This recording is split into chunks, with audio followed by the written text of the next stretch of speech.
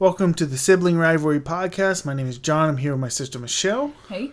Every year we race to see who can beat the most games, except for last year and this year. We technically aren't racing because racing has been problematic for us, where we just start scraping the bottom of the barrel to beat whatever trash that we have. And playing 10-minute indie games. I beat it. Yeah. I beat it. It counts. But you wouldn't know that because we are extremely close this year.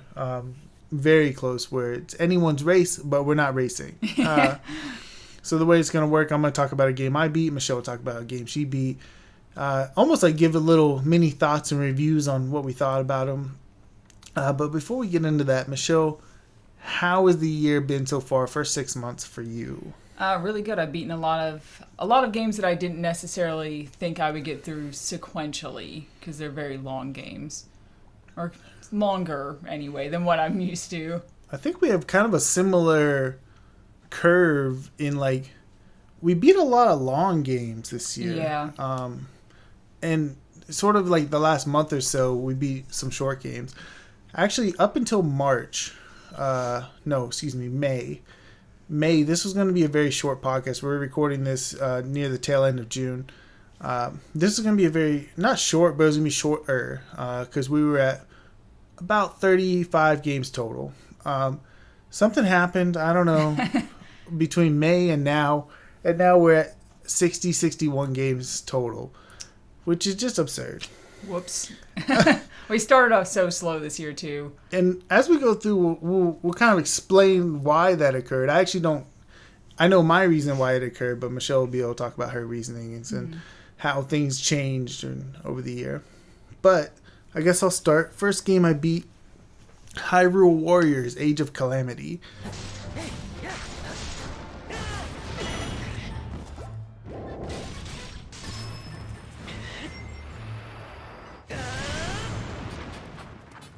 So this is pretty cool because I got it as a Christmas gift, and I've never played a Muso or Warriors game before. And that's what this is. There was a Hyrule Warriors before this that was kind of like a Celebration of Zelda type of thing, collection of many different game characters coming together, and that was really neat, but it never piqued my interest because I actually, anytime I saw a Warriors game, it did not look appealing to me. Yeah, I agree.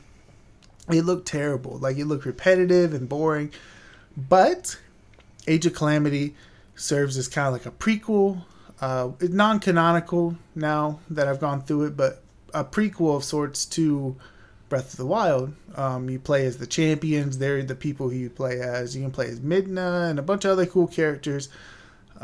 So in that respect, it was very cool to see the story, even after it diverged and sort of shifted into non-canonical territory, where it's like how do you end a game? I mean, I guess Halo Reach did it, right? Everyone loses. This game didn't want to do that, I guess. It was like, what if we just beat you at it? I don't know. But it is kind of cool. And it is just a Warriors game at its core. You press the square button a lot, then you have some special attacks. The characters play very differently, so if you have like a bird character like Rivalry or something like that, he will fly and you can attack with him. And there's strong characters, fast characters, slow characters. There's a lot of content. I tried to do it all. I got to 70%, unlocked the final mission, and about 1,000 other missions populated to, I guess, close out the 100%. Mm-hmm. I said, I'm just going to do the final mission and end it. Yeah, I'm good. Although the way up there, I think I had to do a lot of the side stuff, unless it's scaling, which maybe it is, but assuming it's not scaling, doing the side stuff only kept me to the level I needed to be for everyone. There is a way to like automatically level people with some money, but you got to have it too, so which is good when you get new characters. But I think if you like Breath of the Wild, you're going to enjoy this. And I actually fully anticipate a sequel of sorts based on like Tears of the Kingdom stuff. Because they also had, like, it was clear, like, they could just utilize this framework for the Tears of the Kingdom backstory. So this is the third game anyway in the Warriors, isn't it? Because there was one on previously. Was it on the Wii U or was it on the Switch? Wii U, and then the 3DS is a port of it. Oh, okay. I have the 3DS port. Like an enhanced port, because I think you can play as King Rom in the 3DS version, who's not in the original game. But yeah, and I think the Warriors one on 3DS is one of those weird, only works on new 3DS. Probably. Few games that exist. Probably the only game that I have access to that plays on the new 3DS. So. Yeah. I think the one I always wanted was a Xenoblade. I was like, ooh, I'd rather play it. But then... And then they remastered it for Switch. And you're like, I would never do that. And then I had a moment where I was like, maybe I should not start poking at this 300-hour game. No, it's only 100 hours for completion. Oh, only? Only 100? Yeah, that's the first game I beat this year. All right, the first game I beat this year is the game that John bought me during the last podcast for me to play, since we buy each other a game each time that we want the other one to play. The irony here is this is a game that I bought John for, what was it, your birthday? Something like that? I don't think so. Because I bought you a couple games. I bought you like 2 or 3 games. You know what? That's totally possible. I think it is. I'm not entirely sure. Oh, I think so. It was like on my wish list, and it was like one of the cheaper titles. And so it was like, something that I was interested in. I was like, I'd like to play this, so I'll get this for him. And then you got it for me to play. That's funny. I didn't even think about that when I was getting it for you. Yeah, I was like, oh, this is weird. I always try to think about when I'm buying a game for you. I think, don't get something too long, and get something easily digestible, because I can commit to getting you a long game. Don't pull some bullshit like we did last time, where we got each other like these 30-hour, 40-hour long RPGs that we both gave 3 stars. Don't worry, I won't this year. So what do you think of Toem?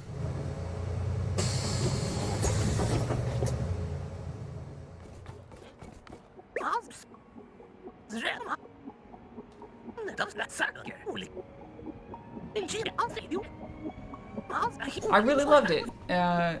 It's just a fun little photography game with little kind of puzzles in it that you have to find the things that you need to take pictures of, which sounds like it would be almost a little bit boring, but they have these cute little isometric 3D areas that you can go through, and you'll kind of unlock the other areas as you go along. It's very much like a short hike, actually, with its main story, because your goal is to get to the top of the mountain. And take the best picture in the world. Yeah, take the best picture in the world, yeah. You know what I didn't even think about? You played this game. I 100% this game, right? Mm-hmm. But no, because they updated it and added like a whole nother level, Yeah, they added a whole free DLC that's pretty expansive for it, honestly. I would say at least, because the game's not super long. It's like, 5 hours or whatever. Yeah, super So the short. DLC is like at least probably a couple hours. And it added some new mechanics where you could point and shoot like water at things, which was to, let you have access to certain things that you needed to take pictures of. They were used in the puzzles and stuff. Did you watch the snails race? Yes. I did watch the snails race. I was like, and then you get an achievement for it, I think, right? Yeah, well, that's the only reason I did it, because I was looking for the achievement, and I was like, what is it? And it was like, you actually have to watch them, so I did. Some really cute little stuff like that. I really kind of hope they make more games. I'm really interested in other stuff that they're going to make now.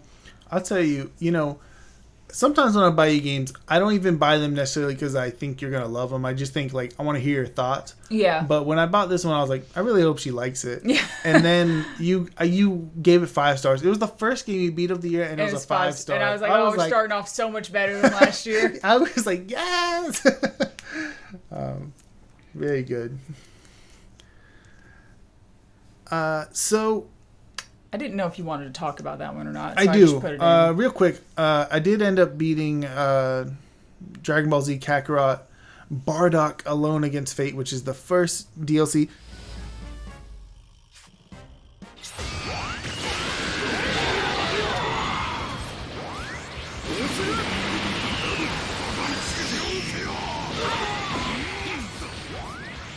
This was weird because they had a Season 1 DLC that was like 3 different packs, and it took a long time to come out, I guess because COVID. And it was like, all right. And when it came out, the last part of that season was good, and the rest of it was just whatever. And then when they announced season 2, I was like, what the heck? It's been years. But I bought it, played it. I've actually never watched the Bardock movie, so this is an interesting part. Part of Kakarot's sell is nostalgia, of course. So without nostalgia, a little bit of it's lost. But it was one of the more well done DLCs compared to they had some janky ones. So anyway, that'll be interesting. So I'll play it, play the rest of the season later. But I wanted to bring it up because it was a DLC thing we played, and I think we both played a couple DLCs this year, which is a little unlike us. Yeah. It doesn't happen often. But my actual second game I played was Judgment.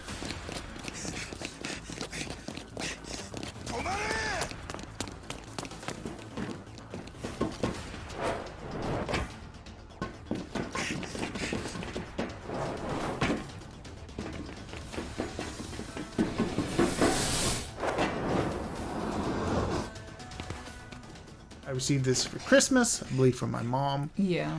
And so Judgment is a Yakuza game. Sort of. And what I mean by that, I mean it takes place in the exact same city, the exact same stores, the almost exact same combat. So you mean what you're trying to tell me is they recycled an awful lot of stuff for this game? I mean, I think if you don't look too hard at the timeline of the Yakuza games, this could just be happening in parallel with them, right? Yeah. Yakuza Like a Dragon came out and kind of changed the timeline a bit, where it was like, why would the Yakuza even be there at that time? But at the time, I think they were really just trying to have them run parallel. They're just occurring at the same time, especially because Kiryu at this point, the story is gone, doing other things, other areas, so it made a lot of sense. You're a detective in this one, which is not really that different than when you're playing as Kiryu in the other games, because even though he's not a detective, he sure is trying to figure out a mystery at all times. So nothing is really different. Yeah. But what is different is your main character here, and I don't remember his name, but he's not a badass. Mm-hmm. He's a little detective. He can be badass at times, but he's not Kiryu, you know? So he gets himself into trouble, gets himself into a situation. I will say, the whole time I was playing it, I anticipated a certain twist because I played a lot of Yakuza games. I was like, please don't. This would be very annoying, you know? And they did it. So I was very proud of them. At its core, though, it just is Yakuza, right? So if you've played any other Yakuza game and you're thinking, oh, I want to jump right into this one, remember the burnout thing is still there. There's no reprieve. Same exact city. Doesn't look any different. It would be like playing Grand Theft Auto San Andreas, but it was just called a different name and they had a different main character. Yeah. That's it. Everything else, everything is the same. But I would still put it in the higher tier of the Yakuza series in general. Mm-hmm. So if nothing else, there's that. And my plan this year is to play many Yakuza games because I was trying to catch up and I was almost caught up. And then they said, well, let's do a Yakuza show. And I was like, okay, they're going to maybe announce the next game. They announced the next 3 games. And they're all coming out within 1 year. So... Well, good thing you're all caught up, or just about all caught up, right? No. I have 2 more to beat. Wow, how many are there? There's too many of these I have 2 games. more to beat. I have to beat the sequel to this one, which is Lost Judgment. They released Ishin, Like a Dragon, which is the one that takes place in the 1800s. And then there's one releasing in November and one releasing in spring. That's rough. Yeah, and the one in spring is an RPG. So... yeah, that's okay though. I'm going to play them all. Maybe not as soon as they come out, but I'm going to try to get through a couple more this year. Alright, next up I played Frog Detective 3, Corruption at Cowboy County.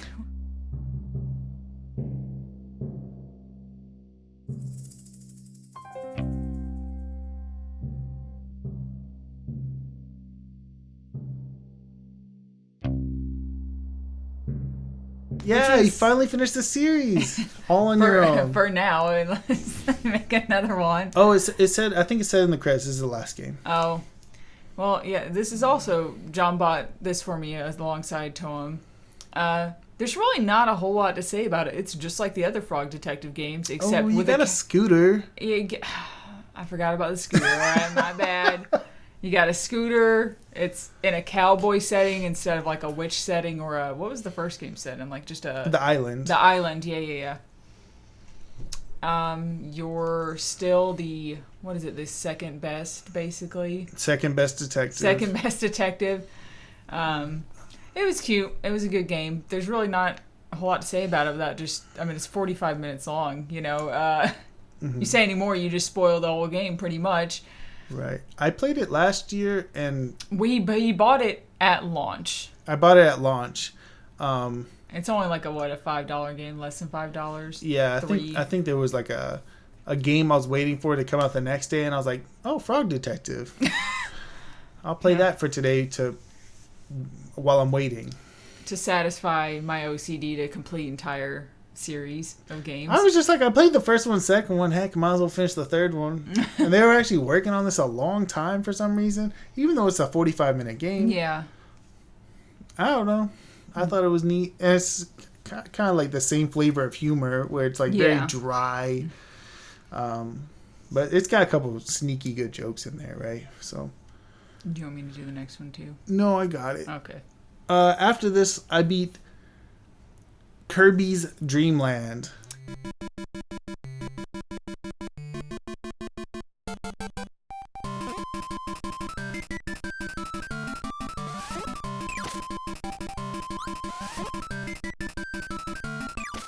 Which one is this? Remind me. What is this on? Game Boy. Okay, that's what I thought. It's the very first Kirby. This is a really random game in here, I feel like. This is like your Hamtaro. Right, so here's the story, okay? As I know you looked at it like, what? Why? Yeah, I was like, okay. Nintendo, on the Switch, released their new Game Boy Advance and Game Boy titles to the Nintendo Switch Online. I was waiting to go to one of Christian's band things, and I just happened to pop it up. I was like, oh, let me see how it works, you know, let me see how it feels, because I think they had filters and stuff, and I was like, I want to check it out, you know. Popped on Kirby's Dream Land because I knew it was like a nothing game, like it was going to be real quick. Yeah. And was messing with it. We had 30 minutes till we had to leave. And then I was playing it. They were getting ready. And then I got to like a boss rush. And I was like, wait a second. The heck's going on? We went to the band thing, came back, finished the boss rush. That was the end of the game. It took 30 minutes to beat this game. Wow. Like, I knew the Kirby games are easy, right? And I knew they're typically kind of shorter, but this one was like real short. Yeah. And there was technically like a B mode where you play through and the game is harder and there's like a bunch more enemies, and it was actually kind of challenging, but you know, the A mode was beaten, so it was weird, interesting that I even played it. It was an accident almost, but I don't know. It's actually my first Kirby game I ever beat. So. Oh, wow. Well, I can't say anything. I've only played like 2, so... Yeah, I've played a couple of them, but I don't like love them, so... Yeah, me either. But who knows? Maybe this is the start of an... No, probably not. No, it's not. You never know. All right, I decided to embark on quite an adventure this year because my husband bought Pokemon Scarlet, and I had seen him play a little bit of it, and I was like, you know, this looks really fun. I was like, man, you know, there's a lot of Pokemon games I kind of missed out on in the past several years, really probably the past, like, decade or so. But somehow still had easy access to. Yeah, we had a lot of these games, and just me and my husband combined happened to have most of the ones that I wanted to play. So I started off with playing Pokemon X.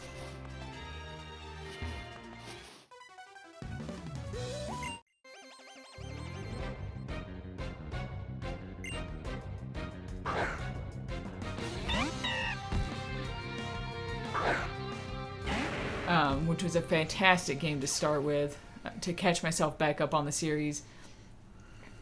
Probably one of my favorite Pokemon games I've played. It had like an actual good story, and a pretty good selection of Pokemon, mix of old and new.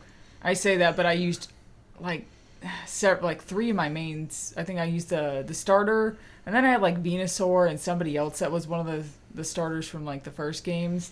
Right, because it gives you because it has a Mega Evolution. So I didn't really have the most inventive team in this game. I definitely have better teams in other games that I'll play later on this year. But it kind of blew my mind because I hadn't played anything past Diamond and Pearl, and I missed out on another couple of games before that even. So the fact that they actually had like a real, kind of more of a real story with like cutscenes, like full 3D cutscenes that were going on, just story cutscenes, was like, I was like, this is amazing. What technology. Michelle, this was a moment for me because I played Pokemon Y when I was overseas, right? Mm-hmm. And I loved it. Like, gave it 5 stars, thought it was incredible. And route variety in particular was off the charts. Like, every route had so many Pokemon. To the point where you were like, I mean, I'm not going to get rid of what I have, but next time, if I ever play this again, I might, use this guy. And I did. I actually ended up switching a lot. But this was the game that made me change kind of my policy on how I rate games. Because a couple years passed, people don't like this game. Which is so weird to me. That's the general consensus. And people would say things like, Team Flare is kind of lame. And I would think about them, and I hadn't played it in a while, and I'd be like, man, maybe they were kind of lame, And they were like, I think it's Nimbasa City, the real big one. Yeah. I think that's what it is. But people were like, it's just confusing. And I was like, man, I really loved that when I played it, but maybe it was confusing. And at some point, I changed the rating to a 4. Years later. And I hated myself for it. I was like, so now my policy is 2 weeks. You have 2 weeks to think about it. After that, you're not allowed to change the rating anymore because what you're doing is just letting people tell you. So when you played it and you gave it 5 stars, right? And I'm not saying your opinion will necessarily match up with mine if I ever play it again, but I was like, felt justified. Yeah. I was like, see, I knew it was good. I knew it. And I still think it holds up. Really, even after all the ones that I played, I still think it holds up as one of the best games in the series. Like, it's interesting, though, because you liked the route variety a lot and felt like you had a lot of options. I was a little bit the opposite. I kind of had a really hard time making my team in the beginning. There's a weird gap between 2 of the gyms in the game that's about 5 hours, which was really strange pacing-wise, but not that strange, because some of the other games actually have some weird pacing moments as well. But this was... Overall, looking back, it's probably one of my least favorite teams that I made, actually. But I also just got better at it as I went along. So, good. Yeah. There will be more Pokemon games to come. After this, I'd beat a game called Arcade Tycoon.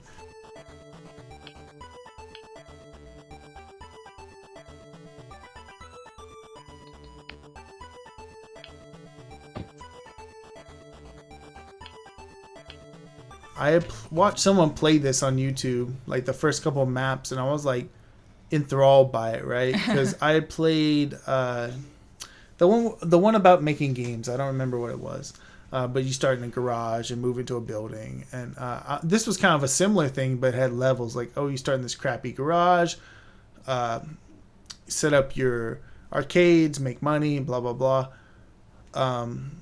Ended up being like a 10-hour game. I did complete 3-star all the maps, which is as best as you can do. Not that great.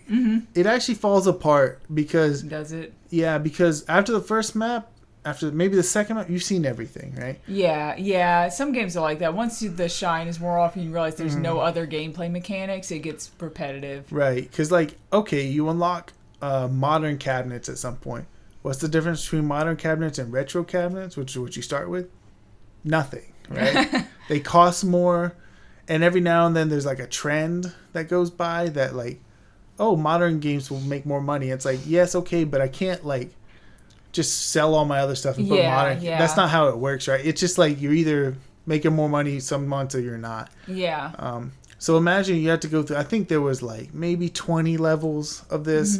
And the levels can last a long time depending on the objectives. Sometimes the objectives are put down 3 cabinets and it's and make $20,000. And it's like, okay, well that takes nothing. The last level, I stayed up. It's one of these games I was like, I just want to add on my life. So I stayed up super late. I work night shift, so I usually go to bed at 7 or 8 a.m. I ended up staying up till 11 a.m. trying to beat this game. I got to the last level. The last level for real took hours to beat. I would try to beat one level a night. This took so long to beat. And I tried to cheese it, and I made a mistake. There was like, oh, you can take a loan out.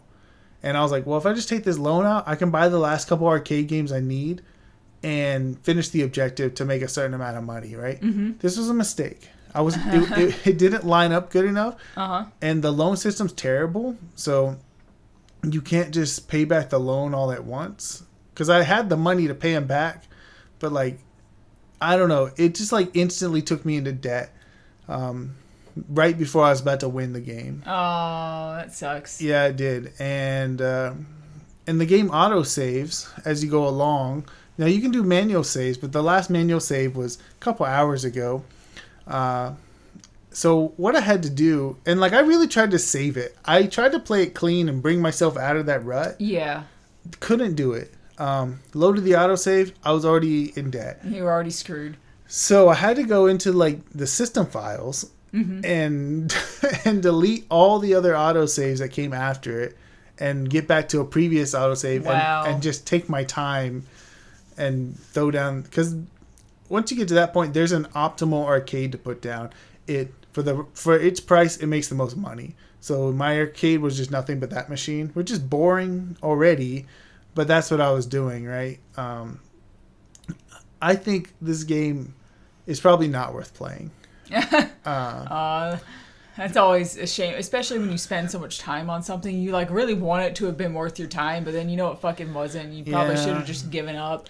It was just pretty weak overall, especially once you got through it. But it was fun the first map. That was it. All right, and continuing my Pokemon journey here, I went back a little bit, which was weird. Because I don't think I go back at any other point. I only go forward with the games. I played Pokemon Black 2.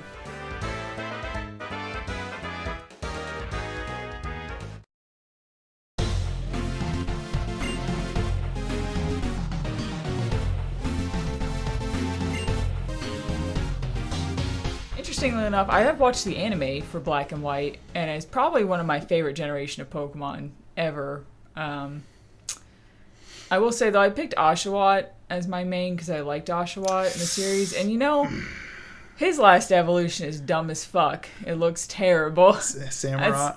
That's the only Pokemon I think I'd ever want to use an Everstone on. I was like, wow, if I had known this going in, I would have just picked somebody else. He has a form in Legends Arceus, too, a dark form. But, like, it looks almost the same, but a slightly darker color, and it's also lame. Yeah, I was like, they just took it in a bad direction entirely. It was such a shame.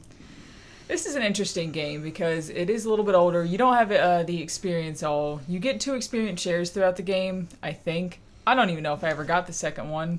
And of course it's a sequel, which is weird already. Yeah, because I didn't play the first Black and White game. We don't have it, so... Yeah, so, but it didn't really affect the story a whole lot for me. I will say, Black 2, definitely the hardest Pokemon game I played. Like, overall, the overall difficulty, like, you're gonna die. Oh my god, I had this guy in this cave that I went into. Oh, what was that Pokemon he nearly killed me with? It's some electric Pokemon he had. I mean, the AI of... maybe Electros? No, Emolga, that's who it was. Literally almost wiped out my entire, like, very, very nearly wiped out my entire team. Like, just random trainers that are around can fucking kill you. Yeah, Emolga in particular is a hard Pokemon to deal with unless you're ready for it, because you can't ground type it. You basically have to have a rock type move. Yeah, but it was ridiculous. Like, I've never just been defeated by the other trainers that are just around for you to grind experience with. Never. And I died to, I would say, most of the gym leaders at least once. Whereas in Pokemon X, I think I died to somebody once on accident because I just screwed up. You'll never die in Pokemon X. Yeah. Black 2, I mean, pretty much every single gym I died at least once. I think there might have been someone that I died to twice, which is, I mean, it was good though. It was challenging, but not so challenging that it was frustrating. Unlike the next game that I play. The next Pokemon game, but we'll get to that. overall, really liked it. I would love for them to remake Black 2 and just have, or Black and White in general, and have the quality of life upgrades, the experience all. I just want to experience all. It was just a pain. Black and White is actually one of the first times where because X has experience all where you become way over leveled, and Black and White in general had the experience curving, so the more you leveled up, the harder it was to level up. Yeah. Like, you couldn't beat weak trainers, and eventually it just became like, oh, you're fighting the level 3 Caterpie? Well, that's 0 XP. You know? Yeah. Yeah. So, yeah, it's definitely, they were trying to make the game challenge, especially Black 2 as a sequel. I mean, they succeeded, for sure. But so weird you didn't play the first game, because I actually thought you had already played it. No, I didn't. Because the main villain of this one, Getsus, right? He is just like, I mean, he's from the first game. And they mentioned stuff in the first game that happened. The whole thing with N, which is like the big thing. Yeah, you should definitely go back, because Black and White 2 to me like had really good mechanics, and its route variety is pretty good. Yeah. Right? Really good. Black and White 1 was a reset for the series. It only had new Pokemon. Yes, that's I think part of why I like it so much. But its story was so good. It's the best in the series. I know eventually it ends up being like hogwash or whatever, but like it was so good, and like had some weird things where like mess with your expectations. I don't want to go into it in case one day you get an opportunity to play it, but it was fascinating. I've maybe thought about getting. The problem is, Pokemon games are really expensive, and I know I could emulate it, but it is a DS game, and I kind of rather play it on the DS. Yeah. And I've determined pretty much if I ever want it, I'll have to buy it in Japanese, and that's just, it's a commitment. It's already like a 20-hour long game, and then a language that I just don't know well enough on top of that without any assistance, like any furigana on any of the kanji or anything. It's a lot. Yeah, you're actually able to do a thing, and maybe you saw it, but you can transfer data from Black and White to Black and White 2, and it adds all these new events and things like that. Oh, that's cool. And you can actually have all these like things where it's reminiscing and talking. It will talk about your character in the first game by name and say them, and like have flashbacks, and I think it enables you to fight some characters again, which is kind of cool. Yeah, that's really cool. All right, next game I beat, a game you had bought me for Christmas actually, but not the game I'm supposed to beat for the podcast. Yeah, I just thought it was about time. Phoenix Wright Ace Attorney.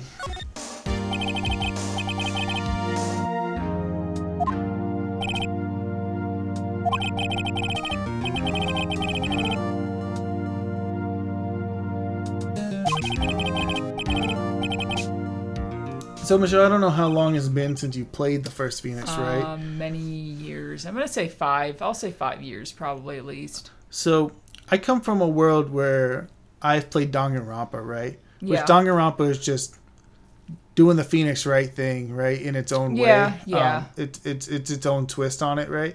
But also had years of Phoenix Wright to build off of. Yeah. So, this is the first Phoenix Wright game. A Game Boy Advance game at its core. You know? What's weird to me in this game, it doesn't do it in the future too much. It tells you who the killer is, right? Yeah. Outside of the final case, or case 4, it like shows the guy with the smoking gun in his hand, and you're like, oh, this must be like trying to throw me off. But no, it's not.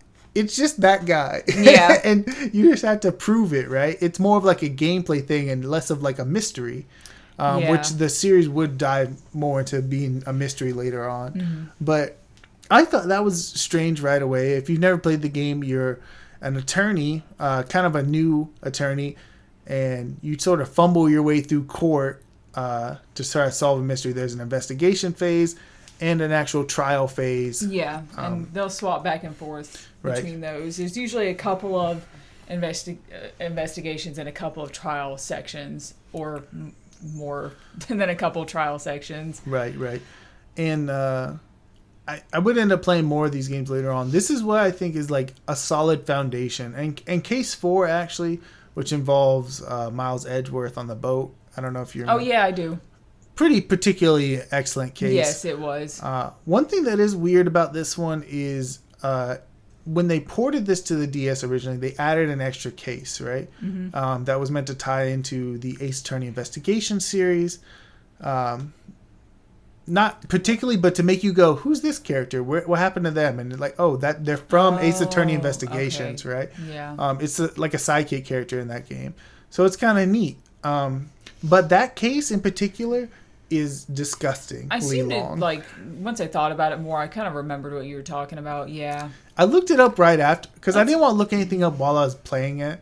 It's dangerous, right? But after I got done, I was like, why was that case so long? I was like, oh, it's a DLC, like an extra thing. And then someone mentioned it was the longest case in the series until the most recent game, Game 6, I think, had something You're really... talking about Spirit of Justice? Yeah, had something... I think maybe that. Had something way longer, but this one probably took me the same length of every other case. And Phoenix Wright in general, like the first game, the cases are a lot simpler until the case, the last case of the main game. So you didn't have to look much up with this this game? No. So it's interesting that John is playing the Steam release, which is it has a few just baby quality of life features that make it a lot better than the original. Just the fact that it tells you what you have and haven't already investigated, and like what's you're even able to click on, is really nice. And later on, I actually bought the trilogy on the 3DS before the eShop closed, just so I could have it. Yeah, I try to look up very little because it's dangerous, right? It is, yeah. There's a couple really good Steam guides that have it where you click a spoiler and like it only reveals that one, and then you click the next one. Like, okay. But with the first games, I definitely remember having to look stuff up repeatedly because I would get frustrated because I would get stuck in places, and that was the big annoyance with the first couple of games for me. Yeah, the second game and the third game I got stuck a few times, and we'll talk about that when we get there. But I think it had to do with they added some more mechanics. Like in the first game, you almost never use profiles. Like, in fact, I don't even know if it was an option. You use evidence and to dispute people's false claims or whatever. In the second game, you can use profiles. So any person that you found. And some of that would get confusing. I would forget. And some of the other later games that you'll probably play eventually have some mechanics that are kind of a little confusing like that too, because they try to freshen up the series. Not that it makes any real difference. It's all the same. If you've played the first game, you have played all Ace Attorney games. They're all the same format, so at least they're very similar, right? Yeah. But yeah, I thought this was a strong foundation for what the series would hopefully become in my mind. So I thought it was a good start. All right, so I needed a little bit of a break from Pokemon after those first two games. Black 2 definitely started wearing on me a little bit at the end. I was burning out a little bit, and it's, I think, the only one that I did really burn out with. Or actually, no, it's not. That's a lie. But it was the only one that I burned out with just because I was playing it too long, not because I got frustrated with it. So I played a building full of cats.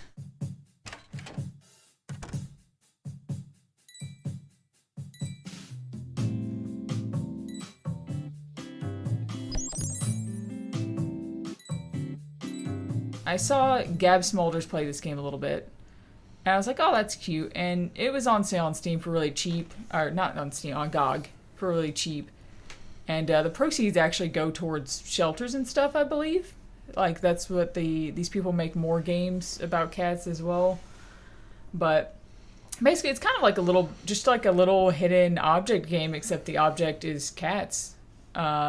It's all just hand-drawn scenes that you pan through, and you're just looking for all the cats, and some are hidden and some aren't. It's fun. It's short. It's only probably a couple of hours. It was a good game. I ended up playing another game by them that's actually, in my opinion, quite a bit better, and I really liked it.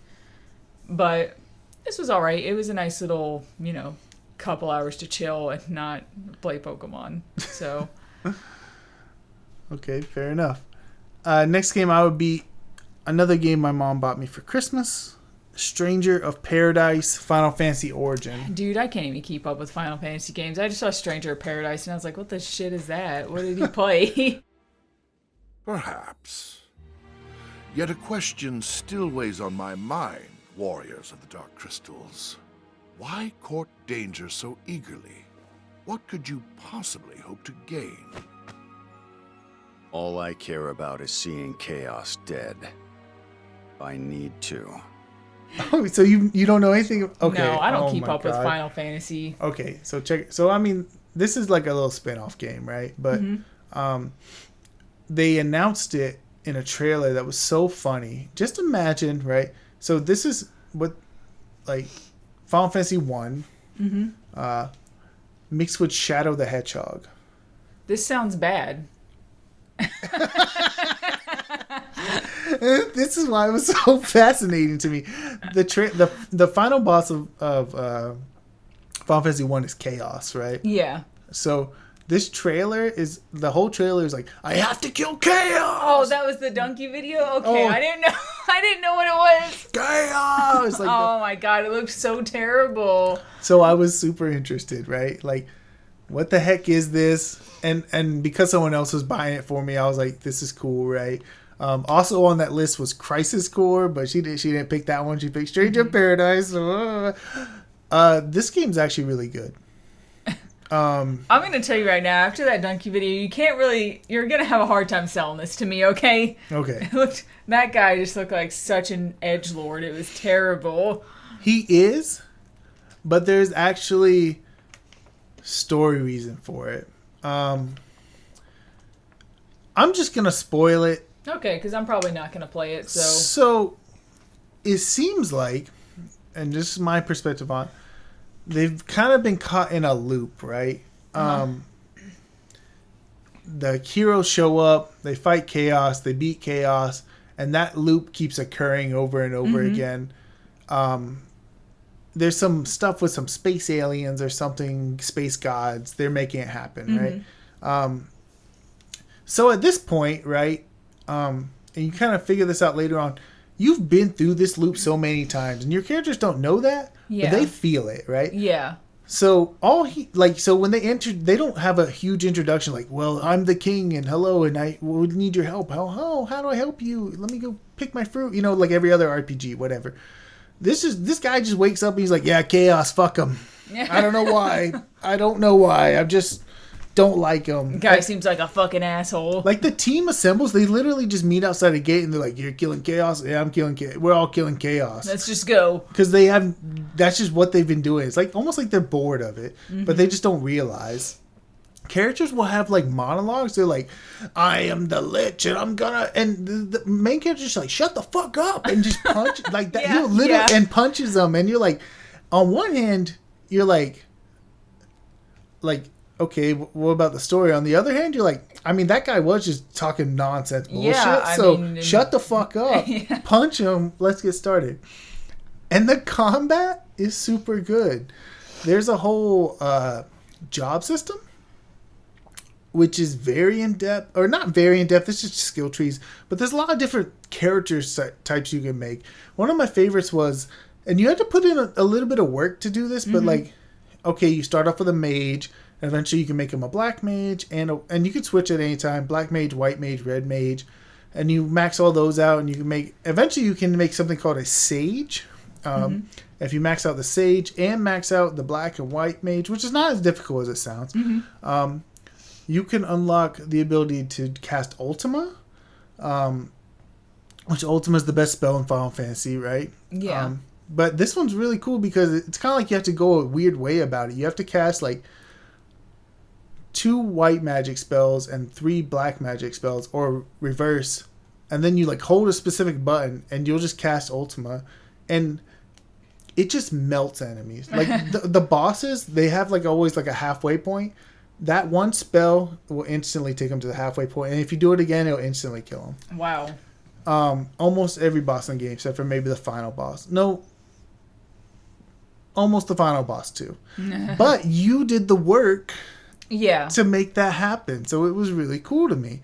And there were some hard bosses at some point. There was like a mid boss that was harder than every boss in the whole rest of the game, which is kind of weird.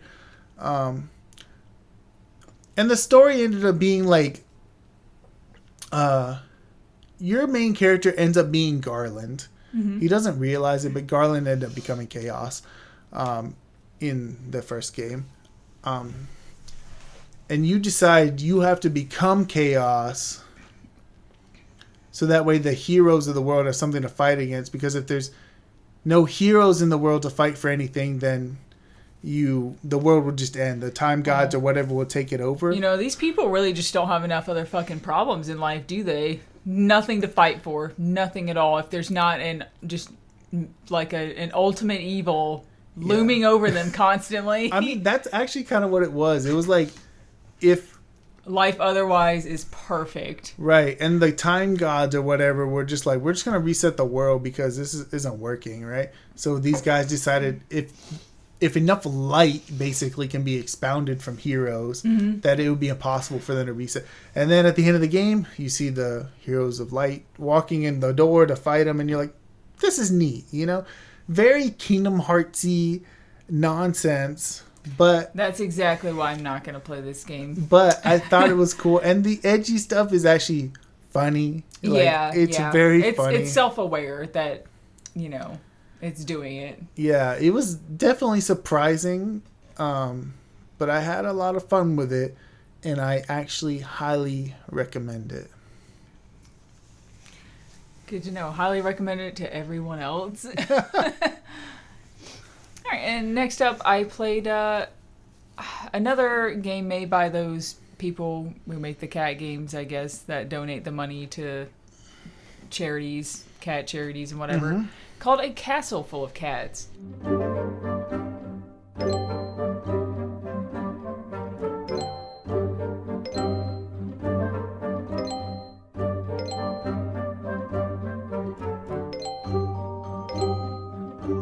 Which is very much the same premise as A Building Full of Cats, where the cats are like hidden in the rooms.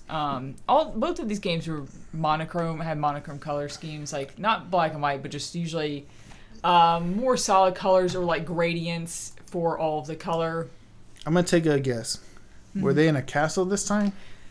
Yes. Okay. It was a much bigger game, very expanded, and actually had like little puzzles and optional like quests you could do, kind of, which was really, really cool because they have a counter up in the top corner that tells you on that screen that you're panning around how many cats you have left and everything. But you can get items in this game that help you find the remaining ones and where they're at. Like you have like a hint system that kind of like directs you to the general area they're in. And that all sounds like it would be really silly and stuff. They even have a boss fight in this game and everything, which was so weird. I was like, how? What? Yeah, I have a boss fight at the end of the game. Wasn't this a hidden object game? Yeah, well, yeah, but it reminds me of the Bad Dream games a little bit, like the one that released on Steam. Like even visually, it kind of reminds me a little bit of that. It's Bad Dreams is a scary game, though. Yeah, this still has a very Halloween theme. Okay. It's very much a Halloween theme. There's like a graveyard, and there's little bat cats and little devil cats and stuff. It's all very themed. And I can't remember exactly how you do the boss fight. I know you have to find the cats, but I guess I don't remember how you actually use the cats against the boss right now. I don't know if they just jump at him or what.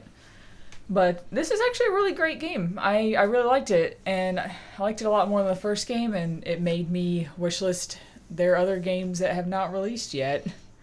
As they've got a Tower Full of Cats and The Blue Cat, I think, are games that are coming out at some point.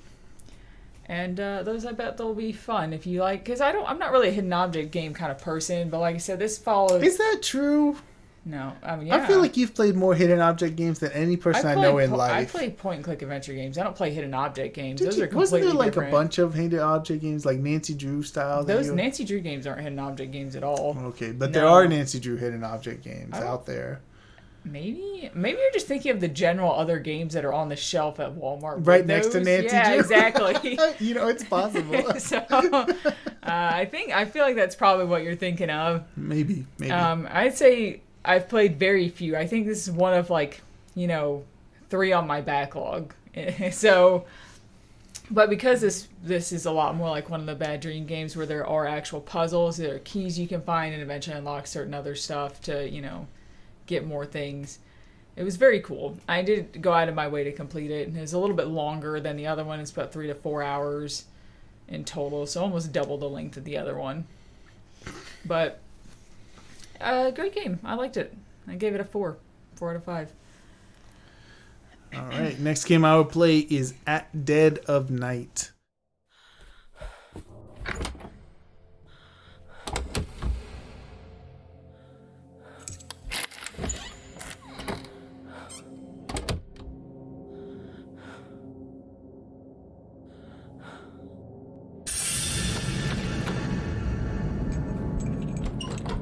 Another game Michelle had bought me for Christmas, but again, not the game she wanted me to play. I really feel like I cheated him a little bit because we're supposed to buy. Well, I guess because one of the games was one I bought you for the podcast, but really I wanted you to play all 3 of the games that I bought you for the podcast. This is a very interesting game, and I watched John Wolf play most of it. Unfortunately, while it looked really cool to me. This game you get chased a lot in, so I don't do well with that at all, as I've learned, so I thought I'd see how John liked it. So just to explain the mechanics, right? Just imagine kind of like a point and click, right? Let's say you're in a hallway, you click forwards and your character will run forwards, and then you're at the next little intersection, right? However, there is a killer at loose, and he could be anywhere in the hallway. Some hallways are more easier to avoid him than others. Some are linear hallways and you just have to pray. And it's also an FMV game. Yeah. So you'll run around the corner and you'll see like a FMV version of himself sort of pop out and you're like, okay, I need to run back and hide. What's super weird is although the game is point and click, so you click like, I'll move here, I'll move here. He is moving not in real time, because if you're looking at him, he won't move. Mm-hmm. But the moment you turn around, he is moving. Yeah. And you can hear his footsteps, and if you stand there long enough, he will get you. So if you're running down the hall, he can catch you, right? Mm-hmm. And very terrifying. Like, you get into a room, and sometimes you're just waiting. You're like, please walk past me so I know. Waiting to hear him leave. Yeah, please walk past me so I know where you are. So John Wolf had this really amazing thing happened, and I don't know how they go about doing this with the AI, but he heard the door shut, and he's like, cool, he's gone, and he went out. He had literally gone up, opened and closed the door while he was still in the room to get him to come out of the bathroom, and he killed him. That's funny. It blew my mind. I thought that was the coolest thing. I think you're actually able to, if he walks in the room all the way, you can run out and lock him in the room and have some free time. Yes, he did that too. I never had the confidence to do it because it's so like, I don't know how the hell you would do that. But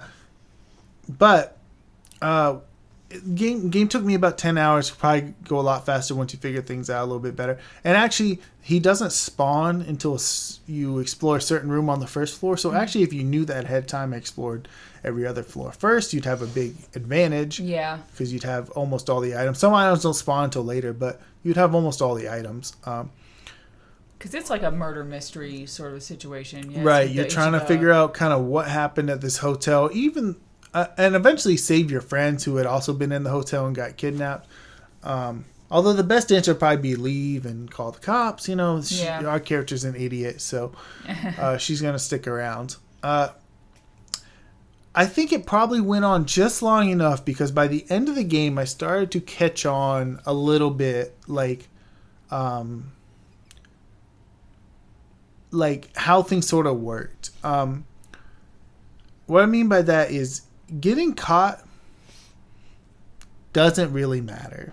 It's more just an annoyance than anything, I think. Yeah, because you have all these keys and you're like, oh, I want to keep all my keys. not super important to keep all your keys, right? Yeah. You have a key that opens every door. Your keys are just for locking the doors behind you. Because he takes your keys when he catches you. Right. He takes your keys. He also takes your radio, which is how you communicate with ghosts, so you can figure out what happened in the game. Yeah. The radio is in the same place every time, so you can just go back and get it. That's not hard. So sometimes you'll be like stuck in a corner and you're like, I just get caught, and then I'll go pick up the radio again. Mm-hmm. The only key that is important that you might lose is the staircase key. Yeah. There's a couple ghosts in there that you have to interact with, and plus it's just simple. You have, instead of the elevator, you have the staircase to go up and down. So it gives you 2 ways to go up and down the floors, although they're right next to each other. So usually if you can go in the elevator, you'll just take the elevator. But still, I really liked it. I thought it was a cool game, and there's nothing else really like it. Yeah, that's why I thought you find it really, really interesting to play. Yeah, and it was. So good time. I couldn't remember the name of it. I actually went back through John Wolf's channel looking at the playlist to see. I was like, what was it called? I gotta buy that one game. It's such a generic name, right? Yeah. Like when you bought it for me, I was like, what is this crap? I didn't even look at the store page. I was just like, I don't know. We'll see. And then I think I saw like the video, and I was like, oh, I get it. There was a little bit of like a learning curve, and I think they know that because they popped a big paragraph of text explaining how to play the game, which I don't think was in the game originally, because it was like as an update. So it could be a little confusing to understand, like, what am I even supposed to be doing? I'm like, good on them for even doing that, because some people just don't. So yeah, but they're like, they'll figure it out. Yeah, but yeah, it was a good time. Had a good time with it. So to continue my Pokemon journey, I played the most disappointing game of all of these that I played, which didn't start off that way to me. I played Shining Pearl.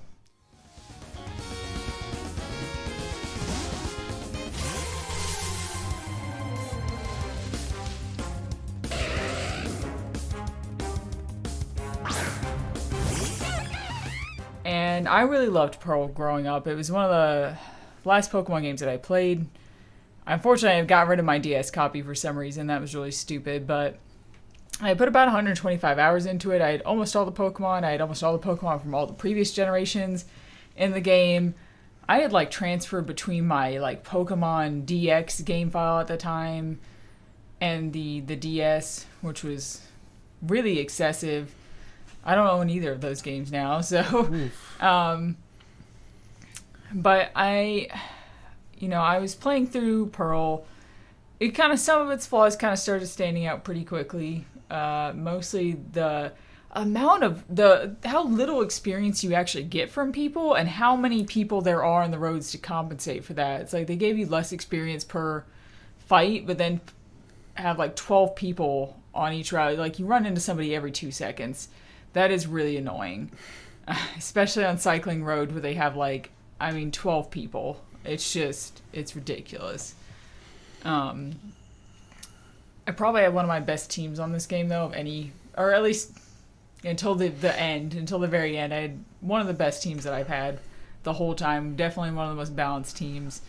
John hates this game. My husband Ferris hated this game. Okay, well, which was a shame. I paid full retail price for this because he wanted to play it. You're not gonna ever pay anything but full retail price for a Pokemon game, right? That's true. And I didn't hate it. I just didn't love it, right? Yeah. It was just sort of plain, and it's a very vanilla Pokemon game. It's got a few interesting things to it. It's got the underground where you can mine and stuff, which honestly is a lot more fun than the DS with the touchscreen. Mm-hmm. It's got like the Pokeball customization thing, which at the time when I was a kid, I loved that stuff. I thought it was really cool. I almost kind of wish they'd bring it back. It's just neat when you throw it out to see all the cool effects come out with your Pokemon. I think the things that are important to me in Pokemon, because Pokemon games are mostly the same, right? Yeah. It's story, which I know Pokemon games don't really have much of a story, but I need it to be like something, right? Pretty decent. Like, you tried. You made an effort. Right, and this one's not bad at that. Yeah. Route variety. This is the worst game ever for route variety. Yeah. Nothing comes close to how bad it is. And whatever gimmick the games have, which a lot of these early ones don't have a lot of gimmicks, but whatever gimmick it has to not interfere with my general enjoyment of the game. Yeah. But Shining Pearl... The biggest issue with this game, and that became the most frustrating game I played this year. Like, I haven't gotten this frustrated with a game in a very, very long time. Like, near crying, angry frustration at a game was the Elite Four. The Elite Four were always hard in this game, or harder. Somebody was mad that day. I don't even know how this got past. Say her name. Cynthia. Okay. I don't even know how this, like, got past, them playtesting and thinking that this was acceptable, because the whole game is pretty easy breezy throughout. I mean, it's your standard, like, easy Pokemon game. And the Elite Four, everybody has perfect EVs and IVs, and they are just monstrosities. So they're not perfect unless you replay them, but they do have EVs, which is different than the whole rest of the game where no one has EVs at all. Yeah. And what threw me off first, I think it's the final gym leader, right? You're fighting him, and I forget what it was, but something happens where it's clear he has items on all his Pokemon. Yes. And you're like, huh. That's weird. And the final gym leader is not necessarily hard, but it was like, yeah, he's not hard. I'm in trouble. Yeah. And the Elite Four, you can't be underleveled, because one of the issues that I had was I was in upper 50s initially when I went. Low 60s to and above. It's I mean, you can. I could get to Cynthia every time when I was in the 50s, but then I went back and I had to grind. Cynthia is just an absolute fucking monstrosity. You pretty much have to have a team that you have set up specifically to fight her, and if you don't, you are fucked. She is just gonna wreck your shit. Which, I mean, she's pretty well known for being the hardest champion in the whole series regardless, even in the original games, but this one really cranked it up because it gave her items, and her AI got really smart. It was weird too, because I would have when I say I fought her a lot, I mean, we're talking like over a dozen times I tried this fight before I basically just ended up borderline cheating, but we'll get to that. No two fights I had would always go exactly the same. Some of her Pokemon, I knew how I was dealing with them, and I knew the exact steps to take to blow through them. And every once in a while, she would just throw this fucking curveball at me and not do what I expected her to do, and just start. Once things went like unexpected, they just completely crashed and burned after that every time. Like, once she got one foot in the door, that was it. It was over. And her last Pokemon is it Garchomp? It's Garchomp. It just depends on how your team is, right? My last Pokemon was always Melodic. Oh, mine was never ever. Like, she always went in the same order for me, pretty much almost every single time. Oh, so here's how her AI is so clever, right? I would have a Weavile, right? Mm-hmm. And I would forget what I was using Weavile to do, right? But something in her AI is so smart. The second she sees an ice Pokemon or an ice move, I forget which one it is. Yeah. She switches in Lucario, like, immediately. And her job is kill that Pokemon because that is her threat to Garchomp. And then once that thing's dead, she'll immediately throw in Garchomp because in her mind, she's got you. She can sweep everything. Does have you. She can sweep everything with that Garchomp. It's not a joke. I looked up the speed stats. Its speed was like 247, which is extremely high. It is higher than most anything else in the game. She will be faster than you when you get there, unless you specifically brought in a Pokemon to outspeed her. Like a Weavile. Well, which you probably didn't. I can almost guarantee you didn't, because why would you? Why would any kid who played this be like, well, I better make sure I have the fastest fucking Pokemon on Earth? Yeah. Weavile sucks, by the way. He actually doesn't kill him, so it doesn't work. So I went through a few strategies. One of my biggest things that I had, initially, I had a Haunter who had Destiny Bond, who I later evolved, and I found out this was a stupid choice, and I should have not evolved him, because it kind of screwed up my strategy afterwards, because he had too much health.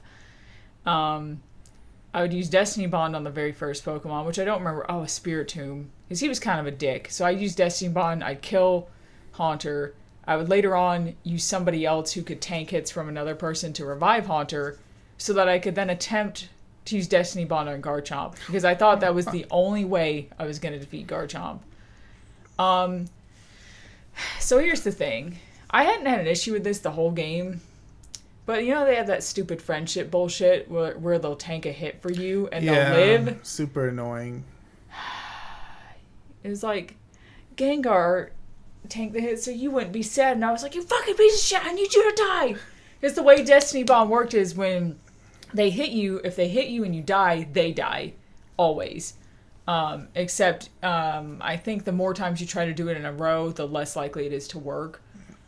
But it was... I mean, seriously, that Garchomp fight, I was able to keep pulling people out to keep reviving Gengar, to then keep throwing Gengar out, and he just kept tanking the hits like 4 times in a row, and I mean, my anxiety during this fight was just so high the whole time. And I tried a bunch of different strategies. I got more involved in the strategy than I have ever have in any Pokemon game ever. And I finally... we went to look at my husband's Pokemon home, the Pokemon bank thing, and see what he had in there. And he had this level 100 Altaria of dubious nature. Like, it was a shiny, so he probably got it from one of those people, those websites you trade in all those Pokemon in, and the name of the Pokemon will just be like the name of the website. Sure, it was like a hacked in Pokemon. They have... it was hacked in, but it wasn't like the name of the website. It was named some dumb shit or whatever. But it was still, I was like, how about you just, we had to borrow somebody else's copy of Pearl so that we could transfer it between the games, so that I could get this Altaria. And I was like, if I can't beat it with this Altaria, I'm just going to set this game on fire. I'm fucking done.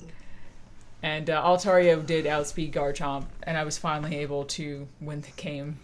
But I mean, I seriously, for like a solid week, at least a week, I was stuck on the Elite Four. It was just awful. One of the worst experiences I've ever had with any Pokemon game. It's interesting because I ended up beating her second try, right? I hate you. But it wasn't the way I thought I was going. And Garchomp actually was never a problem. I don't know what it was, but I had something that could just handle. You said Melodic was I think you said Melodic. Melodic was my problem, right? Because I actually couldn't dish out enough damage, even with I forget what's the electric thing that's in that game? Sphinx, but it turns into Shinx. Oh wait, no, that's the first one. It starts with an L, doesn't it? Luxray. So I had a Luxray, right? Luxray sucks. I think I also had a Luxray as everyone well. who plays Diamond and Pearl has a Luxray because there's nothing else on the damn game. Luxray could not do enough damage, right? Because he has no good physical attacking electric moves. So he couldn't do enough damage to really kill Melodic. And Melodic's a son of a bitch because as soon as it comes out, one, it has Recover. So it can recover whenever it wants. And it has a Burn Orb. Yeah. The Burn Orb, you think... Like, when it first went off, I was like, that was weird. I did electric move. How did he get burned? And I was like, oh, this motherfucker.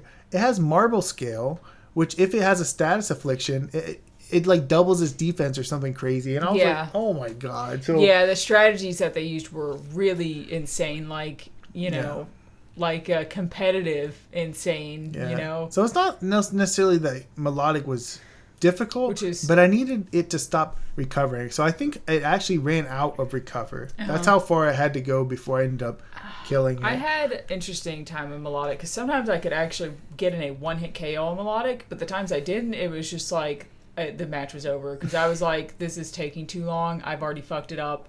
I'm just going to restart.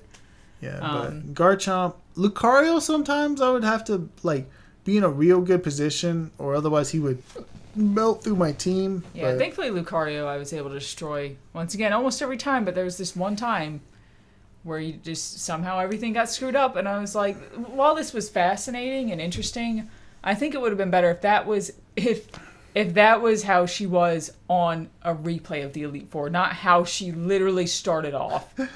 I actually like it because Pokemon in general has an issue with Elite Fours being underwhelming. We'll talk some more about that later, I'm sure. But you know what I mean? They got it right with Black and White, though, because the Elite Four were a challenge, and they were I think I put in my little notes that when I looked up the typing for the Elite Four in black and white, I visibly flinched because they were not. It wasn't like, oh, use the fire and water and grass and blah blah blah. They were like, here's dragon and ghost and psychic, and I think they did fighting and something else. I was just like, for that game, that was a rough set of typings to go up against. But when they weren't one note either. Yeah, but when it starts up, it's always the champion that's going to be the problem because they can have whatever Pokemon they want. And Cynthia just happened to have 3 of the best Pokemon in Diamond Pro. It had Melodic, had Garchomp, had Lucario, right? Yeah. And Garchomp was designed to be an asshole because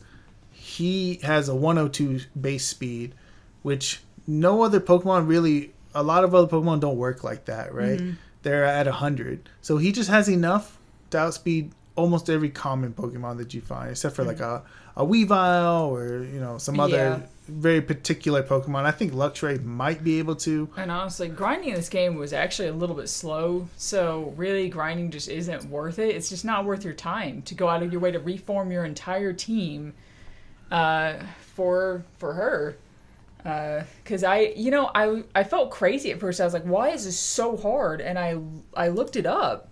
I started looking it up, and people were like, I've been on the Elite Four for months. And I was like, oh no, I have no hope. It wasn't quite that bad for me, but she was tough. Like, definitely the hardest champion ever. I was ready, though. I was ready to move on. I was actually going to give this 4 stars before I hit the Elite Four. Because while it was a very vanilla Pokemon game, I still enjoyed it the whole time up until the Elite Four. Really, so... But that just kind of ruined the whole game a little bit. Oh my... Okay, you had a Rapidash, right? Yes, yeah. Terrible choice. I made the same choice when I played, and I ended up replacing with the Weavile shortly afterwards. Because, I think I went to...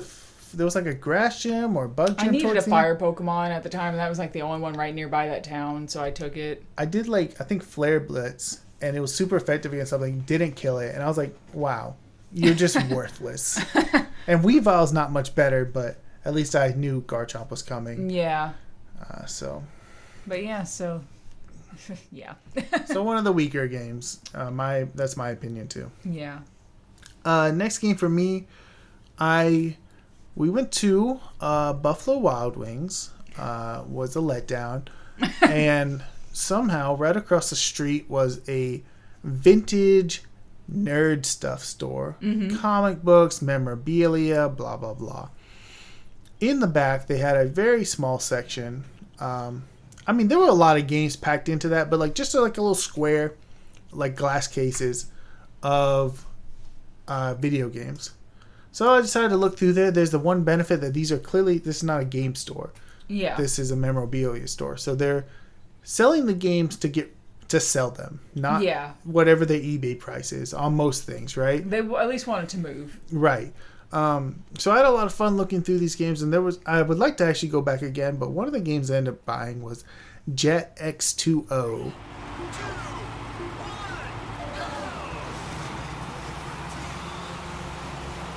How's the view back there? Do you like the rear view better? Let me show you how to win. And this was not just on a whim. Growing up, we had a demo disc, and it had 2 videos on it. One video was for Ratchet and Clank, which I thought looked incredible at the time. Really, wanted that game. And the other game right next to it was Jet X2O, mm-hmm. which I thought was fascinating as well because it was very much on that SSX train, right? Yeah. Trying to be extreme sports. This is jet skis instead, though. But it's all about, crazy tricks with a million flips and stuff like that. So the way this game works is a race, right? But it combines your positioning in the race and the score of your race. Mm-hmm. It's okay. If you're just doing a race, you're going to enjoy it. Some of the tracks are pretty varied. Although, some of the tracks are weird. There'll be a jump, and it just there's just a rock. Why is it designed this way where I do a jump and it just slams into a rock? And there are ways to go a little bit further, but to me it was just why is the track? You have to use strategy, John. Avoid the rock. It just why is there a rock there in the first place? So I would avoid those jumps altogether. And I was actually struggling quite a bit. It starts off on, you have to go through easy, normal, hard. And every difficulty, all it does is add 2 tracks. And then you have to replay all the other tracks. So I was actually struggling a little bit on easy. And I looked up, I was like, man, but like, what am I doing wrong? Because I would come in good position, but the score wouldn't be even close. Yeah. I looked up a guide on GameFAQs and they said, look, if you keep reading, you're not going to have fun with the game anymore. Oh. I said, well, I'm not having fun right now. So, well, they said if you hold this direction and sort of jiggle back and forth between these 2 buttons, the tricks cancel each other, but still count. So basically you can do like 30 tricks all in one combo while spinning, and you'll land and almost have 1,000,000 points every time. Which is enough to beat most of the hard levels too. And it worked, no problem. Yes, it did ruin the whole trick aspect of the game. Yeah. But the AI was like cheating. Their scores were insane. Yeah, it's like they kind of already ruined it in the first place. So. Right. So I played through easy mode, beat it, and I was like, okay, let me go through normal mode. And it only added 2 more courses, and I was like, okay, I guess I'm done. There was hard mode. Do I really want to see these next 2 courses? I looked up. I was like, is there an actual ending if I beat hard mode? Right. There is sort of. There's a CGI scene of your character dancing. I shut the game off and decided that normal mode was beaten. Yeah. And then I'm gonna count the game as beat. I think that's pretty fair enough. But so the game might have just been okay, but the cool things are, 1, I found a game store that was cool, right? Yeah. And 2, this game that had been in my mind rent-free for the past 20 years of my life had been played and been beaten. So That's always a really good feeling. right. So cool. Still on the Pokemon journey here. Surprisingly not. I think I was so done with Pearl that I was so ready to move on to Shield. I was just so down for it.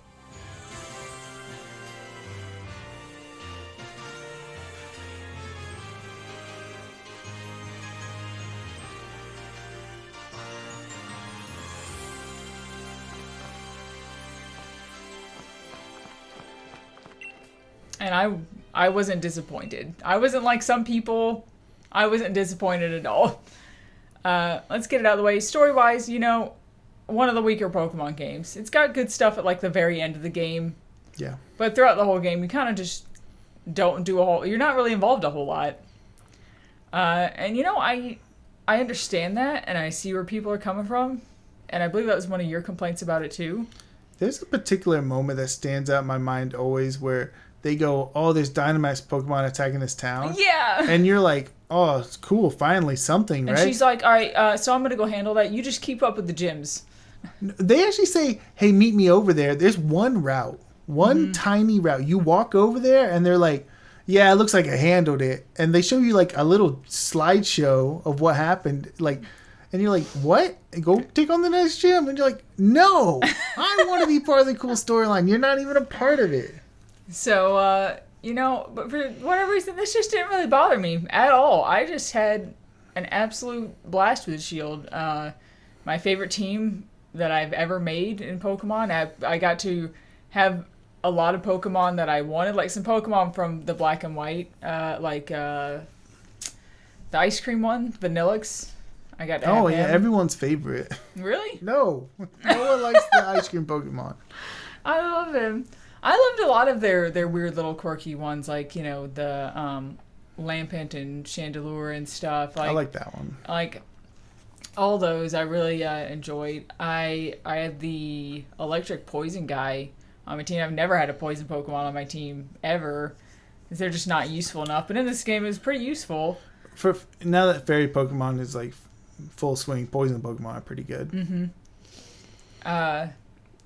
I went out of my way a lot to catch Pokemon in this game, which hadn't happened in any of the other games. Pretty much aside from the Pokemon that I used, I just didn't really bother catching them. I started off catching some in X quite a bit. And even in Black 2, I caught some at first, only in the beginning of the game, though. And then I was like, I don't have time for this because I'm not going to ever use these Pokemon. So why am I bothered? Unless it's one that I want, I'm not going to catch it. Like, want to use in my team. But Shield, I was just like, well, they made it so enjoyable. I'm just going to run around the wild area and just go catch everything. Not that I did yet. You did, right? Or was that in Scarlet? I didn't catch everything. I caught like 100 and something Pokemon, but not all of them.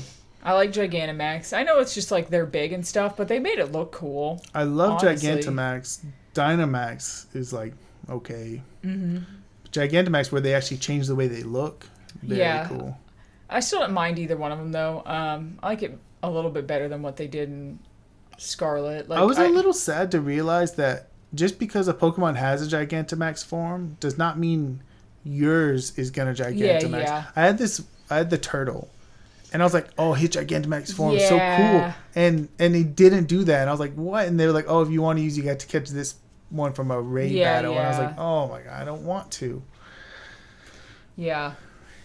But I sunk in more time as well in this one than any other Pokemon games that I'll play this year.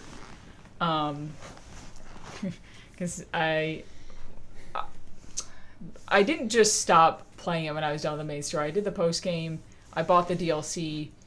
The next games I'm gonna end up beating. I'm literally just playing them off to the side while I'm playing the Shield DLC, basically.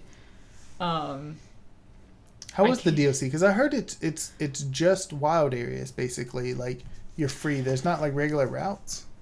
Kind of, yeah. I guess it's more open. Which is good because the good part of Sword and Shield is the wild area. I'll say I didn't mind the linear areas though. I felt like they did a really good job mixing linear areas and the wild area and making you really want to keep going back to the wild area because the Pokemon, you can just walk into a hard area and get destroyed if you want to. You know, you can pretty much go wherever you want right out the gate. It did bother me the way that so some of the towns would be like mildly pretty looking, right? Yeah, but there's nothing in them. Like, well, which they is got something the shops or whatever, but that was they pretty have much it. a mart. Well, they have the clothing stores and the place where you do the hair and makeup and the blah, blah, clothing. blah. Oh, okay, so I don't even like Sun and Moon, but it had a lot of clothing. Yeah, there's like 4 things to buy in this game. It sucks. Well, you know, you'll get to complain about Scarlet later on when we go over that.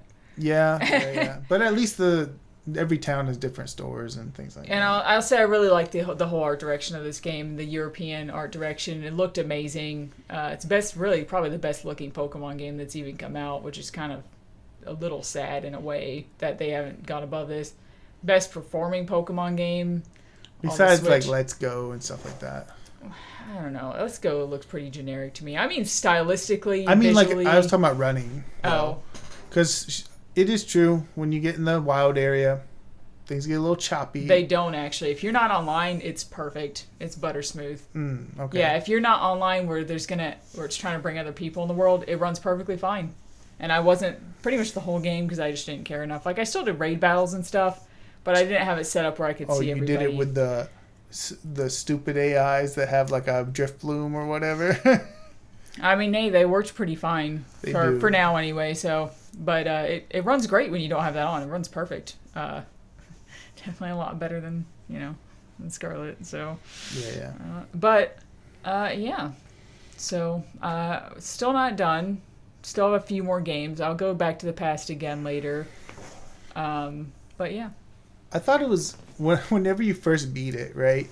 I was sitting with a friend, and I was like, "What the fuck?" She gave it 5 stars. Like, I really this is one of my least favorite Pokemon games. Like, the only one that goes lower than this is Sun and Moon, probably. Oh wow! And wow, that is really rough. Okay, for one, it's definitely better than Shining Pearl and Pearl in general, regardless. No. Okay, Pearl, okay. Diamond, Pearl. You're putting it down way too low. Diamond, Pearl, Shining, Diamond, Pearl. Right, those are all lower too.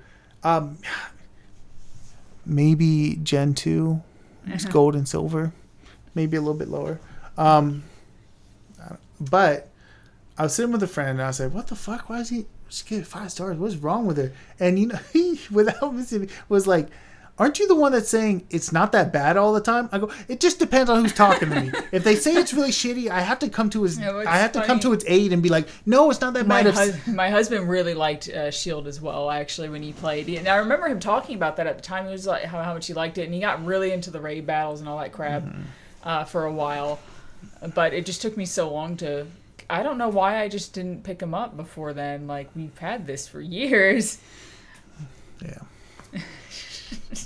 If you're talking to somebody who's complaining about it, you're like, oh, it's not that bad. But if somebody really likes it, you're like, well, there's a bunch of shit wrong with it. Yeah, I'm like, what's wrong with you? Like, that story, the whole story thing really upset. And the final battle, like, seems cool, right? Yeah, but it's like, but there's nothing building up to that, really. But it's like, at least it was cool while you did it, you know? Did you do the post-game stuff? You did, with the stupid sword and shield head guys. Yeah, those guys were fucking weird. So dumb. That area is really pretty, though. Yeah. That with that Zelda-ass looking like altar there and stuff. It's very pretty, but... Anywho. Next game I ended up playing was Fist of the North Star Lost Paradise. Michelle, did you see this one coming? I was a little surprised, but in hindsight, I feel like I shouldn't be. Well, maybe I got a little present for you. See, I'm thinking it's about time you went to join your dad.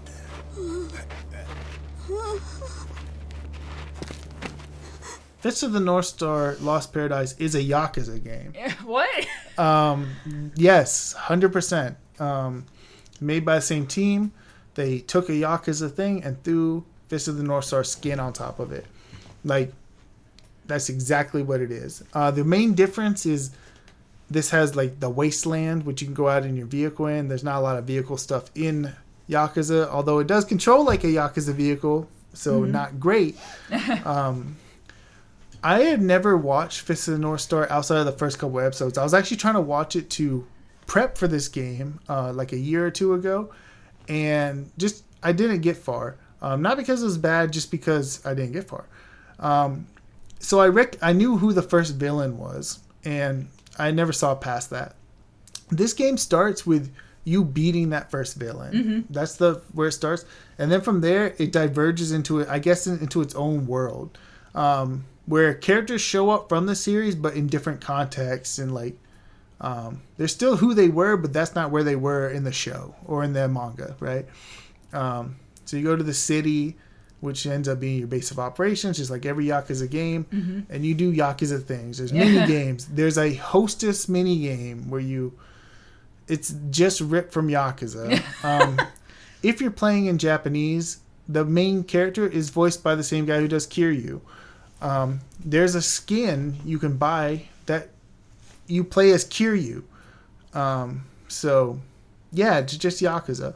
Fascinating thing, right? I play all Yakuza games in Japanese because that's how I started. Yeah. So I can't switch to English now. It's weird. Yeah, it is. Fist of the North Star is not weird because it's not Yakuza, right? So I played it in English. It's not Yakuza, but it is Yakuza. So I was able to play it in English because this world is not, it still looks like Fist of the North Star. So I could play in English. That was a little interesting too. It was like edging up to be like one of the better Yakuza games, actually. Kind of got a little iffy towards the end. One thing I really hate is like I usually do every sub story in every Yakuza game, and I was doing all the sub stories in this one, and two of them in particular were just like really grindy. One was turn in I think $100 million or something. I beat the whole game, every single side quest. I had 20 million. So it was like, I'm gonna have to grind the hostess minigame that makes me like $1 million every time. Yeah, that's a lot of time. That's 80 times I had to play that minigame. That takes like 10 minutes. So I wasn't gonna do that. And the other one was like collect these random resources out in the world, and it's like, God, it's gonna take forever. It's not really worth it. Yeah. So I ended up missing 2 sub stories, which is very annoying. But it's all good. Had good boss fights. Had a good story, actually. It's obviously... Fist of the North Star is very Mad Max-y, but Mad Max kind of like in a better way to me. Mad Max is kind of like... If you ever watch the Mad Max movies, they're like all over the place and weird.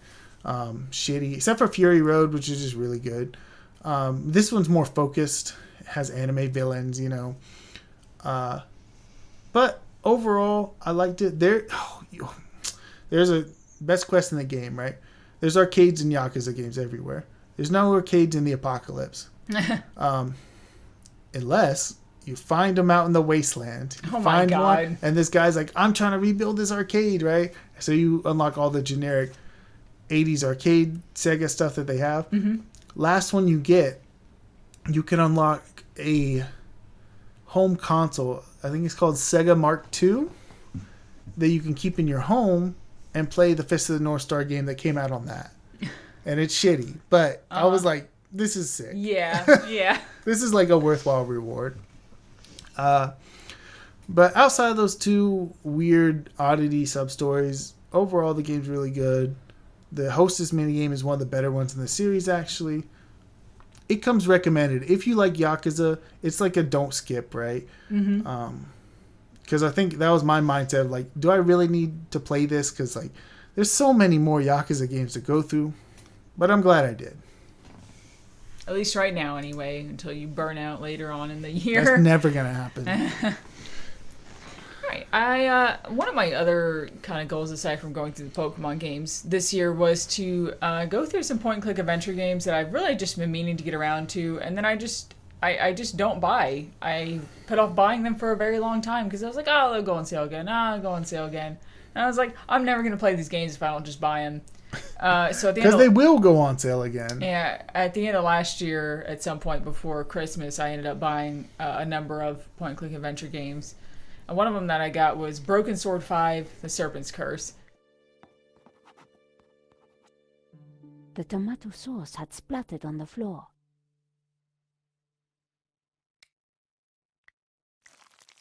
I spread some of this sauce around with my shoe.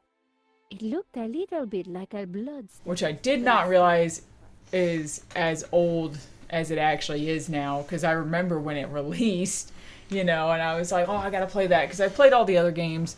The first two were great, the third one was okay, the fourth one was absolute fucking garbage, and the worst game in the series. Where's this one stand? It's okay. It's good. It was definitely a return to form for the series. They went back to 2D games because the third game and the fourth game were both 3D. So everything is 2D hand-painted. It has definitely still aged, though. Like, you can just see even by just the quality of everything. It's not extremely clean. It looks a little old. Your standard... And what I didn't know is this was released kind of almost episodically. It's not presented to you episodically at all. They just released it in sections. And there is a disconnect between the first two sections and the last section of the game. Like, the first section I enjoyed. I thought all the puzzles kind of made sense. You're trying to locate a painting that somebody was murdered over. You're trying to figure out what happened, why they were murdered.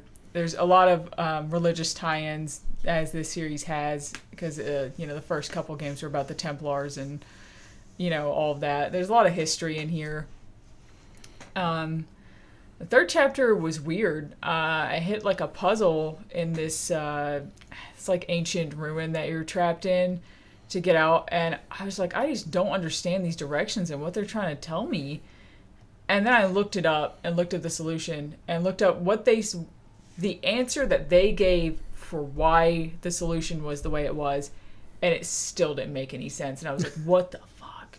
I'm so lost. I was like, am I an idiot? And then I looked at the reviews, and most people had this same issue where they said the puzzles got bad. They got just nonsensical and confusing, and they did not give a proper explanation for how to solve the puzzles. So it fumbled.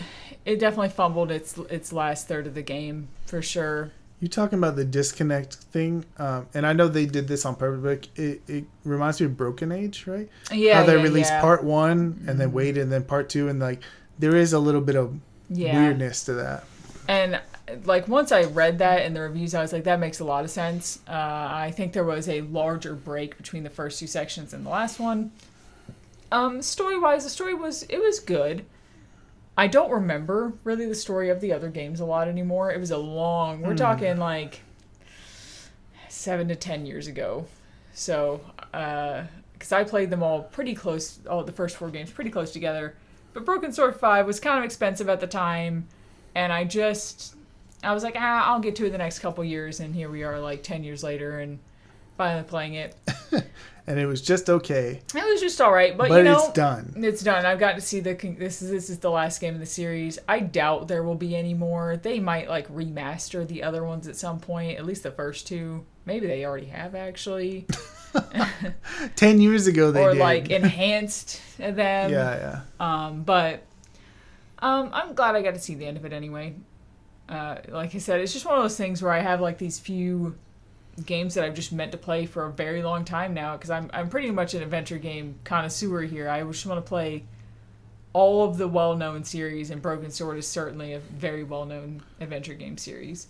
I'm glad you said that, because you talked about playing the games you've been meaning to play for a long time. And we'll go through it. These first few months of my of the year are the complete opposite of that. Yeah. Every single game I played was purchased between Christmas and that when I played it, right? Which is like terrible. And once I got to, I'm going to get to a certain point where I do the same thing you do. I need to play these games. Or I'm just not going to play them. Right. That I need to play. Right. Like, and I'll get around to it. I'll get around to it. Right. I need to stop like putting them off and playing like new things, but there were just so many new things I want to play. Speaking of which, when I went to that little shop to buy Jet X2O, I also ended up buying a game called State of Emergency. Good morning, Dopper. Remember, only buy corporation-approved products. Our future depends on it.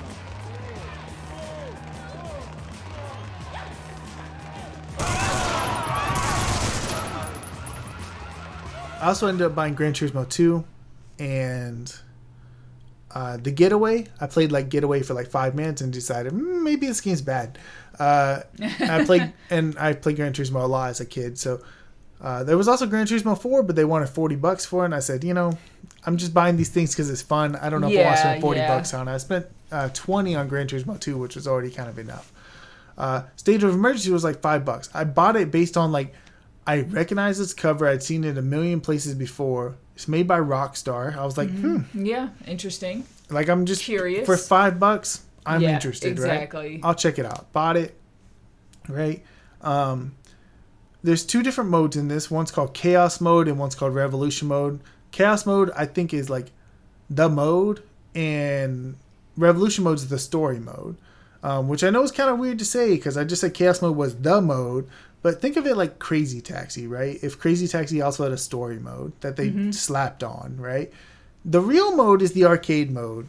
And then the story mode is just something they slapped on. That is what happened here. Chaos Mode, first of all, let me explain the game. Let me explain my experience, right? Chaos Mode. I start Chaos Mode because it looks like a little exhibition. Should be like a quick play type of thing. Start it. I'm in a mall. There's a bunch of people running around like crazy. I walk forwards. I pick up a AK-47 and just start shooting people. I blow through like 50 people with an AK-47. The bullets run out. I pause the game, look at my son, and he gives me a look like, I'm deeply ashamed of you right now. I don't... This is a different time. But was it really? I don't know. It was after 9/11, so I have no idea how... They got away. Now, granted, you're not supposed to shoot the civilians, right? You're supposed to shoot the other people, but I don't know. It's pretty loosey-goosey, and there's no penalty for shooting the civilians until it's in penalty mode. Yeah. So you can just shoot them if they're in your way, right? Wow. So the whole game has like a scoring system. So how many people you kill, and you just run around picking up weapons and killing, and that's all the game is. Can you imagine this becoming popular now? It would be such a... I know we had times back in the day when there was a controversy over violence in games, but now that would be very severe towards this game with the amount of just mass shootings we have in America. Right. People would get fucking pissed. It would not be acceptable. Be like manhunt levels of banning everywhere. That's what I was thinking. I was like... I know everyone was talking about Manhunt, but maybe this one just was so unpopular that it just slipped under the radar. But man, anyway, so that's the game, right? But I was like, okay, I want to beat it, so let me play Revolution mode. Revolution mode is just that mode, except there's not weapons anywhere. You get weapons from when you do the missions. You don't get to keep them. Once you use them, you're gone. So it kind of sucks. So you just run between these, like, in the mall. It's a very small area, different objective markers, like, and he'll say, hey, go kill these people. You go kill these people.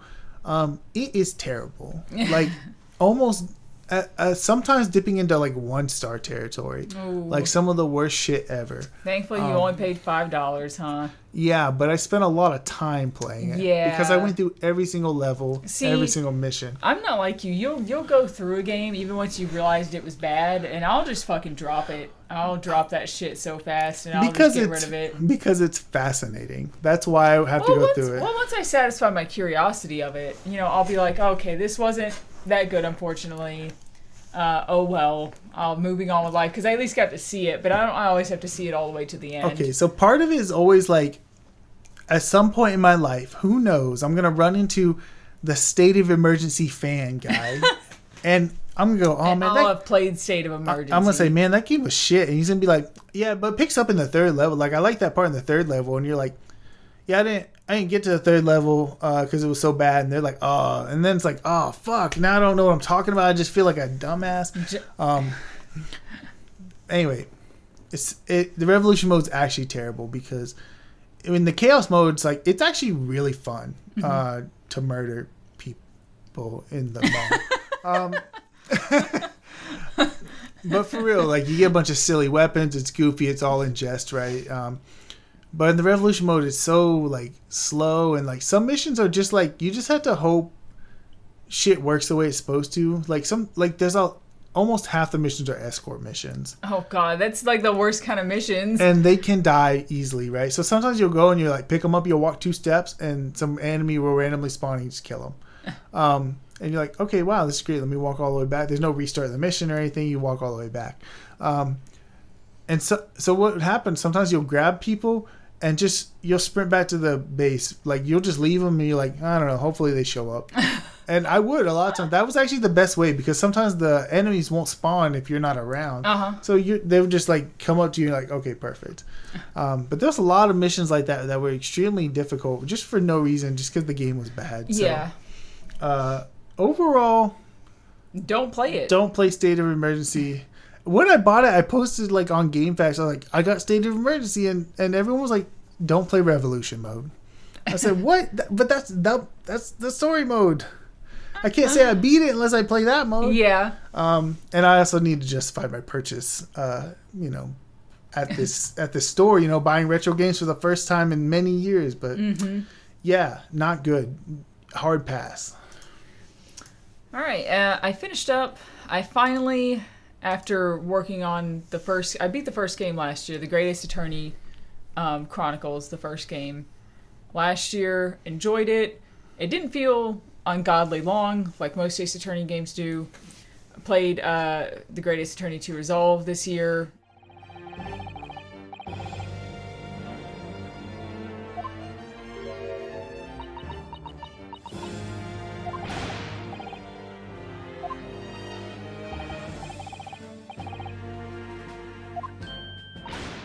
Played it many months. It took me a long time. I didn't even...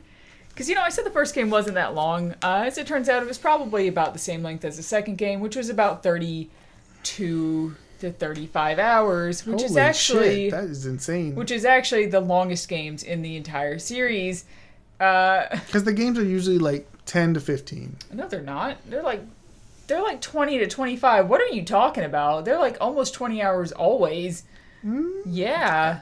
Maybe you're right. Yeah, I think they are. I think I have a 50-hour clock in on the whole trilogy that I beat, so which is like 15.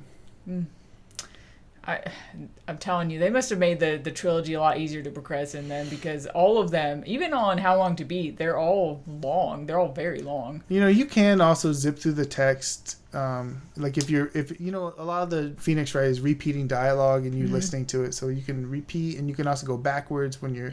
So I don't know if that was always there. No, it definitely was not at all. Okay.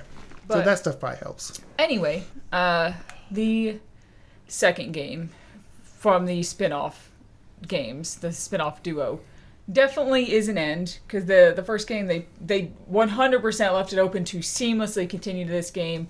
There is no difference at all. It is all the same fucking game. If there was no break, like, they didn't even have to put them as the separate games in this. They could have just made it all one thing, and I wouldn't have even questioned it. It all looks the same. It plays exactly the same. Some of the cases in this one were a little bit more interesting to me, and the final case was very good. You find out how Gina is involved. Well, not Gina. I'm sorry. Gina's the blonde-haired girl. How Herlock Sholmes' assistant. Oh my god. Oh, it's her name. She's like such a main character. She's the main character, basically. How she's involved with the Hounds of Baskerville in that story, because everything in the game is related to Sherlock Holmes and cases from Sherlock Holmes. I haven't read the books, so I don't really get all the references at all, but there's not a whole lot to say about it other than that it was good and worth playing, because it's the same as the first game. It really is. More so even than any of the other Ace Attorney games. I feel like it felt like it continued so seamlessly that like no time had passed. Yeah, a lot of the other ones are like a year passed, which makes sense because a year later the new game came out. I think they had like maybe 6 months passed, but you were still in Britain and stuff.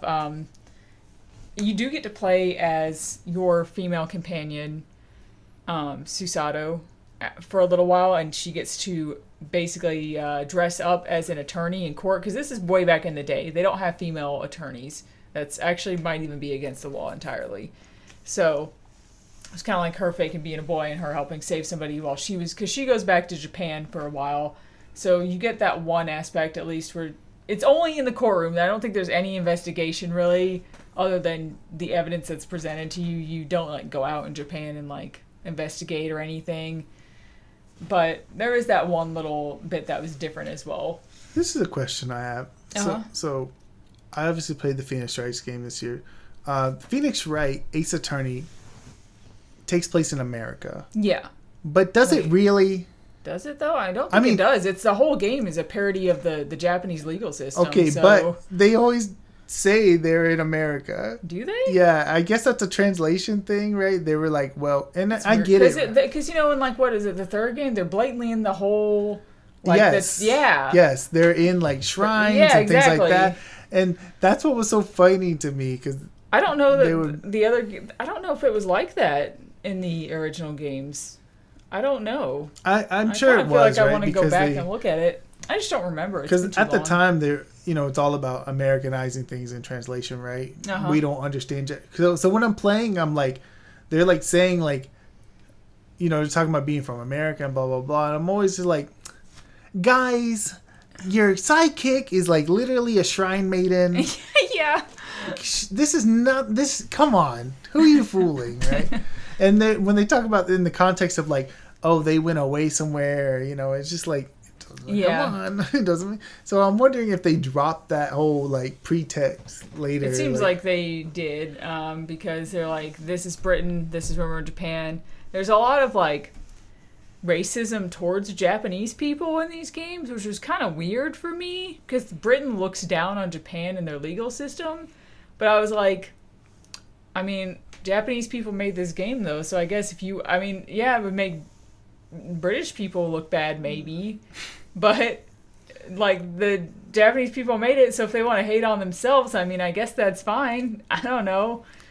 Who knows? But I guess they wanted to have that conflict and that dynamic and the difference in how the court systems work, because the Japanese court system works different than the British court system. That's the thing. It's so clearly a Japanese court. Yeah. That's not even how an American court is set up. Yeah. So. But yeah, it was good. I enjoyed it. I'm almost completely through all of these Attorney games now. I have the one spin-off with the Professor Layton game to play, and I'm completely done. I played all of them. Until the next one. Which probably isn't going to be for quite a while. Actually, I know, right? Because like these were just ports of 3DS games, But there was some some document that leaked a while back that was talking about Ace Attorney schedules, right? And they showed like, okay, we're gonna port the Grace Ace Attorney Chronicles, and like then that happened, and you're like, and then they said, hey, we're gonna release the Apollo Justice trilogy, and you're like, and then that happened, and then or the next happening, and the next thing was Ace Attorney 7. So it was like, I don't know, like those two things are like good guesses, right? But anyone could probably guess them. Ace Attorney 7 is like, I don't know, but kind of interesting. We'll see. Yeah. But speaking of Phoenix Wright, next game I beat was Phoenix Wright. Yeah. Ace Attorney Justice for All.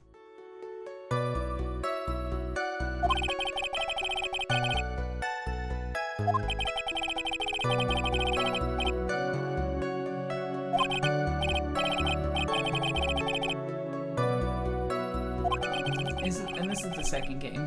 Right, this is the second game. I found out later on, and also in hindsight, realized this is universally the least favorite game in the entire franchise, and I... Even more than 5? People don't like 5 a lot for some reason. The first 3D one. I don't see why they wouldn't like it, honestly. I thought 5 was okay. 5 was pretty decent. I thought people actually hated 4 a lot as well. People hate 4. Yeah. They hate 2. They hate Apollo Justice hate, for some reason. Yeah, and I was like, I mean, it has its problems. You'll find out later, but it was a good game. Anyway, Justice for All. I actually love Justice for All. I think it's an excellent game. It does, like... I remembered it having a lot of really irritating characters, like overly irritating for the series, and they just, because everybody has their little quirks or whatever that they do constantly, and you're just like, can you shut the fuck up and just tell me what I want to know? There were a couple annoying characters. I can name 2 of them, right? The main prosecutor who you face off against, I forget her name. She's a main character moving forward. Foolish. That's her thing, right? She calls you a fool and then whips people a lot. And the Ace Attorney, the Great Ace Attorney games have a very similar character. I mean, they all have a similar character. They're all very edgeworthy and very European. But yeah. So she was real annoying, but I've endeared to her, especially as the following game came out, and she kind of has a comeback. But then there's also a clown character who is very annoying. But I still like this game a lot. One, it does dive into an overarching storyline that was sort of introduced slightly in the first game, but never really followed up on. It actually has like a full follow-up on. And the final case in this game, to me, is just incredible. Like, it's top-notch, like, probably one of the best ones. Like, it's either the best one or the second best one so far to me. The one with there's a kidnapping, and you have to both do the case and try to save the person. Oh, yeah. And to me, that was just wonderful. Very well done. But at the end of the day, it is still just Phoenix Wright. We've talked about Phoenix Wright in depth. We're going to talk about Phoenix Wright some more. But just know, I think I like this one a lot more than maybe some other people, and particularly like the last case. But Phoenix Wright, right? If you're going to play one, you're probably going to end up playing them all. Yeah. All right. And the whole time I was playing these other couple games, I was playing the DLC for S.H.I.E.L.D., which we'll touch on. And I'll talk about them just both at the same time.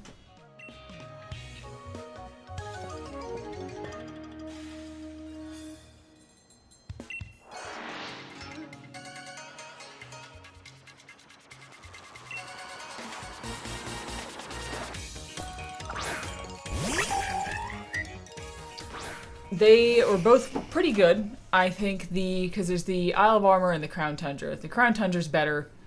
The Isle of Armor is pretty much this, you're trying to get I think he's called Pancham? I don't know, his your little buddy. You're trying to train him up to take on a tower to have him evolve. It's like you working with like the dojo there and stuff on the island. That's pretty much the only story, is you're just trying to, and you literally have to grind him up. He starts at level 5. So I did this, I got him, And then I went and did the Crown Tundra DLC with him in my party the whole time. Can you just use mints? I mean, you can, but I had used mints for other stuff before that too, okay. so I didn't have a lot left. And I figured I had other stuff to do anyway with the Crown Tundra. There's like more Pokemon and stuff on the Isle of Armor and everything and whatever, and it's great. The Crown Tundra just pretty much gives you the option to get probably almost every legendary from the other games via the cave spelunking kind of situation, where they give you choose a Pokemon that you want to use that's not one of yours, and each kind of step on the, I guess we'll call it the playing field or the board, you have the opportunity to either choose to grab that Pokemon that you fight afterwards or to leave it, and it'll be a specific kind every step of the way. And you want to have the right typing by the time you get to the end where the legendary is, so that you can fight the legendary and beat it within a certain amount of turns and be able to catch it. Interesting. It's awesome. I really enjoyed it. I thought it was a very interesting way to get you to use other Pokemon that you wouldn't normally use, because sometimes you get caught in your rut, or there's just Pokemon that you just are never going to use, right? Sure. But this DLC really forced you to. It also has its own little story with its own weird fucking legendary that looks weird and that I don't like. The story itself was fine. The legendary looks weird. Like, the horse he's on is cool, but he himself is like this guy with this big cauliflower head and tiny legs. It's weird. Yeah, I'm not a fan of the way it looks either. Like, his story was okay, but to me, this was definitely the better of the two DLCs. They're both worth playing, but if I could only play one, I would definitely play the Crown Tundra. Right, but you're probably buying them together anyway. You can. I think you can only buy them together, actually. Fair enough. Yeah. So, I really liked him. This pushed my playtime from 23 hours to like over 40. So it's definitely a substantial amount of content. And it's not like I 100%ed the DLC or anything, so. Fair enough. You can talk about your next game. All right. Next game I played, because we're still on Pokemon. I said with Black, too, that was the only time I went back. I lied. I forgot. I was waiting and holding out. I meant to play this before Shield, but I was holding out because I didn't want to buy it on the eShop, because my husband told me he had Omega Ruby, but he hadn't found it yet. And I was like, I really need you to find this before the eShop closes, because if you don't, I'm going to buy it on the eShop, because it's too hard to get it physically. Did he find it? He did. Okay. He found it.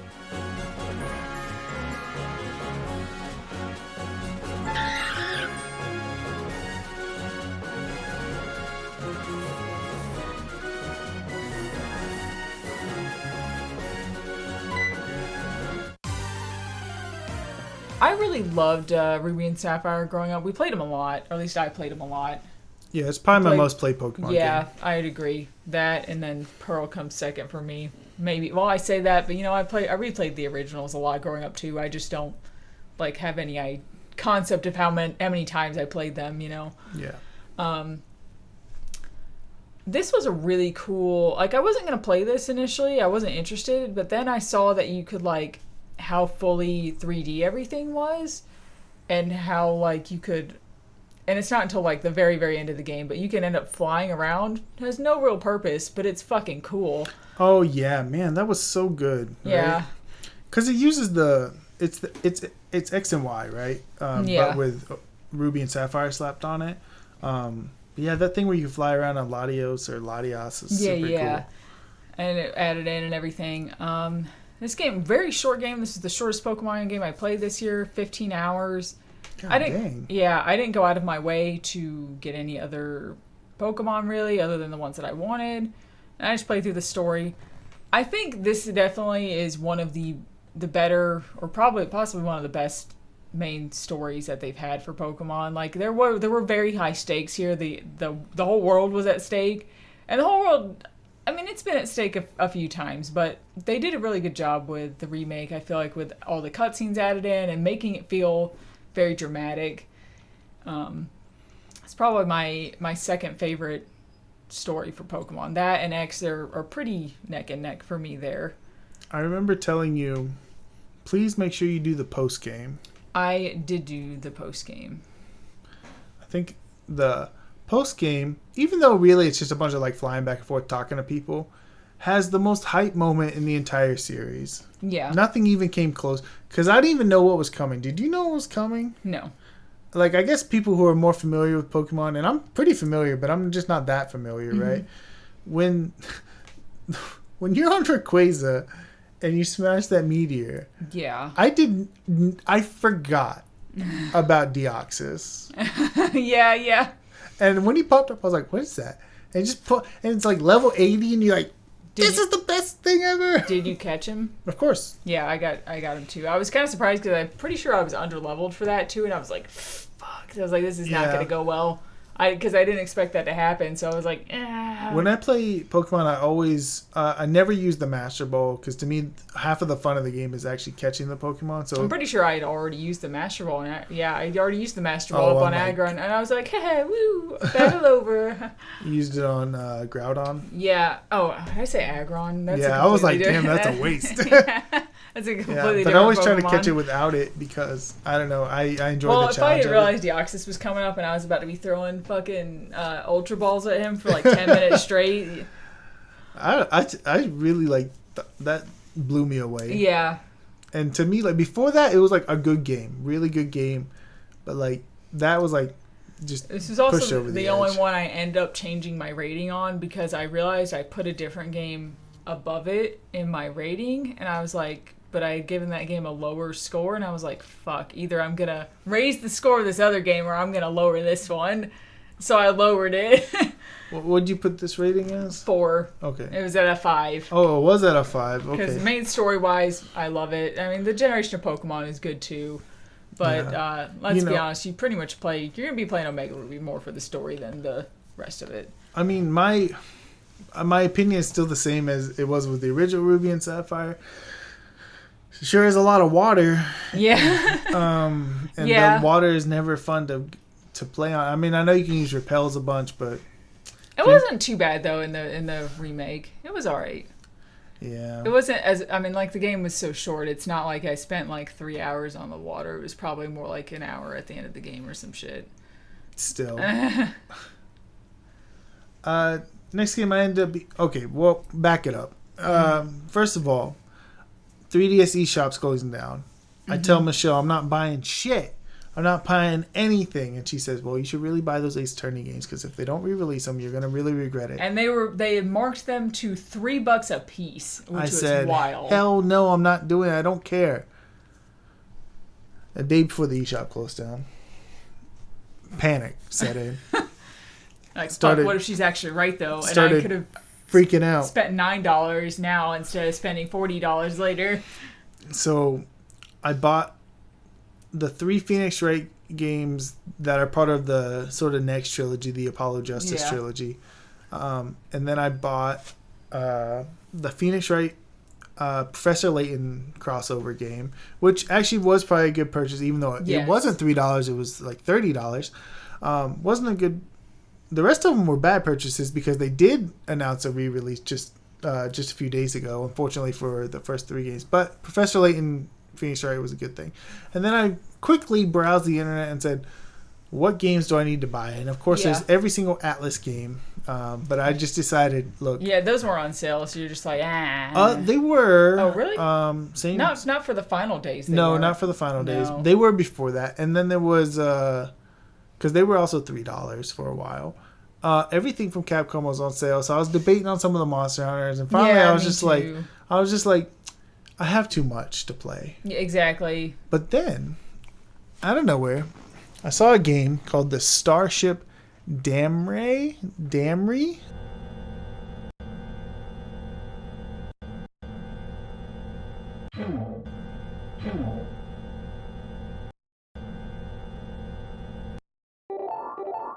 Place an item. And it was a first-person horror game. Which looked cool to me, and I almost bought it myself. Then I was like, it's probably not going to be really worth that much, so I'll just skip it.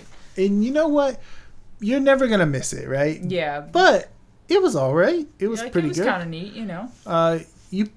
You're basically this guy who's stuck in this pod, and you're controlling this sort of this robot, and you going around this spaceship. Something bad has happened. You're not really sure what it is. You figure it out as you play through the game. Solving really simple puzzles. Some of them not so simple. I think I had to look up one or two. Which if you're looking up a guide for Starship Damray, you're looking hard because that's not a game with a lot of guides. So you're looking at a video trying to scroll through it. It was cool though. It's weird to call it a horror game really because there's nothing that happens, right? Yeah. Nothing happens in the whole game as far as like there's no jump scares, there's no monsters, there's no nothing. It's just exploring this that's interesting. dark ship, right? And there was signs of like, it looks like we took some alien and put it in a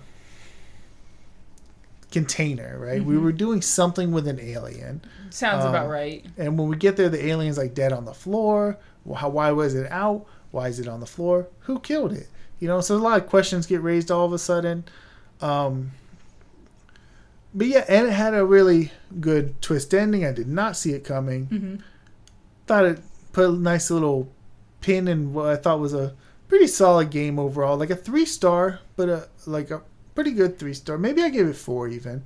Like a 3-star that you would actually go back and play, because sometimes they can go both ways. Sometimes you're like, that was an art experience for once, and you're like, this is kind of a game I could play again just if I had nothing better to do. Yeah, to the point where I went, hey, this was worth purchasing. Yeah. Right. And hardly anyone else in the world is going to play this now because you don't have it downloaded on your 3DS. And there's no physical copies, so this is like a once in a lifetime moment for me to play this game. So it was cool. I liked it.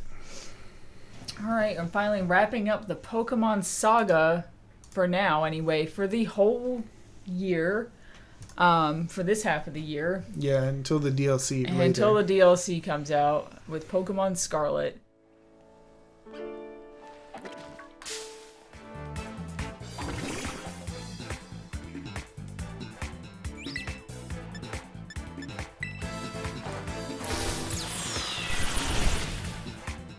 And I gave this game a lot of shit when it came out because, obviously, there's not really a whole lot to talk about. Everybody knows why. It's got some performance problems. Some pretty extreme performance problems, especially in towns, in cutscenes, just walking around the world. The pop-in for certain stuff is very bad. Nothing that particularly affects anything you're doing. And you're right. It really doesn't. It becomes less of an issue the more you go along. But, man, when you first start playing, it's something that's very, very noticeable. It's very hard to just ignore it. You're like, wow, there's 3 frames a second happening in the background of this cutscene. What the shit? I remember the classroom. Yeah, and they haven't fixed most of that. I think they fixed a little bit of it. Because it seemed to play a little bit better when I played it than when I watched my husband play some of it. Because my husband has not finished the game. That's crazy because he was on Scarlet. And then I literally came back, beat all these other, 5 other Pokemon games before it or whatever. And then eclipsed him and beat Scarlet before he did. I had a lot of fun with the game. It's definitely got its problems. Aside from even just, the performance issues and stuff. The gyms are fucking terrible. These are the worst gyms we've had in probably any Pokemon game. What's bad about them? Are you serious? The olive rolling? Are we really not you're talking about that shit? Oh, you're talking about the little things you gotta do. I thought you meant the actual battle for bad. Shield did that as well, but I feel like Shield just did a much better job with it. At first I was kind of like, this is weird, But then I got into the gyms in, Scarlet and Violet. I was like, this is fucking stupid. This is terrible. This is terrible. Some of the gym leaders were also fine. Most of them were really easy. Yeah, that's just really a modern easy Pokemon problem, right? Yeah. The whole stuff around before the gyms had no connection with anything with Pokemon, really, or the gym. Some of it was, stuff related to the town, but it was all fucking dumb. And I found it just to be kind of a waste of time. I don't need to roll an olive around in a town where the frame rate drops to single digits, okay? No. Yeah, it only takes, 5 seconds to do, but it's just, I miss when the gyms, had, neat little gimmicks in the gym, right? Yeah, because jumping on trampolines or jumping on because in a way, though, train. that is still kind of what Shield did. The gimmicks were in the gym. These, it's not. It's outside the gym. Oh my god, they used to do that weird Simon Says fucking thing. That one actually is terrible. Super weird, though. It's terrible because it lasts so long. The olive rolling, the Simon Says were very noticeably just like, why am I doing this? The little obstacle course thing that you have to do as well. It's just, it was so pointless. I don't even remember that one. It was easy and it was super pointless. You had to like roll. Maybe it was the olive one. Or you roll it through the obstacle course to the end. And I think this olive one has traumatized you. That one, did you have an issue with the olive? Because it was the first one that you do, and it was just like, I was like, what is this? It depends which way you go. It's not the first one I did, but... I was so lost. I was like, what is this? This is so weird. I actually, got it up over the first wall, and the goal's right there. Exactly. It's really weird. Like, there was no point in it existing. I think it wanted you to go all the way around, but I just popped it over the wall. Yeah, it was just, there was just no reason to do it. It was completely pointless content that just filled some time, honestly. And nothing to do with Pokemon. So what do you think about the breakdown? There's 3 different main stories. Yeah, and the thing is, you have to do all of them to actually beat the game. It's not like you could just select what you want to do. Like, you have to do all of them. Right. Which was my intention anyway, which I think is most people's intentions, but... Were they Gigantamax Pokemon? What were they called? The big... the Titans. The Titans. Titans were good. They were fun. Battles for some of them were really, really easy, and some of them were like a little bit more challenging, but for the most part, they were kind of easy. You get good stuff for doing But them. the story surrounding that was really good. Yes, it was. It was really good, yeah. Even the story surrounding the bases wasn't bad, honestly, at all. Yeah, it was and really the good. bases themselves were still fun enough to do. They were all right. Okay, the part where you fight the boss is pretty cool. The part before it's like... Well, it's quick and it's just like... yeah. It was a good use of the mechanics that they had in place for the game anyway, of just throwing your Pokemon out at stuff. Right. Who's the best gym leader? Oh, that's... you're asking me hard questions, because I didn't really care for any of the gym leaders. It's the normal type gym leader. Larry. Oh, yeah. He's just a salary man. Doesn't even really want to be there. Yeah, Has to work 2 jobs. One of them just happens to be a gym leader. Oh, he works 3 jobs. One of them happens to be the Elite Four as well. Oh, yeah, because that's what I remember him from more. That was kind of lame. Yeah. But whatever. I remember because, oh man, isn't it like he has a Staraptor, I think, who he terrestrializes into normal type, which it already was normal type, I think. Yeah. And then later on, the Elite Four, he terrestrializes it into flying type, and it's just like, Larry, do you even care? Because that whole mechanic in this game, it was all right. I understand the purpose of it, but I feel like it just, in this game and how this game plays, there's just no reason to really use it super often. To throw somebody off of your typing to I think I did that once to work to my advantage, but otherwise the game's just not that hard. It's fascinating for competitive play, for yes, sure. Absolutely. It's extremely fascinating. Yeah. Even more so than Mega Evolution back in the day was cool for when you play the game, but for competitive was kind of lame because everything's built around this Mega Evolution. Yeah. And Z moves are dumb. And Dynamax was cool because the way the attacks worked, they lowered defenses and attacks, and so there was a whole stat play to them. So that made that interesting. It kind of seemed like they really just evolved from Mega Evolution. They're like, maybe we'll just kind of do this instead. And I kind of Mega Evolution just wasn't my favorite. It was interesting, but they seemed to have dropped it pretty quick, and it was only going to be a gimmick and not really continuing forward. Well, that's every gimmick now. But at the time when it came out, I thought it would, because it was the first kind of gimmick like that we had, I thought they were going to keep it as well. When they got rid of it and added Z moves, I was so upset. When they got rid of it and added a Alolan Pokemon, and you were just like, wow, what the fuck is this? And then Dynamax, which makes me dislike Dynamax even more because it's not as cool looking as a souped up version of your but whatever. Yeah. Neither here nor there. It's a little weird, though. I think at some point they just need to drop the existence of the Elite Four, to be honest with you, as the main thing that rolls credits for you, because it's weird to me. I don't like these things being in parallel, and the Elite Four for some reason is still your main goal, when in reality is in this game, it really doesn't have to do with the main story, the actual story of the game at all. So I feel like the credits should play after the actual story is played out and not after you beat the Elite Four. Because the story in this game was actually fantastic. I think it's the best story Pokemon's ever had. Well, I think it's because none of the stories really have anything to do, except for maybe the Titan one. Mm-hmm. But it's just about making 3 different friends who are going to come with you into the final area, right? Yeah.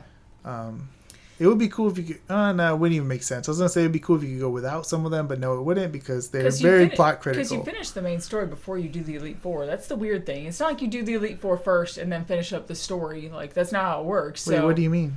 You don't have to... I don't believe you finish the Elite Four before you finish the crater. Yeah, you do. Do you? Yeah. Never mind then. You actually have to finish all the 3 main stories before you do the crater. What you're talking about... I think might be there's like a little battling contest or something you guys do in the town, and that comes afterwards, and there's like some teachers that participate, and the Elite Four girl does participate as well. I didn't do the post game yet actually in Scarlet because I just kind of been playing Pokemon so long I was kind of ready to just put it down. So I don't remember when this happens, but I do think that is after the credits. Okay. But it's minor. Yeah, and honestly, a majority of the story happens in the last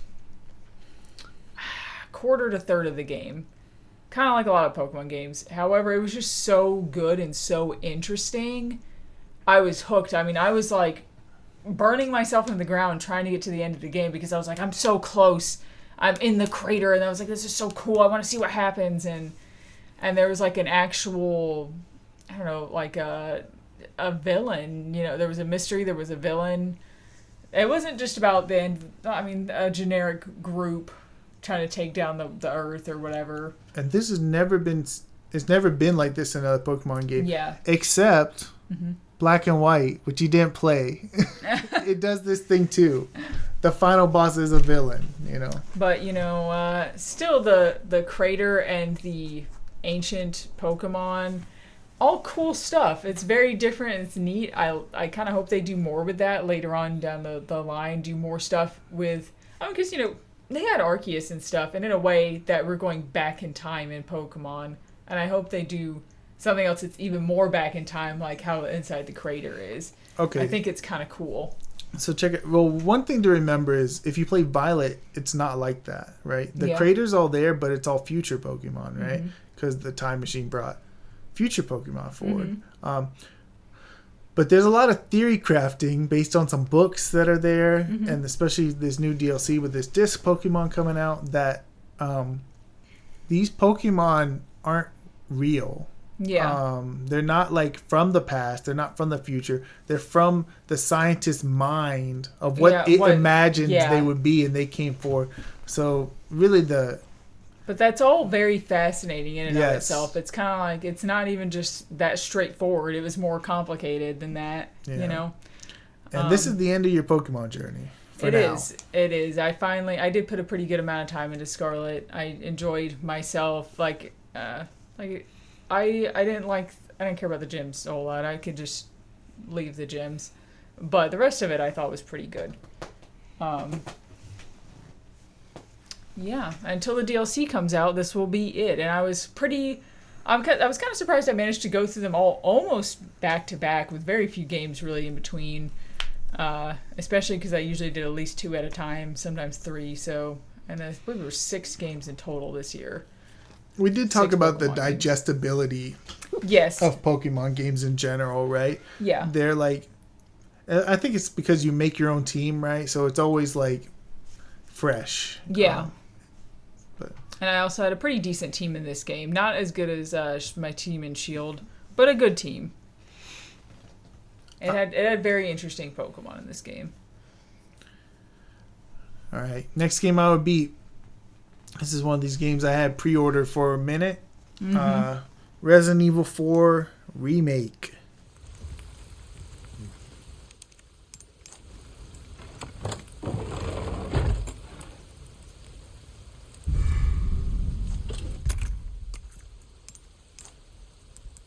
I've bought all the remakes so far. this is one of the series that I was actually trying to catch up on, because I played 3 Remake and 8 and all that afterwards. But 4 Remake was coming out and I was actually caught up, so I could buy it day one. 4 Remake scared me because Resident Evil 3, oh, you're going to remake it. Well, that makes sense because it's fixed camera angles, pre-rendered backgrounds. Yeah. I see how you're going to make that better. Resident Evil 4 is a modern game. It is the epitome of what a modern game is, as the over-the-shoulder camera. Mm-hmm. Every game after this base its mechanics off Resident Evil 4.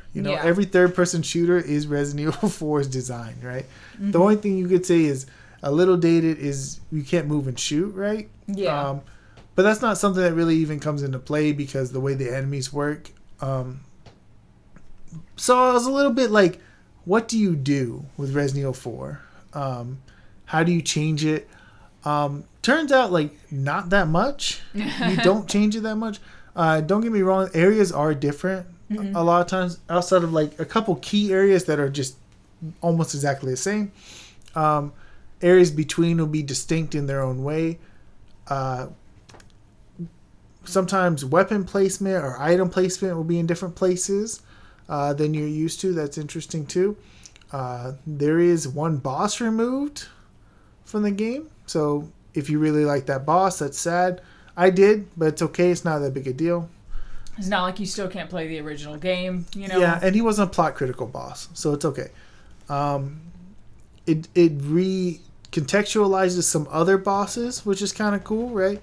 Your late boss is going to play almost exactly the same, but there's some other things. Like in the first game, you fought El Gigante so many times. And it's always the same boss fight every time. This one, you still fight El Gigante a couple times, but Isn't it El Gigante? Giant? Gigante? Gigante? I don't know. This time when you fight him a couple times, those fights will be different. Yeah. Similar, but still different. So I thought it was good. Thought it was a real good remake. Basically, no issues with it. The only thing that I think is a little off is the pacing is a little bit different. The thing that makes Resident Evil 4 work is it's so snappy, potato chips, quick, boom, boom, boom. Everything is just moving at all times, right? Resident Evil 4 Remake has side quests. Uh-huh. So it'll be you're at the merchant and he'll go kill 5 rats, and you'll walk back to the previous area, kill the 5 rats, and then you'll walk back and collect your medallion, which you can use for specific upgrades and things. And it's that stuff's cool, and I don't even mind it, but it actually slows the pacing down a little bit. It kind of makes things a little weird. So yeah. But besides that, I think it nailed it. Which one's better? I don't know, right? It's pretty close, to be honest. But I would say check it out if you're curious at all. It's not going to be a bad time, that's for sure. Yeah. After my Pokemon marathon, I wanted to get back to some other stuff that I had previously started. John got me Ghostwire Tokyo for Christmas.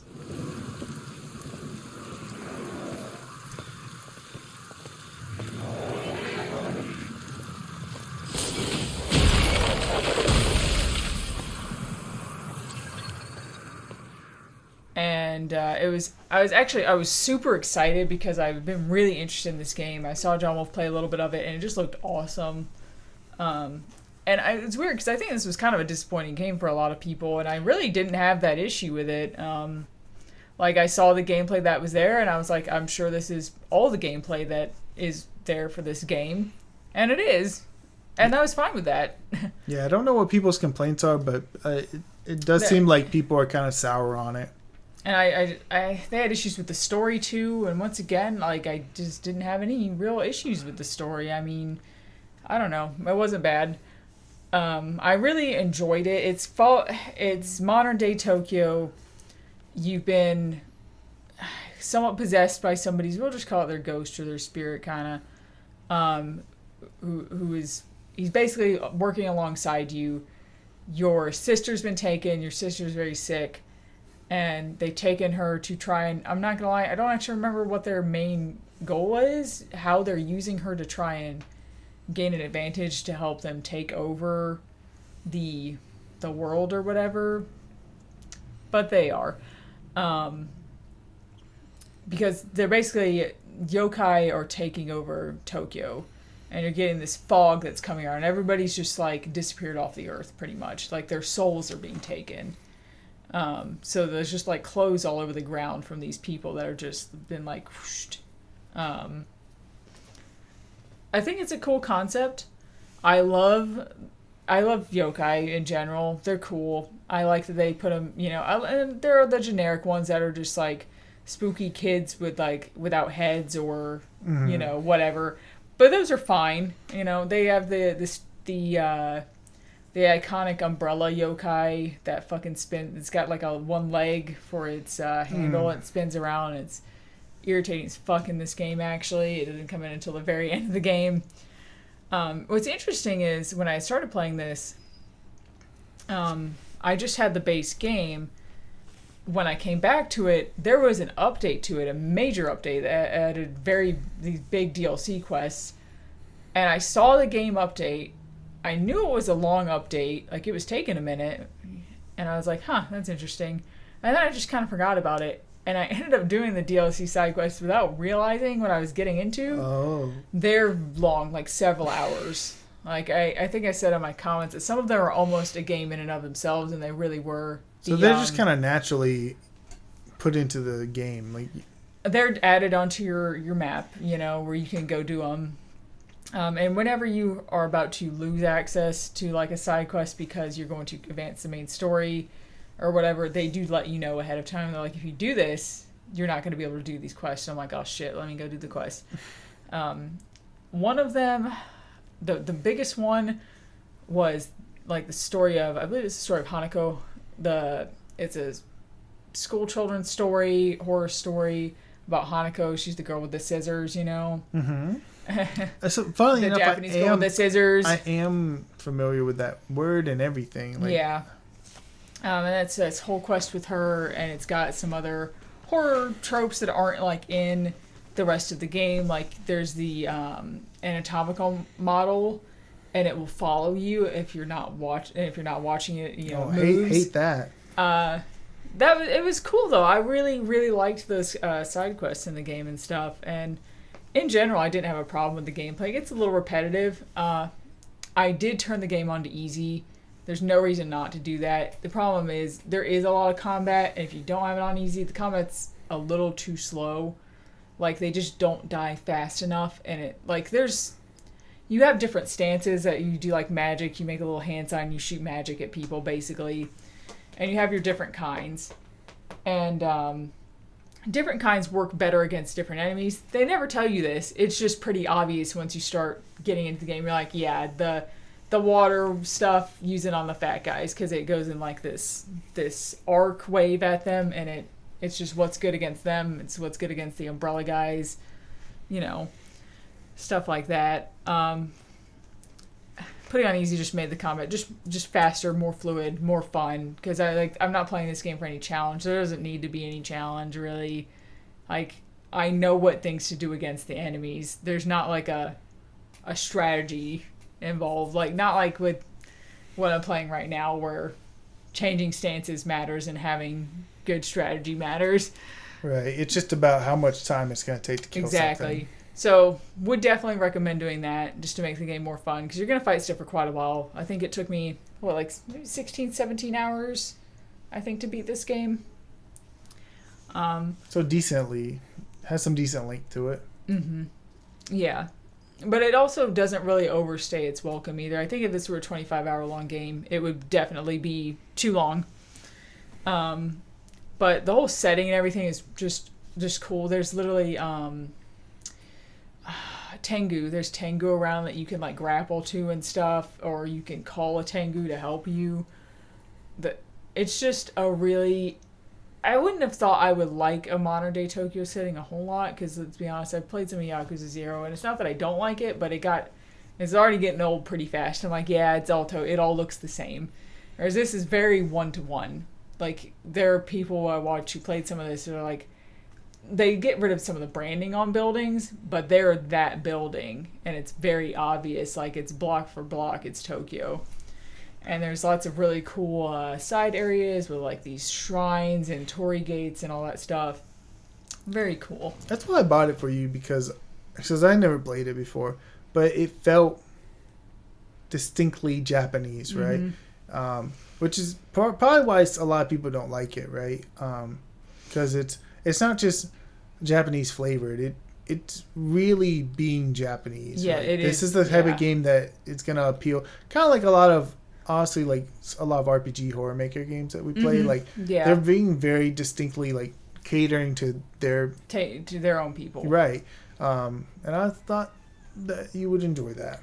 Yeah, it was definitely a good time, worth playing. If it looks cool to you, just get it, you know?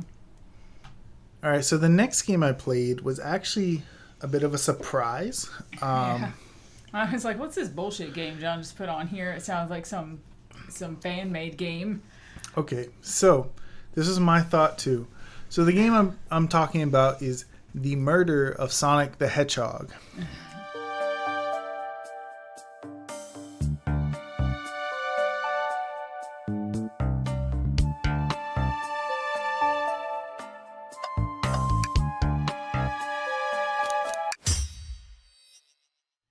April 1st. April Fools, right? I start seeing on GameFAQs people talking about this game, The Murder of Sonic the Hedgehog. I don't even open the topic, right? I don't have time to read about another Sonic fan game or some type of choose your own adventure thing or whatever. You know, I just didn't care, right? The day passes by. On Twitter, I see Sega retweeting things about this game. This is a Sega-produced game.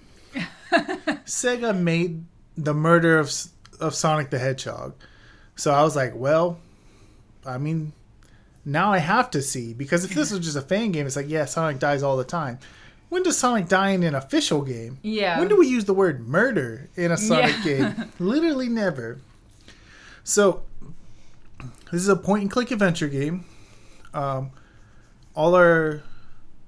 The big giant Sonic cast gets on a train, and the idea is they're celebrating Amy's birthday, and she wants to do a murder mystery story. So they pass out cards to everyone, and someone is the murdered, right? And everyone else has their roles, and someone's the murderer or whatever, right? So that's what's happening, right? You play as a new character who's like, he works on the train, but somehow gets roped into really helping the investigation along. And at some point the lights go out, they come back on, and it's kind of like, you're not sure, like, is this part of the game or not? You see Sonic like knocked out, almost dead on the floor, and you're like, hey dude, what's going on? Are we playing the game? And he doesn't respond, and you go, okay, I guess we are playing the game, because I guess he's the murdered one, okay? So there's a little bit more going on than it maybe seems, right? Maybe the game's been... So there's a little bit more going on than it seems, right? It's like there's something there besides just the game that they were playing. You okay? Yeah. And I know this is free, and I do plan on playing this at some point, so don't spoil too much. That's basically where I'm going to end it. It is free. It is short, maybe 90 minutes. Oh, yeah. Wow. But it actually has really good art because it's an official Sega thing. I think they had a small team, like just internal team, develop it real quick. They had this idea and said, hey, what if we do this crazy ass... Because Sega knew they wanted to do a April Fool's thing. And they just threw out this, what about this murder of Sonic the Hedgehog thing? Because that is going to grab everybody's attention pretty quickly. It grabbed my attention. I got on Steam and said, I got to play this shit tonight. I played it on April Fool's Day, beat it. Very worthwhile use of your time. The point and click elements are extremely light. Like, you're going to pick up one item, then you're going to use the one item. Yeah. Almost like, I think I described it as like... almost more like a visual novel. Like a cereal box game. Like, you get a game in the cereal box, you're not expecting much from it. But was fun for what it was. Very simple though. Mm-hmm. But check it out if you have time. All right. Next up, I played Ooblets.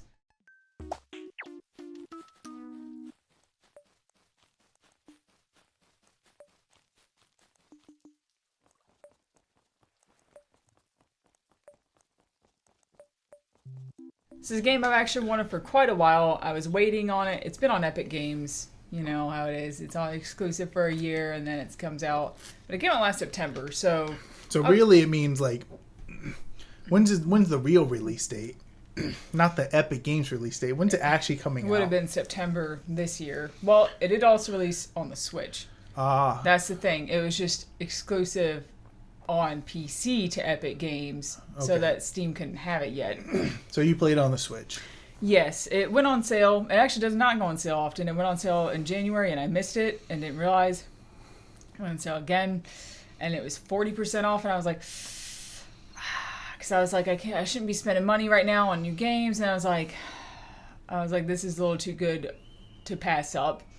Because I was really worried about if there would be performance issues on the Switch. That's always what I'm worried about with Switch games. Always, right? Good news, there's not many.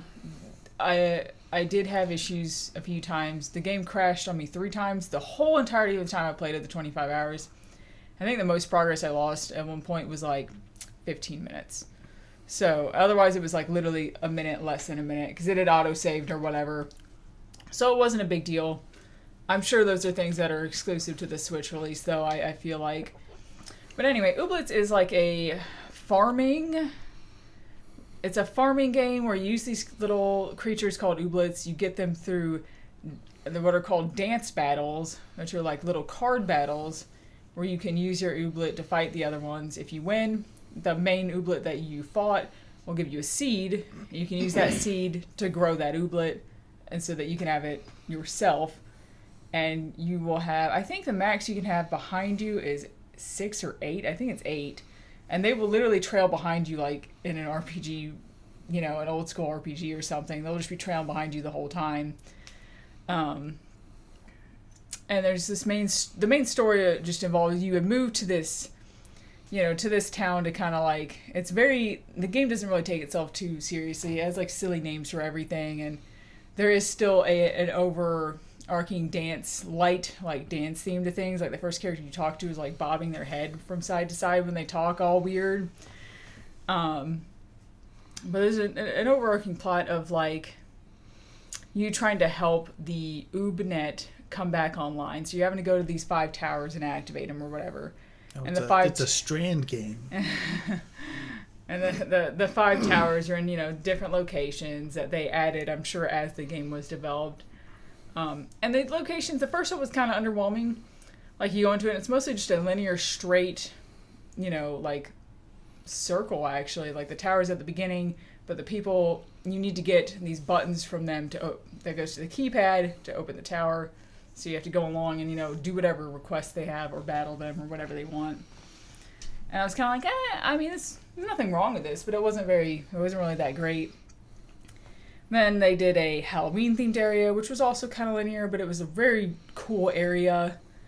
And then they did a pier with, like, an arcade and everything in it. Like, there are all these games that you had to get high scores on to be able to progress. You had to get a high score in every single game for the character to move out your way.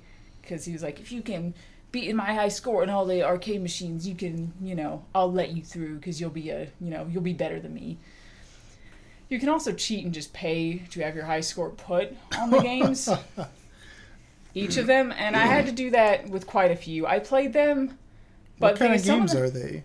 They're all sorts of different kinds. And I didn't, I played most of them a decent little bit. Wait, are you suggesting that some of them you didn't play at all and you just paid for the score without even oh my god. There are a few, the high scores aren't actually a joke. They're actually a challenge to get. And that's not really what this game is about necessarily. Right. I see the games as more like a fun distraction and a fun thing to do. And a neat little story mechanic for like the reason they have these here. Like one of them is just, there's a circular area. A little guy will go around it. you have to stop him on like a circle instead of an X every time, and you have to do it basically perfectly every time. And you have to go until you get the high score or whatever. They all look kind of cool there, but there's a very big variety of the types of games.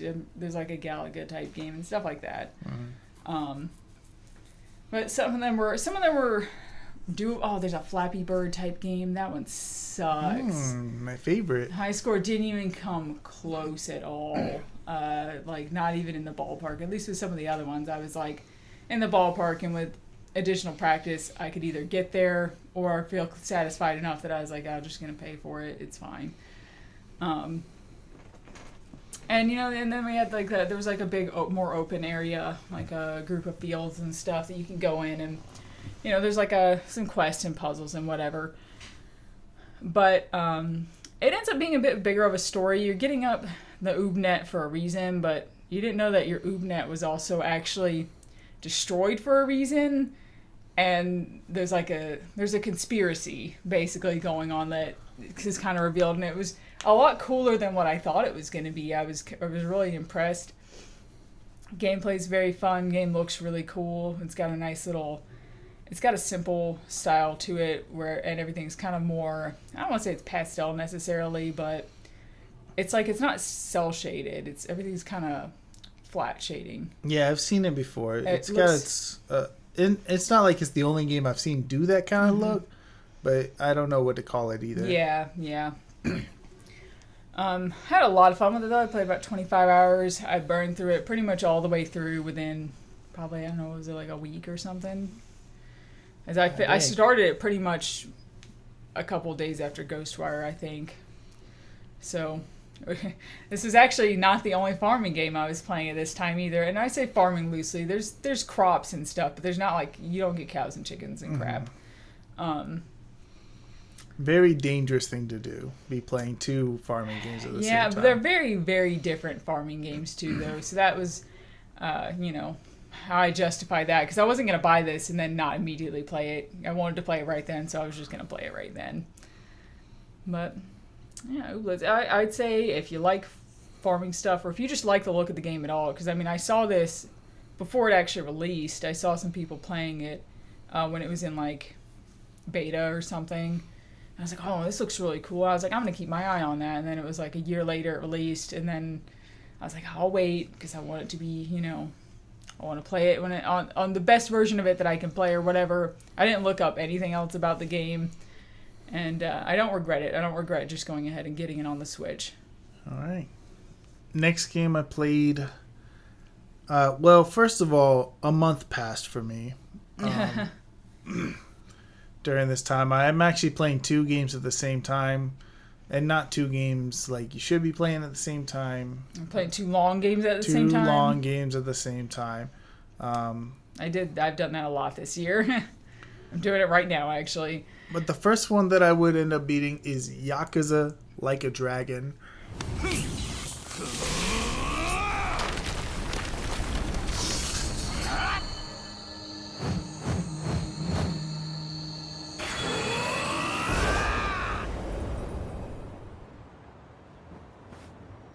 And just to clarify, right, there's a long, I think when I call a game long, I'm talking usually like maybe like a 25-hour to a 50-hour game. That's what I call long. If you start getting towards 50, real long. Yeah.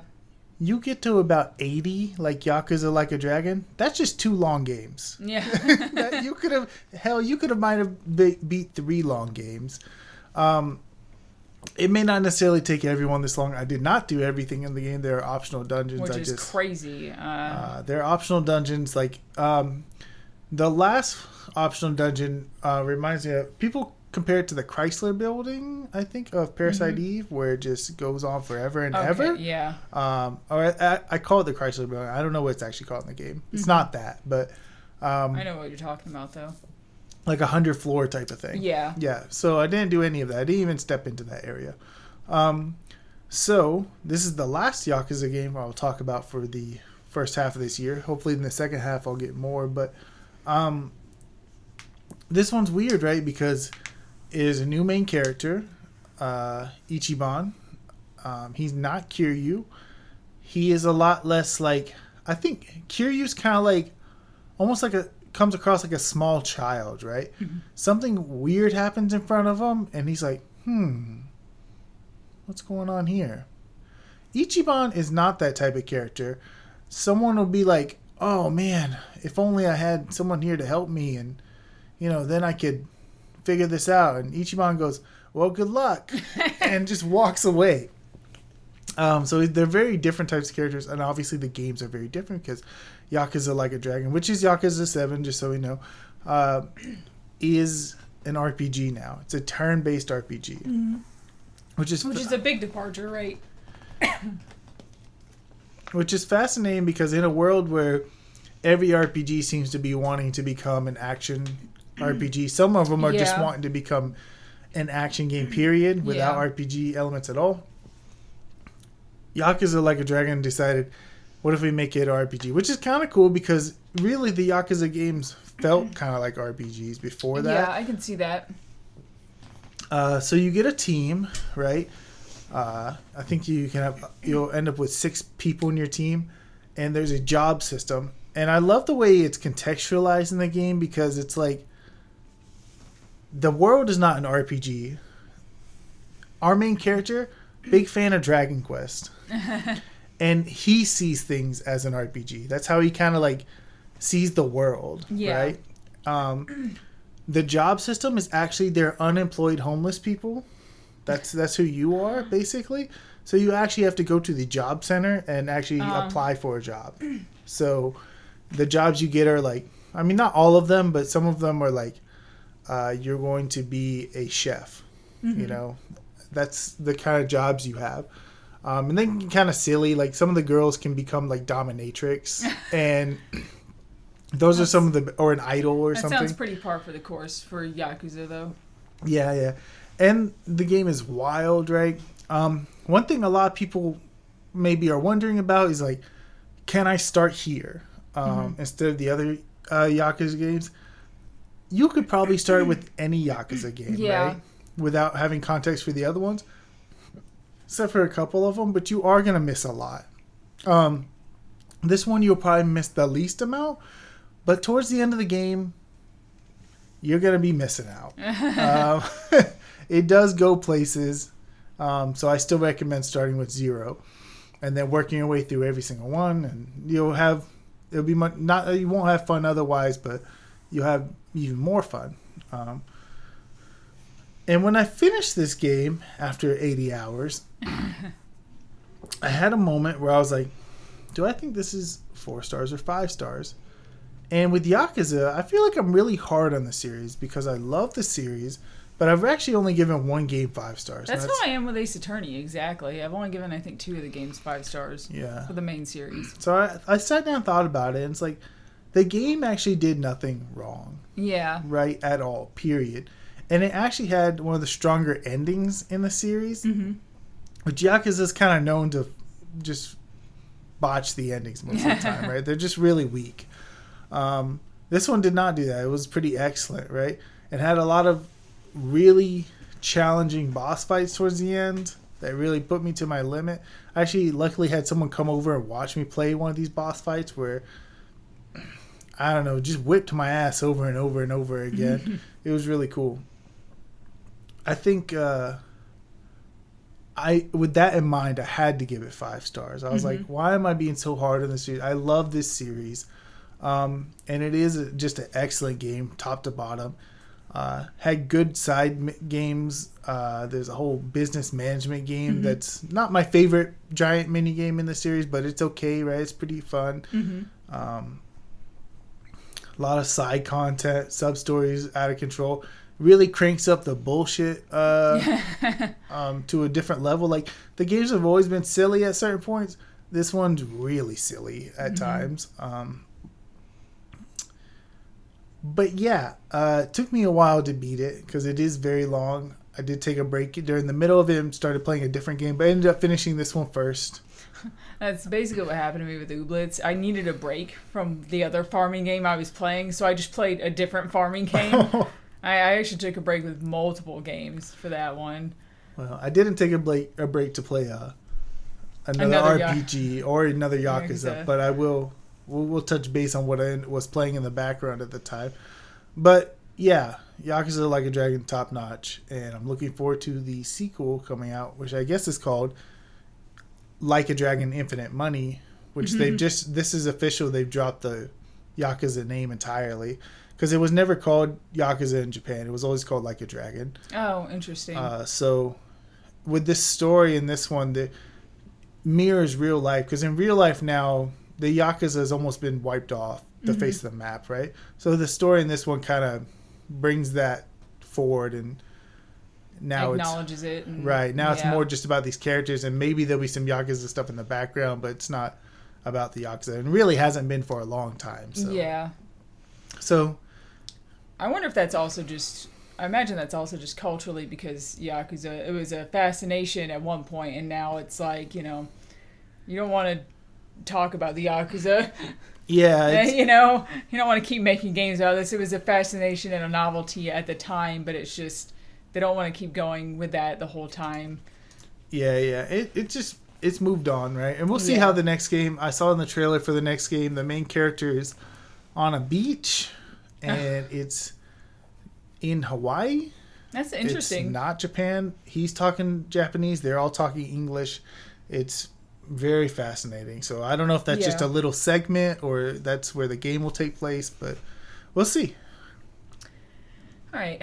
I've been playing this game for a little while, actually. I think several weeks. It's the only Japanese game I've played so far this year. And it's Maho Kore Maho Idol Collection, which is Maho Kore Magic Idol Collection.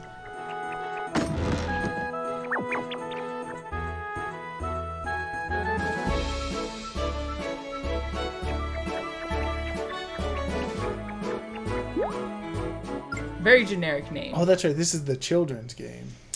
Basically, I saw some screenshots of this game because I bought a Japanese 3DS at the end of last year, and I didn't have any Japanese 3DS games yet. And I wanted, I kind of wanted to start with something that looked easy, possibly, you know, doable. And I really didn't know anything about this game because if you're getting into Japanese games, it's not always super easy for you to find the kind of information that you want about it, like a little synopsis or review. Because in Japan, I found that they just don't quite do things like we do in the rest of the world with like guides for games and reviews and talking about games. Like there's some stuff for that, definitely.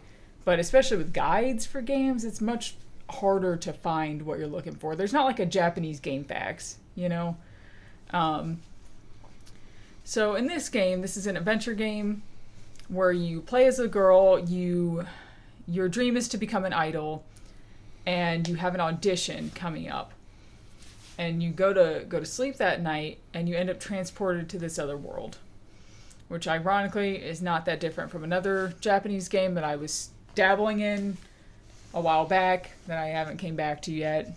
It's a very weirdly similar concept, but anyway, you end up in this other world, and they need your help because there's an evil witch who has been casting magic on people and freezing. It's phrased anyway, quite literally, as she's freezing their hearts. It's phrased literally, but I'm pretty sure it's just it's more metaphorical. Like she freezes their hearts and they're just like sad. She takes a hold of like a weakness that they have or a problem that's been going on, and she freezes their hearts or whatever. So the queen asks for your help. She's gonna give you a little buddy called Kururu, and he's going to be with you, and you're gonna go off and help each of these areas that are in like crisis around the areas surrounding the castle. You go to an area, they tell you what's going on, you see the cutscene of what happened when the witch came and froze their heart.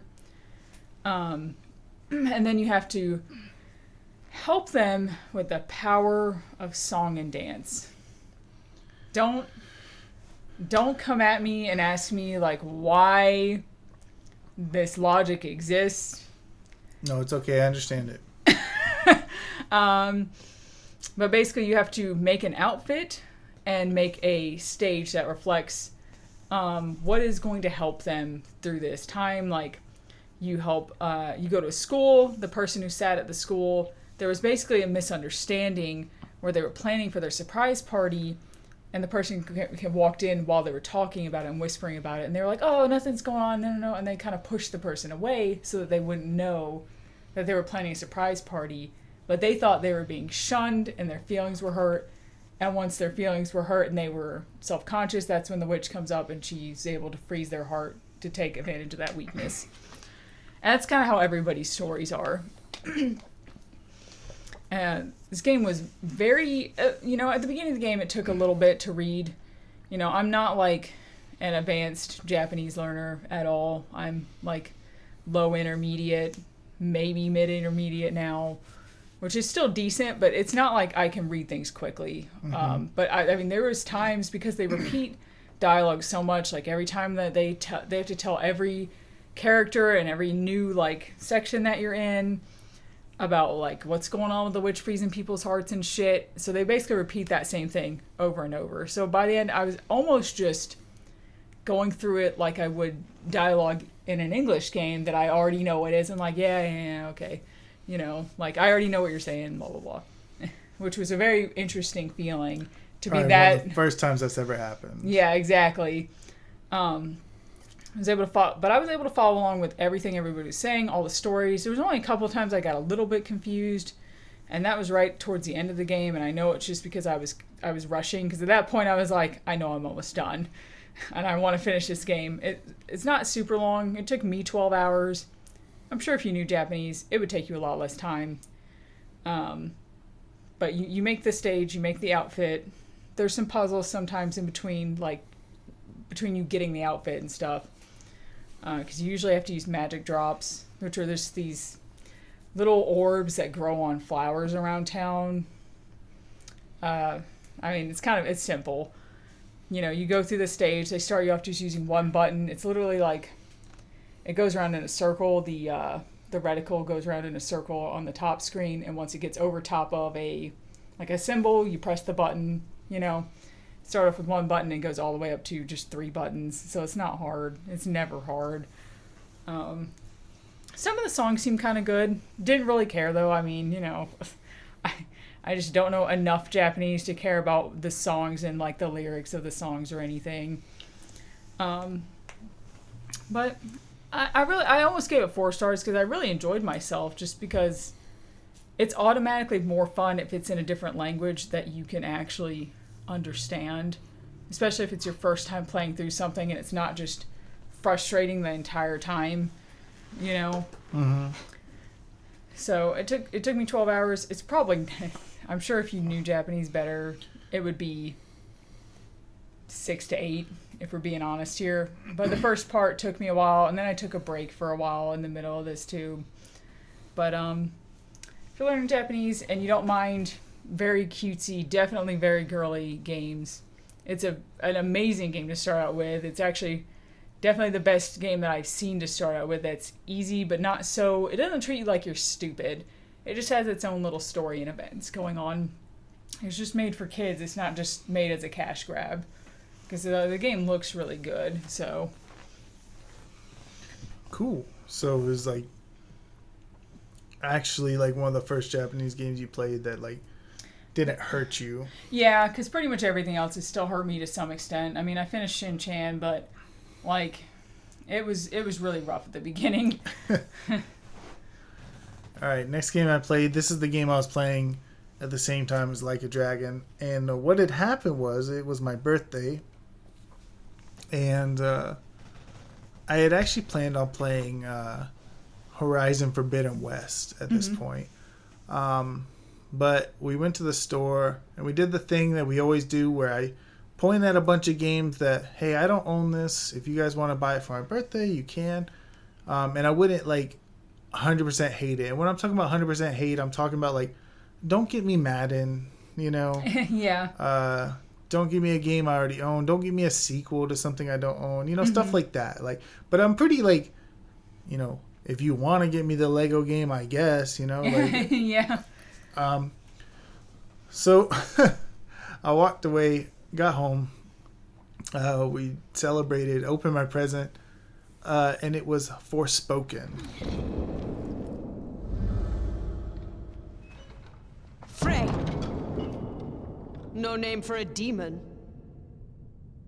I am surprised you made it this far. I'm impressed. Is that actually you? Or are you hiding behind one of your puppets again? I am the one you seek. The one and only. Now, I had an interesting reaction because I was like, "Oh, Forspoken, okay." And I like sat thinking about it for a second. I just looked at my son and said, "This is a miss this year, I think." He said, "Oh, it was right next to Dead Space, but I wasn't sure which one you wanted." And I was like, by Dead Space. But it's okay. This is what's cool about us doing it this way, because I'm not always going to get hits, right? But Forspoken is fascinating, right? Because it was this quadruple A game that was coming out forever. Square Enix, right? Putting it out. Using their own special engine. And they were like, this is the future, and this is going to be a new franchise, and this thing's going to be huge. And kind of came out and bombed, right? People didn't buy it. Reviews are kind of lukewarm to bad. I played the demo actually a while back. Didn't care for it. It was an open world game, and the objectives were just nothing. A lot of like, clear the fort, go to this area, do nothing, fight an enemy. Real nothing burger kind of missions, right? Like they just took what Ubisoft's playbook was and just sort of slapped it on there. There's a big emphasis on running and parkour, and it works good sometimes. Sometimes it's kind of janky. I don't know. There's not like buildings to run up or anything. It's just terrain. But anyway, so when I played the demo, I was like, well, I don't want this. But here I am. I have it, right? So it's an open world game, and it's a big ass open world. So big.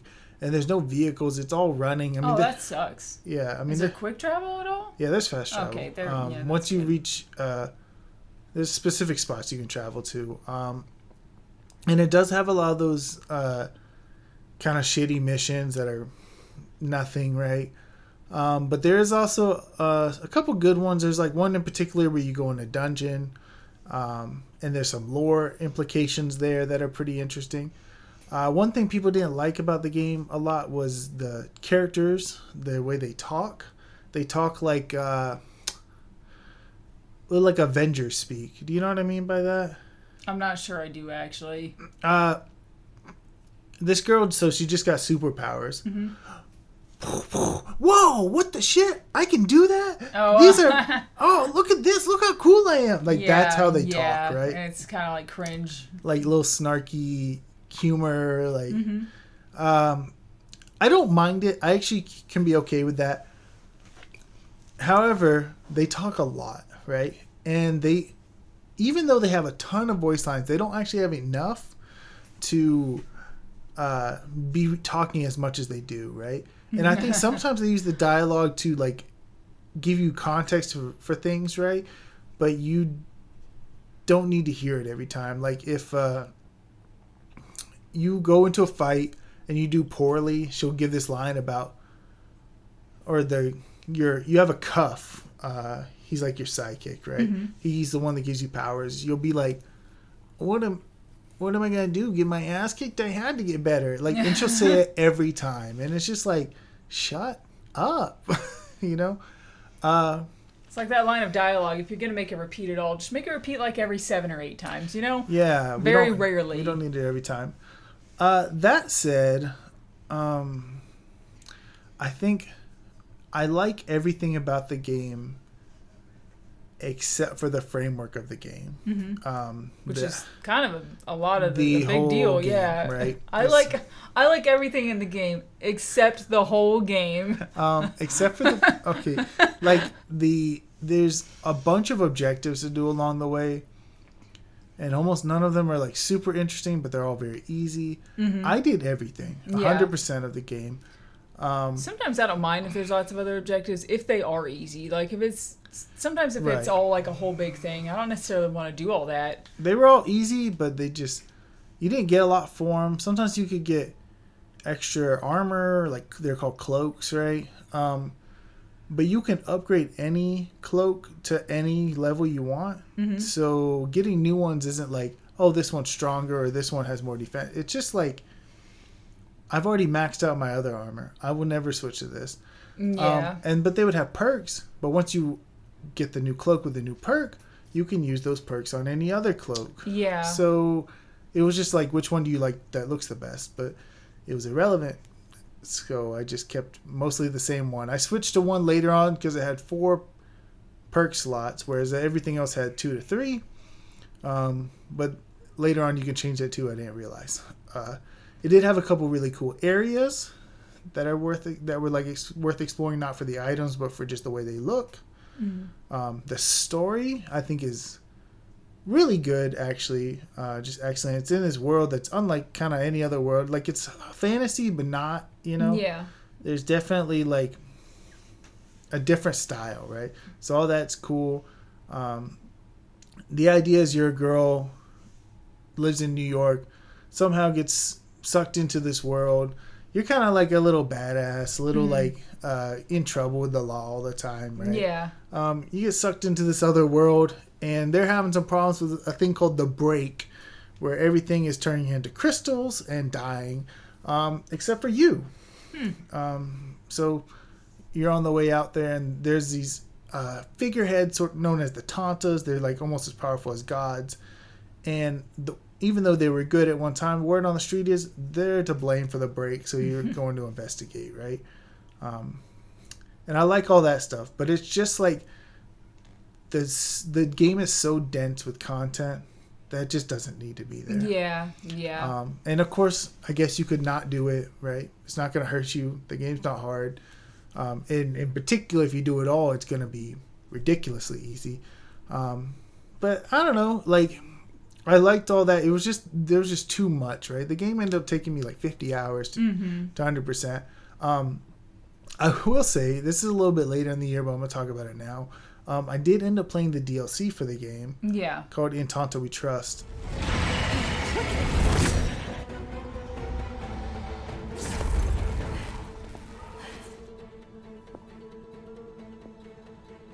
What was that thing? It is the result of one of Aldecor's experiments. Aldecor makes break beasts? Shit. Which was funny, but it just sort of happened, right? I saw it coming out, and I was like, I'm not playing the fucking DLC for this game. I'm not going to play it unless it does this, it follows this story, and is like this. Let me look it up. Shit. It is all of those things. It is exactly what I want it to be. So I was like, damn, I'm going to check it out. And what's really sad is the DLC sets up a sequel, which is never going to happen.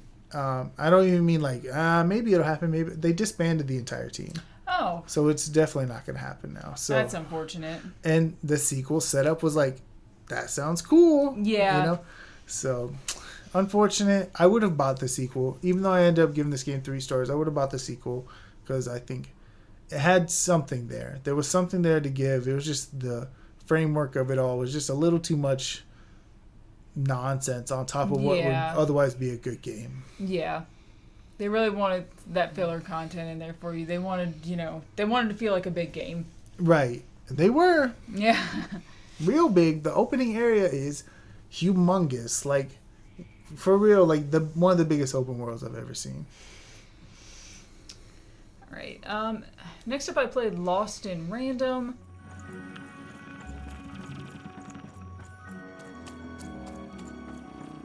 Wait up!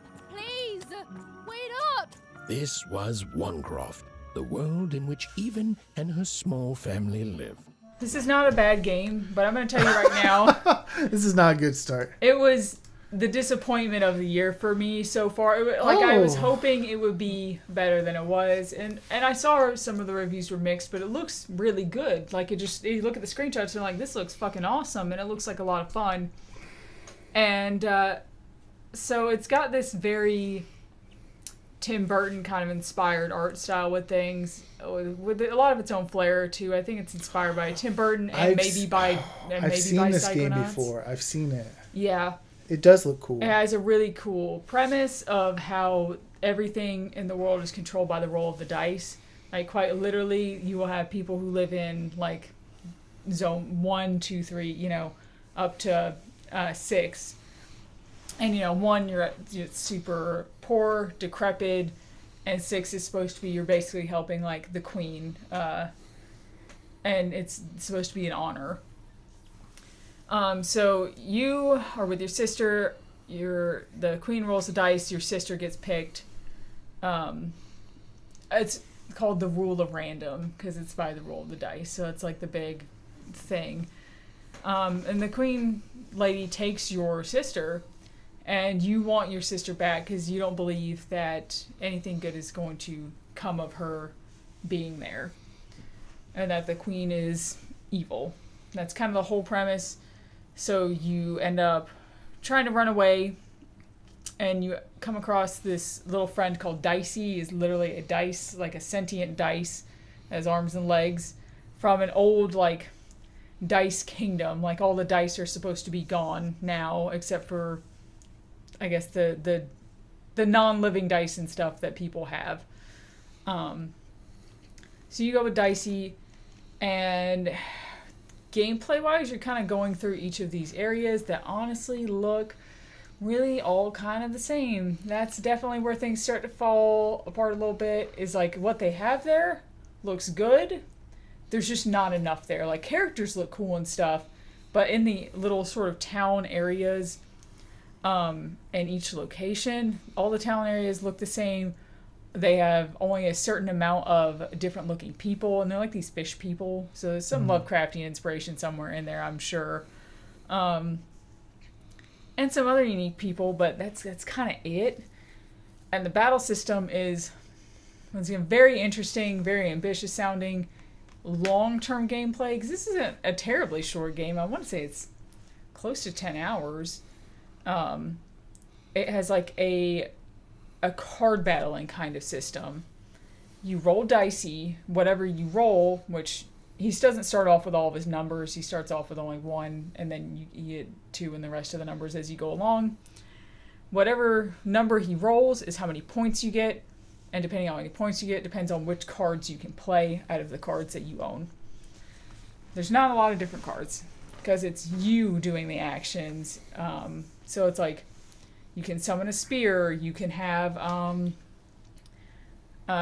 you can use magic, you can get a magic bow, you can use certain other magic that'll maybe throw a large dice that will damage enemies, those sorts of things.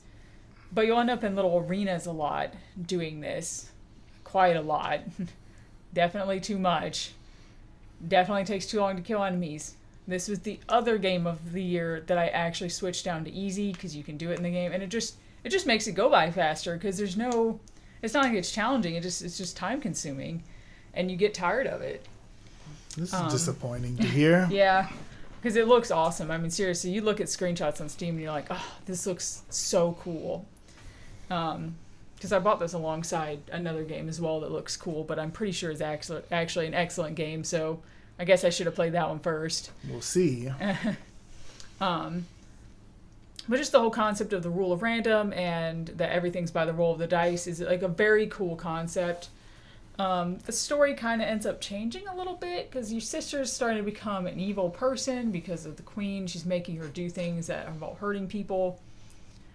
And then it kind of turns into the queen was like keeping her own sister like alive in a bubble. Like, she was right before she died, I guess, but for her sister, that was like she was keeping her locked in a moment of pain by not letting her go. That was where things got weird, because it became not about my sister and about this weird empathy that you suddenly had for the queen in this situation that was suddenly going on. It wasn't bad. It was like the subject of the game changed a couple of times in there, and it wasn't consistent. It's hard for a game to consider someone a bad guy and then at the end pretend like you're supposed to like them. Yeah. We'll see that later in the game I played. But there were some loosely puzzles throughout the game too. There's also some areas where you're not just like fighting them in your little, in a little set area. You're playing it almost like a board game, where every time you roll the dice, not only are you getting the points for your cards, but you have a playing piece that's moving a certain amount forward on the board. Once again, it sounds really kind of cool. In practice, it's just kind of time consuming and you get tired of it really, really fast. It's just too limited in what you can do. There's only, like, by the third area of the game, you've seen all the cards. You've seen all of them, like what you'll be able to purchase later. You only get money from the fights that you do and from shooting little pots around the areas that you're in. Like I said, they all look the same though. So it's kind of like, characters are really cool. I liked a lot of the characters. There's this guy who, he's like the mayor of the town, and you're going to go ask him for something, but he's got this alter ego that goes up into the upside down town up above you. And his alter ego really kind of reminds me of Oogie Boogie a little bit from, Nightmare Before Christmas, which is kind of cool. Like, the way he looks is cool and the way he's presented. And he's literally connected at the head by the other guy. Like, the other guy's hat comes up and it connects directly to the, like, burlap of the other guy. It's really neat, but I just wish it wasn't kind of a chore to play. I wish it wasn't a chore to play and the story was a little bit better, but it was mostly just the gameplay and the areas just not being very different from each other. Like, the characters were very different, like the main characters of each area, but the areas themselves were not. Got you. Kind of reminds me, and I haven't played this game, but kind of similar to things people said about Alice, the first Alice game that came out in 1998. I can see that.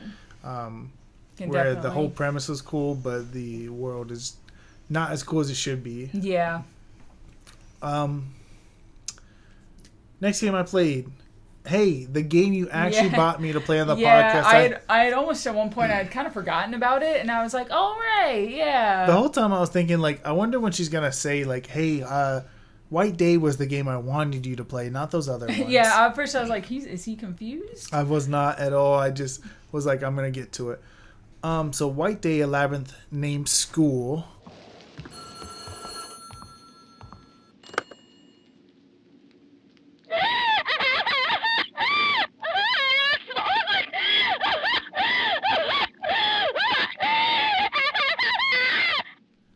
Is a remake of a 2001 Korean horror game, actually. A Korean mobile horror game. Oh, yeah? It is a cell phone game, yeah. Like, on a Java phone? It was a full 3D game. I know it was released. This is a remake of the cell phone game. That is what I know of it. Okay. Because I've seen the PC version, the 2001 PC version. Which I think is a port of the phone. I think that's what it is.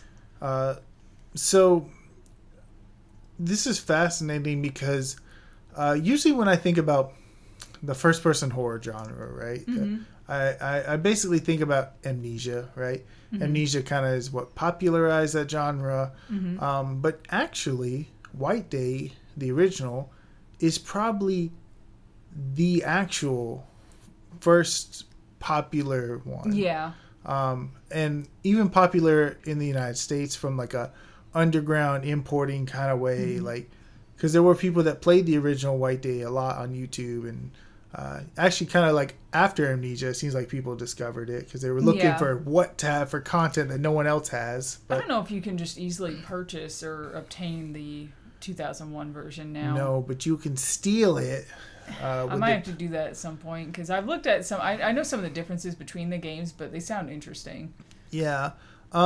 What's kind of funny is like when you look up a guide for the game, sometimes you'll find the guide for the old game. Sometimes you'll find the guide for the new game. And it won't necessarily line up, so, you know. It did every time I did. Okay.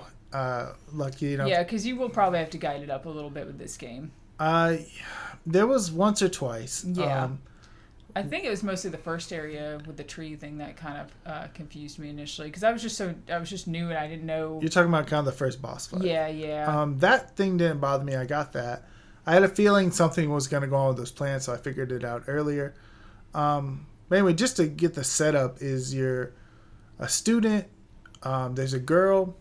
You're macking on her. You want to give her, for our American equivalent, a Valentine's Day gift, right? A White Day gift. But for whatever reason, you don't do it. You punk out. She leaves her diary behind, and you go, ooh, I'm going to follow her to the school, where she's at nighttime for some reason. And sounds real fucking creepy. Okay. You're going to give her diary back, and you're going to give her this gift. You get there. Very shortly after arriving, you see a janitor dragging a dead student's body into a random door that's locked. And you go, oh, this is bad. Front doors are locked. And then this is the game, right? Escape the school, find the girl. You run into a bunch of other characters along the way. Mm-hmm. Some of them are likable. Some of them are very much not. It just depends. There's a lot of different endings. I've only ever obtained Ivy, and I think that's also what you got. I don't remember. You did. I think you said it initially when you beat it. But when you look up the endings, they're not like... You know, it's weird that you're going to say that they're not that difficult to get, because I even went out of my way to try to get them. I didn't say they're... I'm not saying... Okay. I'm saying they're not that different. Different. They're not that different, actually. Like, they're hard to get, but I think outside of maybe one... When I looked them up, I was like, I'm not going through this game again. Just to basically... Because my ending was... I escaped... Yeah. Everything was good, but one of the characters was still trapped in the school. Yeah. And the love interest ran back into the school to save her, and I did not give her the gift. That was I all. Honestly think that is the standard ending that most people get, which is kind of not great. I mean, I know they're trying to encourage you to replay it, but some of this to get like I think the full true ending, you have to beat it on like hardcore mode, which is ridiculous. I watched John Wolf play it, and like the janitor, who's your main enemy throughout the whole thing, he could hear him from literally multiple floors away. Oh, so this is actually what I'm going to talk about. The game just doesn't work the way it's supposed to, right? Mm-hmm. The first couple levels, not really a problem, right? Sometimes the janitor can see you through the windows, through the walls almost, which is a little sketchy, right? You turn on a lighter in a room with all the doors shut, and suddenly you can see you from outside. That's a little lame. But there's a later area. It's kind of like a gymnasium, I guess. It has multiple floors. But that level just doesn't work right.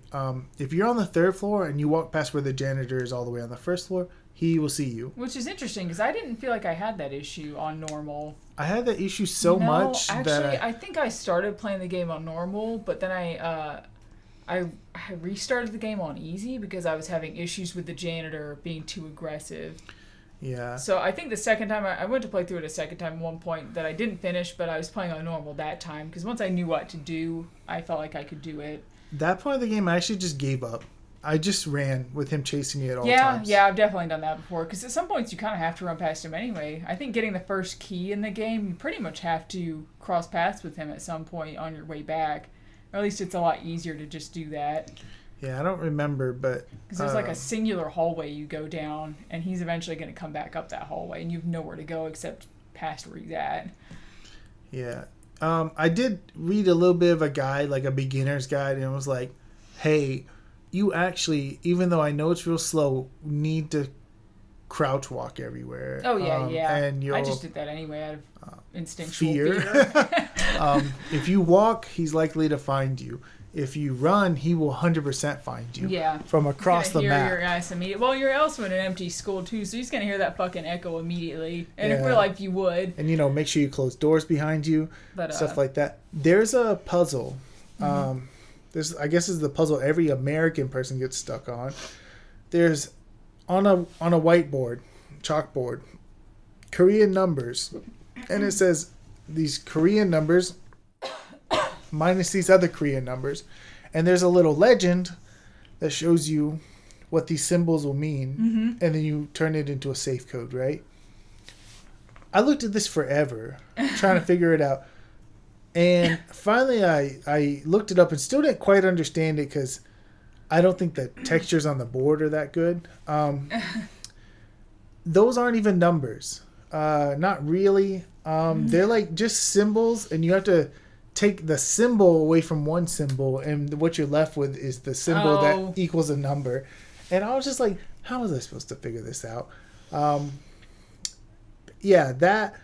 But I do like a lot of the things. The janitor himself is like not scary, so it's like, I don't know. I was really scared of him when I first played for a while. It's just because you hear his keys, and I don't know why that's unnerving, but it is. Like, that's his whole thing, is you hear his keys jangle on his hip as he's closer to you. Yeah, I don't know. He didn't. Or his that and his whistling. I believe he whistles, doesn't he? Yeah, there are a couple other things in the game. There's one time there was like there's a couple times a ghost will just come out of nowhere and pop on you. It's a little scary. There's also in the gym area, there's a couple rooms that just have these creatures crawling on the ceilings. Oh my god, the hair girls. Yeah. I thought that I didn't I was like, well, how am I supposed to get past? You're not supposed to, right?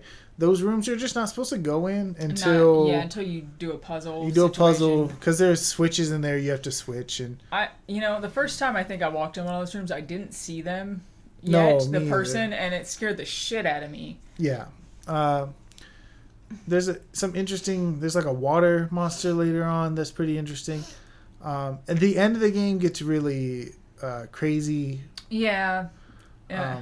In a way, I would say the ending of the game isn't really that good, but I found the whole rest of the game really quite interesting. I don't really know a whole lot of games like it, so not really.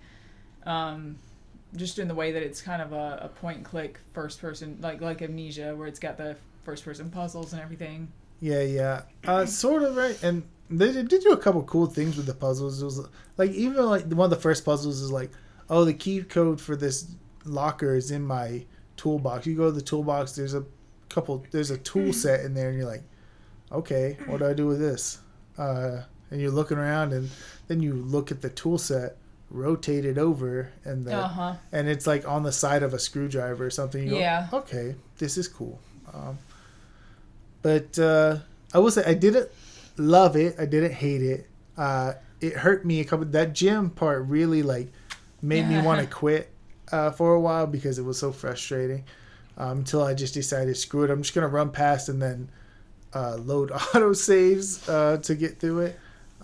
What's interesting is I remember this time when I played it very well, because the game came out around Halloween and I bought it. When it released on PS4, it was only $30. Mm-hmm. So I bought it brand new for just the Halloween season, and that was one of the games I played that year, along with the Outlast trilogy and I think one other thing. But I just remember being so pleasantly surprised at how fitting it was for Halloween and for fall. So I think that definitely contributed to how much I enjoyed it at the time. I mean, it's not like a 5-star game for me or anything, but it was definitely I'm going to play this again at some point. I'll say I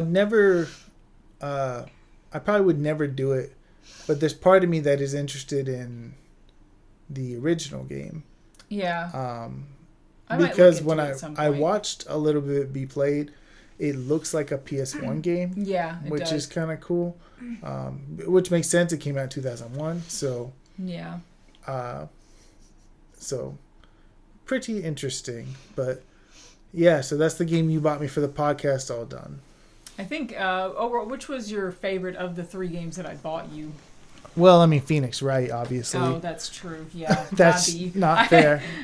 If you're asking which one I like better, White Day or At Dead of Night, then I guess At Dead of Night. Which is interesting. I'm glad you enjoyed all of them, though, to some extent. Even though you got frustrated with the end of White Day. Maybe on easy it's just better with that area. Because it's funny, I almost started replaying it almost immediately after I beat it, which is a really good sign. I don't ever do that, but this was years and years ago.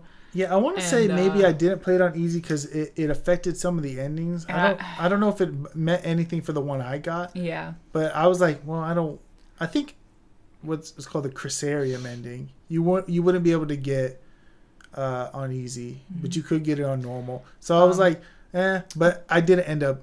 But I knew I made it I made it to the end of the second area, the one with the giant baby.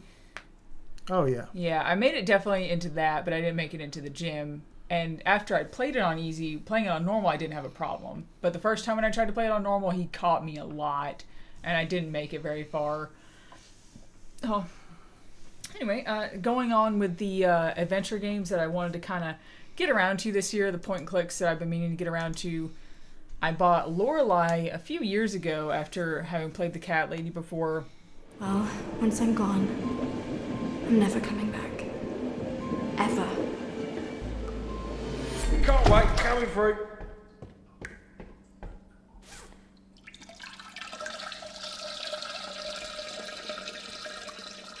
I tried to play it at the time, and I got very unlucky, I guess. Within the first hour of the game, I ran into game-breaking bugs twice. One time the game crashed on me, and the other time I clipped through a wall into a scene that I'd already been into, and I almost wanted to refund the game on GOG because I've never had issues like that before with a game so immediately. And this, you said this same people as the Cat Lady? Yeah. I still gotta play that game. Okay, so this game actually came out after the Cat Lady, and they actually had another game that just came out. It's the Burning House. But I want to get that.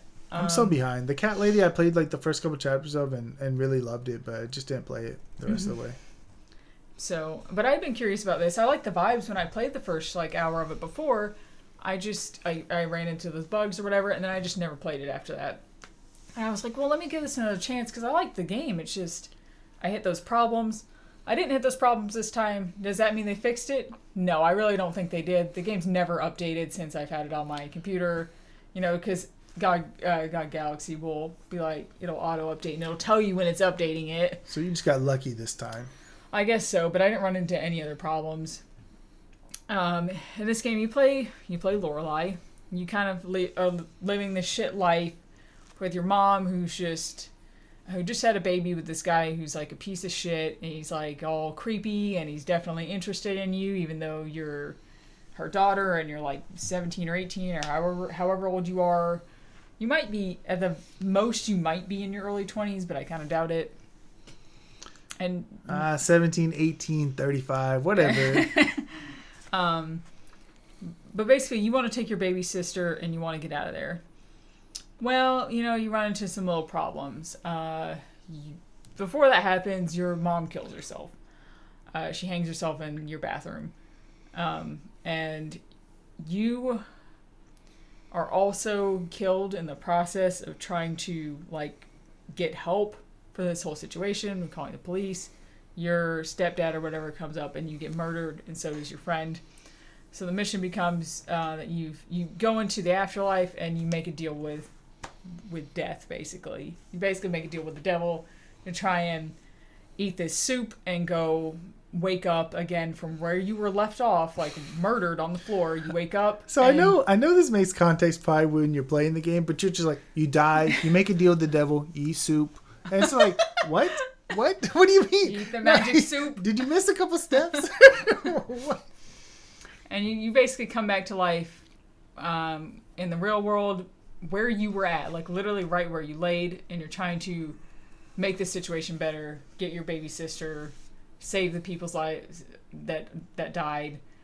And it just, like the Cat Lady as well, has all this dark theming. Obviously, it started off pretty dark to begin with. Is it like a first-person game? Because you were saying you clipped through a wall. I can't even literally understand that. I was literally just looking for an item. I ran towards the wall and into it because I was just going back and forth to see if there was anything. Oh, so it's kind of like the with. Cat Lady, right? It's like 2D. Yeah, playing. It's exactly like that. Yeah. And you just walked into a wall and clipped. I clipped into the wall and clipped into the scene I had just been in, which was like a memory of my dad or whatever. Because I think your dad dies of cancer or something long before. A lot of death. Yeah. But it's kind of like your redemption story, you besting death, and it doesn't mean you're necessarily going to bring everyone back, but you get to a good place, I guess, in life, or at least what is a good place for you in life, where, I don't want to spoil anything, but I enjoyed it. Everything made sense. The puzzles all made sense. It wasn't hard. It was probably even easier than the cat lady was, puzzle-wise. Better than the cat lady? You know, I'm too long in between them to say. Okay. Yeah, I'd have to replay the cat lady. It's not terribly long, though. I mean, it doesn't... Like, the cat lady doesn't, like... It has a style, but it doesn't, like, necessarily look good in a way, if you know what I mean. Like, some textures and stuff are blurry. And, yeah. Yeah, Lorelei has the same problem, but that doesn't really bother me. I know a lot of people hated it, though. Like, people bash on this game in reviews, but I think they bash on the cat lady, too, for the same reasons. And I think the new game they put out doesn't have those issues. Like, it still has the same style, but it's not, like, fucking blurry when you zoom in and stuff, and, like, has all this artifacting on some things, like it was saved as a JPEG. But, yeah, I was really glad I got to play this, and I do want the next game in the series, and it's only like $15, so, you know. And you said you bought this a long time ago, right? Only a couple years. But which even isn't then, really that bad for that's like us. Long enough to where you're like, damn it, why haven't I played this yet? Yeah, exactly. Which reminds, I actually forgot to mention, when I started playing White Day, I just finished Forspoken, and you know, I wanted to play Horizon, but Horizon, Forspoken, yeah, that's too similar. I still have not played Horizon yet. It's coming. There's a couple other games that'll come in between it, but I need some space because that's just too much of the same thing, right? But at that point, I made the decision, like, I have to play some games, right? There's a game coming out that I pre-ordered that I knew was about to take a lot of my time. So I was like, I had basically like a week and a half, and something started getting crazy where I was just beating a game every day. Yeah. I was just like, John, I was trying to keep our stuff even so we wouldn't like go over in the podcast. Stop it. I think White Day took me 2 days to beat. And it's not terribly long, but like it's 8 to 10 hours, you know? So it wasn't short. The next game I'll play is KO the Kangaroo.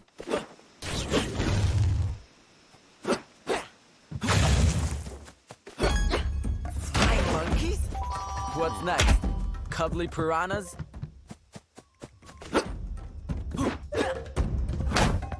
The remake, just so Michelle understands, because she didn't understand it at I thought first. you were playing the original, because they re-released, I think, the original on Steam as well. They did. They released the trilogy, but no. I bought this last year, actually last time I was up here for a podcast. They had the Steam sale, and I was like, oh yeah, I want to KO the Kangaroo remake, because I played KO2, liked it, and this actually just looked more like the most general platformer in the world. Yeah. And yeah, that's what it is, right?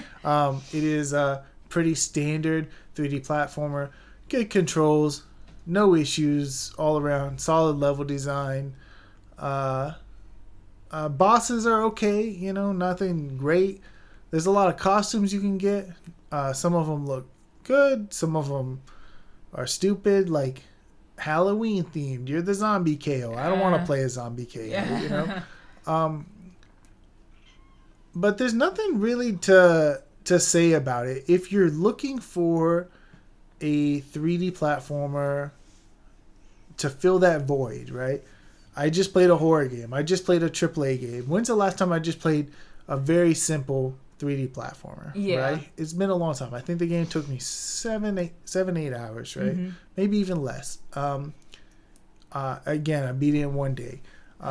It was just pleasant, right? It was pleasant, and I hadn't had a game like that in a while, and there aren't really a lot of games like that out anymore, or maybe there are, and I just haven't.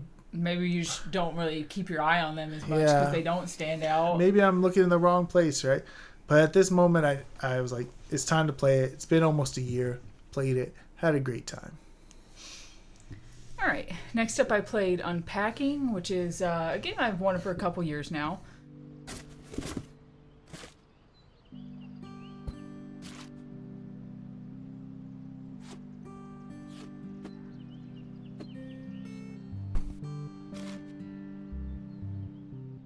And I just hadn't gotten it because it's just too expensive. Price is like $20, and it goes on sale for like $12 or $13, which I knew it was a short game, so it seemed kind of steep. I think that's why I've never gotten it either, right? So, it's like just a little too pricey for what seems like a very small experience. I finally gave up though and just bought it for like $12. So in this game, your only objective is to unpack boxes and put items where you want to put them in the house. And it follows like the years of the different kind of eras of somebody's life, the different years. It'll be like 1999 when you're unpacking your bedroom at your parents' house, to later on, like whenever you go to college and, when you're in your first relationship, all of that. Like you'll see the different homes that you're in and kind of what you carry with you to each home and what you don't. And like whenever you're... Obviously, when you're moved in with a man, it's a very male-centered house already. It's very small and kind of stylish and modern and, like, doesn't have a lot of space for more than one person. And it's pretty obvious, but the next house that you move into, that you are not with that person anymore. And, like, when you go to put up their picture on your little pegboard or whatever... Instead of just putting it up normally, you'll put it up with the pin through the guy's face, and the game won't let you continue because it says the item is in the wrong spot. Because you can put most things where you want them, but some stuff it kind of does want them in a certain place. Like the towels need to be in the bathroom, kind of situation. It'll just outline that item in red or make it kind of flash in and out in red to let you know. And to finish that house, you actually had to take the picture and put it away in like a drawer or something for her to want to continue. But it basically just follows the story of your life until you've found happiness and like peace of mind with life. It's a good game. I enjoyed it.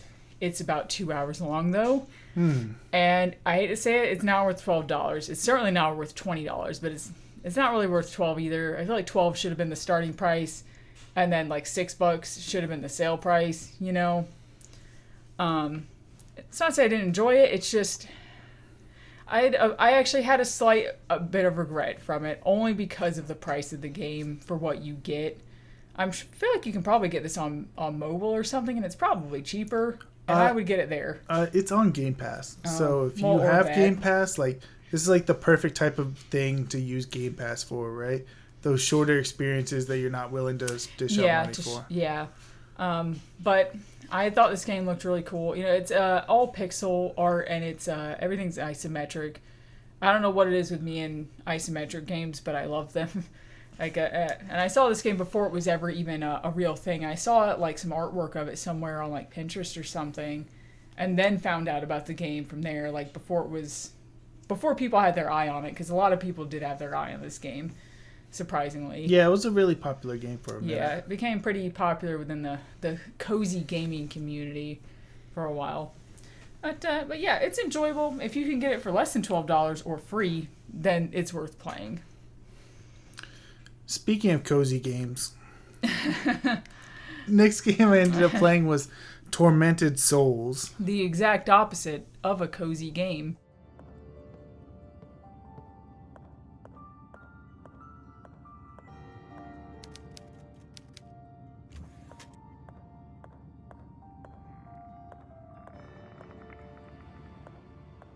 I bought this game the same time I bought Kale the Kangaroo, actually last year. So it was time to actually sit down and play this game. My son had already played it. Yeah. And he was like badgering me, kind of like, yeah, Dad, please play it so we can talk about it. I've wanted this for a little while myself, actually. So it is a survival horror game, and it's a survival horror game, right? It is Resident Evil, right? It is. Is there any Silent Hill in there? Is it Resident Evil, Silent Hill? Just this is more Resident Evil? Probably more Resident Evil. Maybe a little bit of Silent Hill, right? But not as much. But there's a little bit. You get a letter. I forget exactly what it says, but it alludes to the fact of them knowing something about your past. And they're at this place, right? Is it something that you don't want them to know about your past? Like, are they blackmailing you? I think I forget the exact context, but maybe you don't remember much about your past, or and they know something that you don't know. Or I think they show you the letter. Oh, the letter says you think you can just leave us. And you're like, leave who? You're like, what the And fuck? on the back, there's a picture of 2 girls, and something about it triggers something in your memory. It hurts your head type of stuff. I don't know why. The second you said 2 girls, I just immediately thought of Fatal Frame. I was like, what? Well, so anyway, you go to this place. I forget. I think it might be a hospital or a mansion. Standard survival horror stuff, Yes. a hospital or a mansion. You will spend your entire game in this one location, so it's not like Silent Hill where you move between dungeons. You spend your entire Huh? You're describing them as dungeons. Okay. I know what you mean. We're gonna take a little side conversation. Silent Hill is just Legend of Zelda. There's an open world. You explore. You fight enemies. Find items. You go into the dungeons. Collect keys. Open doors. Fight a boss. I'm gonna need you to not make this comparison. I'm not okay with it. All right. It's just Zelda. There are tank controls if you want them, but it's weird. If you're playing on an Xbox controller, if you use the analog stick, it's regular controls. If you use the D-pad, it's tank controls. Kind of cool, but if you use the new Xbox controller, its D-pad is trash. So I don't know. I end up using regular controls. There is a little bit you walk through a camera angle and you do the thing where you wiggle around while you try to figure out what the hell direction you're going. Get your orientation in a minute. Yeah. This probably has some of the best puzzles I've ever had in a survival horror game, period. Nice. It isn't... There's definitely a lot of, here's a key, this key goes to this door, right? There's a lot of that, but there's also just a lot of just creative... There's simple, don't get me wrong, but creative puzzles, like... I'm trying to give a good example without spoiling too much. I don't know. I don't want to give anything away. But they were really good. That's all I'll say about it. Yeah. There was weapons. There's combat. The enemies are not too annoying, right? So as long as you keep your distance, everything's going to go mostly well. Mostly well.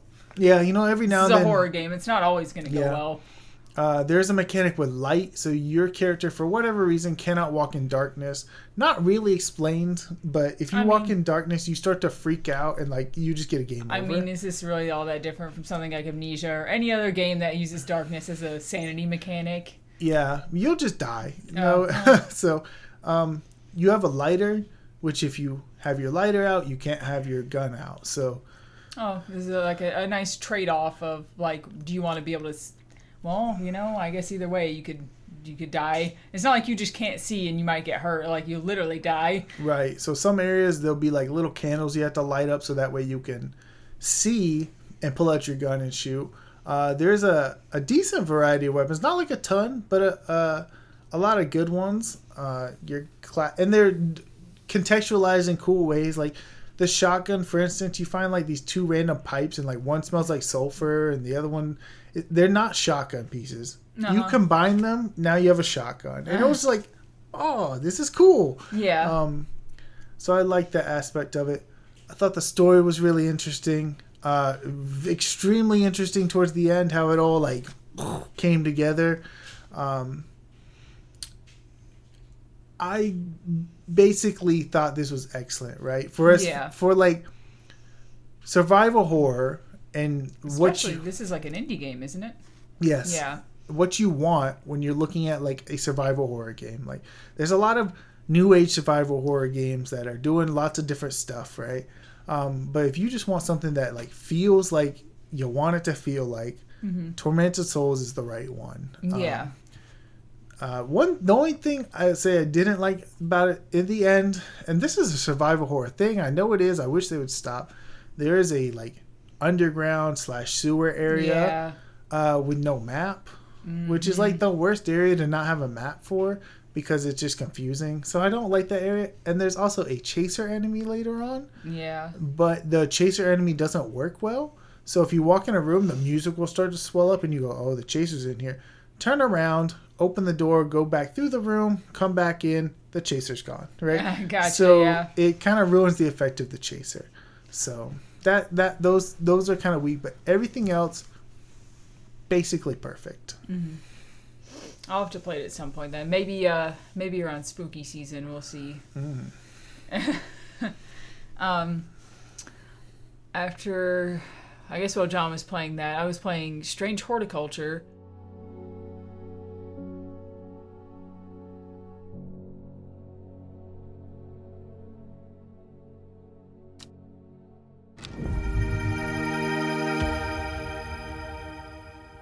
Which is weird because I went out of my way to buy this and Unpacking, just a couple more chill games to play. I hear about Strange Horticulture a lot. It is very popular. And you run your own plant shop where you specialize in not just any plants. There are usually a lot of rare and unique plants in there. I mean, there's stuff that you've heard of too. You know, you've heard of like wolfsbane and stuff like that. But basically, people come up to your shop. They need help finding a certain plant. You have to use your book to identify the plant it is and what they want. And as people come up to your shop, you will learn about this kind of Lovecraftian story that's unfolding. And you can choose to help or sabotage certain either individuals or groups of people to affect what happens at the end of the game and who lives and who doesn't. Depending on what plants you give them. Because they'll say, I'm looking for this kind of plant, and then you'll have an option of, one of two. They'll be like, do you want to give them this, or do you want to give them this other one, based on what information you know. The thing is, the first time that option came up, I just thought this was a win or lose kind of scenario of, like, you should pick the correct one and give it to them, not like... And then I was like, oh, I see how this works. Like, the whole story is just going to unfold through what these people are telling me, what letters I'm given by the postman, and like what clues are given to me, because they'll give you clues. You can open up your map and kind of like go to certain areas, not like physically go. It'll be a screen that it'll be text that comes up and maybe a little illustration telling you what's happened at the place that you went to. Most of the puzzles are, I won't say that super easy. You do have to think, but they're not hard. There's only a couple things I had to look up because I got a little confused about how, like, exactly what the hints were asking me to do, the little hint cards that you'll get every day. Whenever the plants that you have obtained, some of which you find based on hints around the map and things like that, they'll be put off to the side in a section of shelves. And the problem is, those shelves get very, very full by the end of the game. You can label the plants whatever you want to label them. So once you've identified a plant, you should put a label on it, or a little label tag, name it, and then whenever you hover over it, the tag will come up and be bigger so you can see what you put. And I had a section for plants I've already used and have, named and whatever, and plants that I have not used and stuck off to the side. But it's so full by the end, and sometimes because of the background of the shelves, it's like a greenhouse background, but it's like always stormy and rainy behind it, so it's very dark. Like, in that whole section is kind of dark, and sometimes the flowers or whatever that you're looking for and the leaves, they just don't stand out enough from the background, so you're kind of like, squinting and looking around and like, is this the one I want? Like, does this have the right, are these flowers dark blue or are they black? Like, I can't tell. Stuff like that. Those are probably my only real issues with the game. The story was interesting. I think I already got basically the best ending. I guess it's the second best one, but in my mind, like, when I read the first one and the second one, and they're not that different other than that one person either lives or dies. I think in the best ending, them dying is considered the preferable ending for some reason. Well, because they're like an antagonist of sorts, but you saved them. Yeah, and I was like, I don't know. So it's not like it's hard to get. I think there's only one other thing I could have done differently that would have given me the quote-unquote best ending, like when I could have chosen to sabotage somebody else. But it's a very enjoyable game. It is a little bit more, maybe a little bit more of a casual play, but still super, super good. I think it's worth picking up. I can see why it got popular. definitely a different kind of game. All right, next game I played was Masao.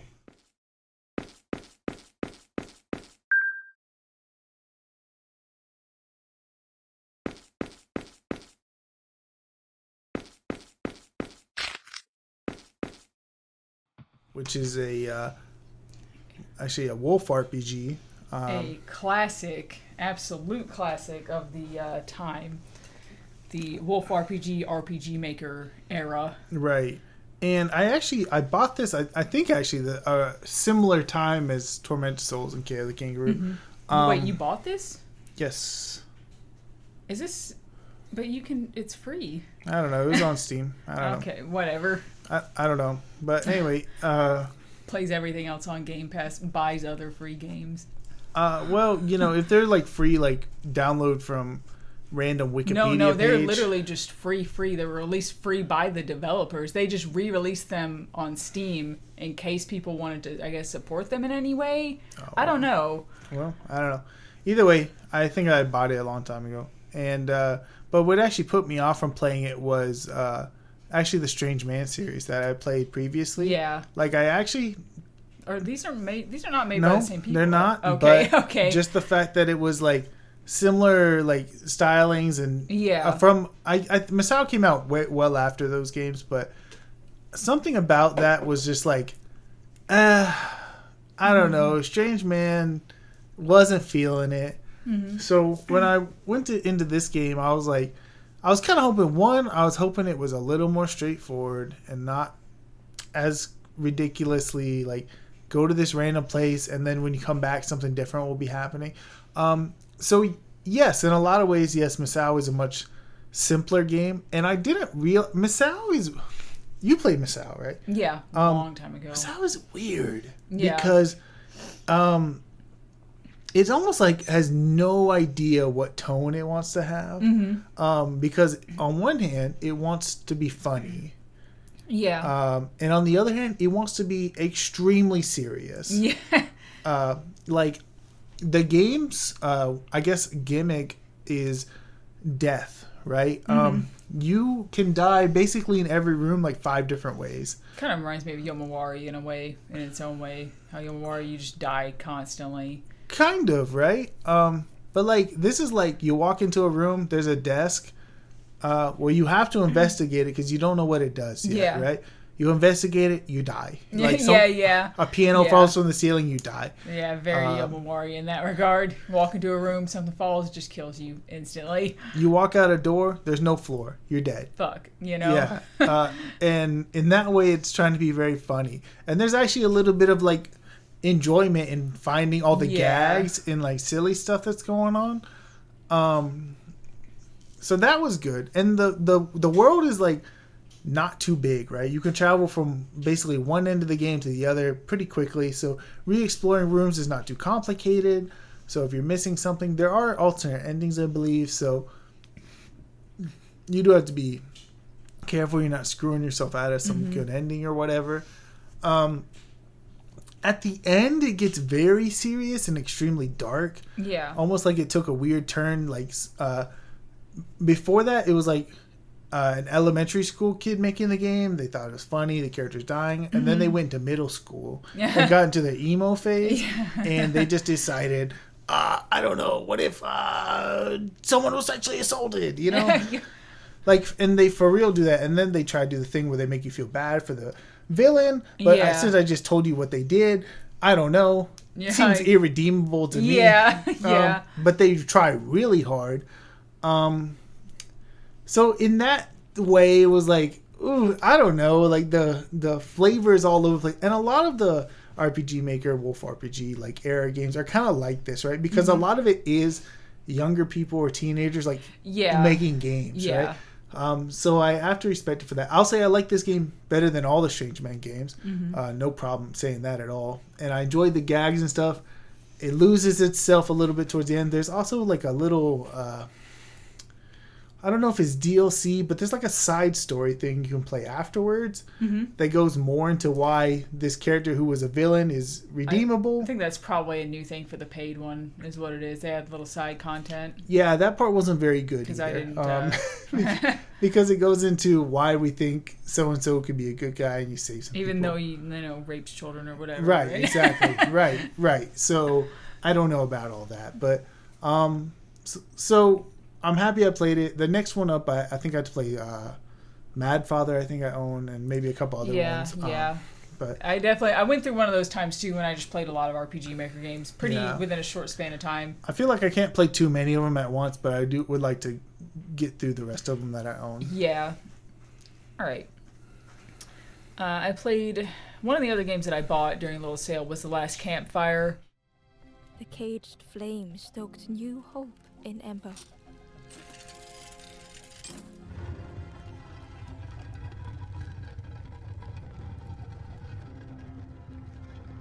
It goes on sale pretty routinely for like $3, and I've heard, it's a relaxing game, a chill game. It's funny because it is, it's a, 3D puzzle game, basically. You're trying to help, you're a little dude, I don't remember what they're called. You're a little guy, and I didn't quite understand at the very beginning of the game what was happening. Basically, when they're at the end of their time, they go to this place. I guess the goal is for them to do what they want and pass on, but somehow they're all these characters, all these little guys that are like you are becoming forlorn and they're becoming trapped there instead of moving on. Like, I guess they're in this like in between before they die. And it's very upsetting for them to be trapped there. I guess, they're in a way kind of like purgatory, I guess, but it's not like a horror game or anything like that.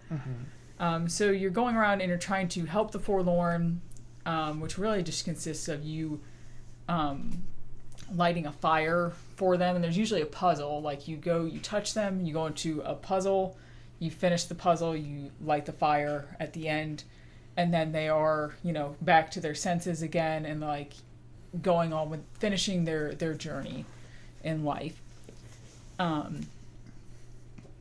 So you're doing all that. There's several different areas. There's like 3 main areas. There's like a foresty area, a kind of ruinsy type place, ruinsy swamp type place, and then there's another place that is just an actual just a ruin with a bunch of water and you're on a boat and stuff. Very cool. I really enjoyed the puzzles. Some of them were actually a lot trickier than I expected them to be, because the first ones that I started off doing were like mega easy, and I was just like, oh, this is a really casual game. And I was definitely proved wrong after a certain point. I had like a Professor Layton type puzzle where I was sitting there for like 20 minutes working on the puzzle, and I was just like, Jesus Christ, why can't I figure this out? But it was a good puzzle. Some of the first ones just involve you moving boulders certain places or using objects to get boulders down where you need them to be and that kind of a thing. But there are other puzzles that involve you moving light to be certain ways, trying to get it's like a snake-like set of platforms over to a different part of the level, but you also need to be able to get on those platforms at some point to get to where you need to go in the level. It was really interesting, and it had me sit for a minute and think about stuff. But your goal is to catch up with whoever is causing your other little friends to become forlorn, and kind of explain to them like you have to let it go, like you have to let them leave. They don't want to be here. Like you have to have hope that there's something better after this, or that there's something else left. Like you can't just lose all hope in life, and that this is just that the end is the worst thing, because it's not for these people. Like you're leaving them unhappy when they're trapped here. So I had like this whole big thing about hope and loss, and it was much more than I expected it to be. I really didn't expect it to like have an overarching story that mattered a lot, but it was really good. I really enjoyed it. All right, so the next game I played was something called 5 Dates. I get a bit aggressive when I'm passionate about something. Passionate. What? It's passionate. You said passionated. Oh, shit. Mierda. Sorry, it's the wine. So what happened here? I played Masao, right? Mm-hmm. And then I finished Masao. And actually, you have an Excel spreadsheet. But if you look at I remember I'm on night shift. So sometimes I beat something on one day, then beat something on the next day. That's the same day for me. Yeah. Right? So Masao was beaten. And it only took 4 hours, 5 hours, something like that, right? But I had some more time on my hand. So I was just scrolling through my game, saw this game called 5 Dates. And people had like 3 hours logged into it. So I was like, okay, this is what I'll play. It's an FMV dating sim. But, so weird. But plays it very straight. I was actually like, I didn't try to look up too much about it because I was like, I bet there's like a twist, right? I bet there's like, it leads to something or there's something darker going on or no, it's not. It's just there's like 5 or 6, maybe 7 girls to pick from. You just look at them based on their interest and their photo and you set up your profile. It's like a Tinder profile. And then you match up with them and then you just go through an FMV conversation where you ask each other, or she asks you questions, you ask her questions. It's all just you pick choices, right? Yeah. And then after the first 3 dates between the 3 girls, it goes down to 2 girls, and then your last date with the girl, and then you get an ending, right? So I went through this game. It did not take 3 hours. It took an hour and a half. Oh, wow. Picked the girl that I liked. Or like the most, right? No one's perfect. I'm not trying to be picky, but these people had flaws on purpose, and they revealed them very quickly into our date. So that way, it was a chat. It was I mean, when you only have an hour and a half to basically pick who you're gonna marry your date for long term or whatever, I guess they have to throw it in there pretty much immediately. I got to the end of the game. Got I guess what's called a bad ending because after the last date, the cutscene was like, yeah, it didn't work out between us, blah, blah, blah. And that was it.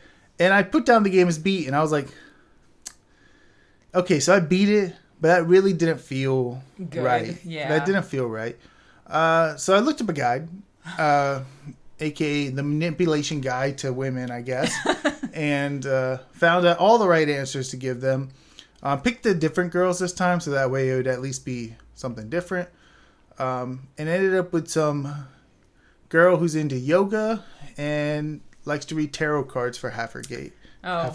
Okay. So it wasn't on purpose, but she was the easiest one to do. So the hardest one to do was like, there was a nurse lady, and it was like, if you didn't do her flawlessly, she just wasn't interested in you. It's like whatever, but I'll say the acting was actually pretty good. I know they make a lot of other FMV games. Like, if you've seen FMV games on Steam, there's a good chance it's one of theirs. It's such a weird resurgence that we've had with FMV games over the years. I think it has something to do... I noticed a lot of them are, like, Canadian or something. Yeah. So there must be some type of... They're able to get, like, film grants or something from Canada to enable them to do it. I don't know. These guys also make, I think, some horror game ones. So they're all over the place. But... it's just kind of interesting. Earlier in the year, I played at Dead of Night, which is a FMV horror game, sort of. And this is just a straight-up FMV game. Like, you just listen to people and make choices.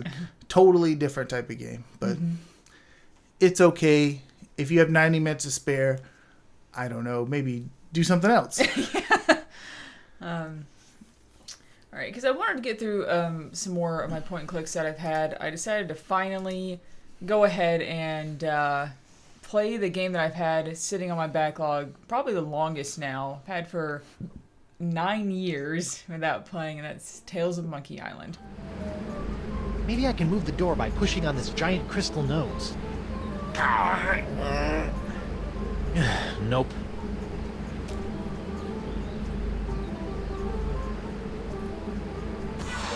I was actually confused by this because when I saw it, I was like, I swear she's played this game before.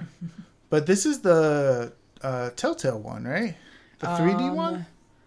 There's several 3D ones. There's a lot of Monkey Island games. There's like Is 6. this not the 3D one? It's one of the 3D ones. But it's the one that Telltale made, right? Maybe unsure. It looks kind of like PS3 graphics a little bit. Oh, it looks no. not even like PS3 graphics. It's a little. Is it episodic? Like this? Yes. Okay, yeah, it's the Telltale one. I played because I was thinking it was the original one. And I was like, I could have swore she's played this. Have you played it? I played both the first 2 games. Yeah, that's what I thought. I was like, dang, I know she's played it And before. one of the other ones, I have it on PS2. I just can't remember which one it is because the names are so similar. It makes me confused. Yeah, I think there's Tales, Return, Curse. Yeah, Curse. There's the new one coming out, right? There's one that's already been out for a while. I feel bad. This year. This year? I think so. I think early this year. Maybe It has a strange art style, kind of. Not to me anyway, but I know what you're talking about. Okay, so that one came out. But yeah, it's been on backlog a long time. I bought it a million years ago on GOG. It was on sale. It was like $5 for all the episodes. And I'm not like the biggest Monkey Island fan necessarily.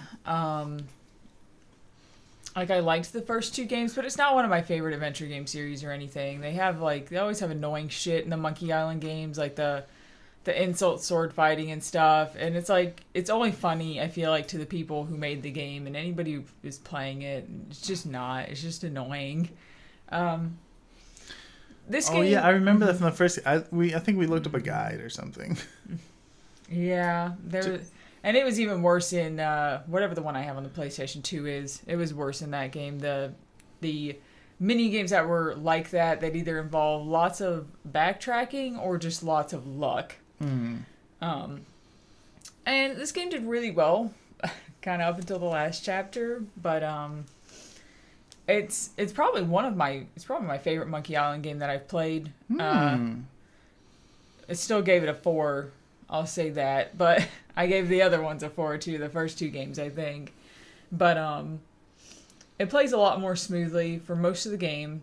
The chapters are pretty cool. At one point you get swallowed by it's not like you get swallowed by a whale, you get swallowed by like a giant manatee or something while you're trying to find the manatee mating grounds to get this, oh my god, what's it called?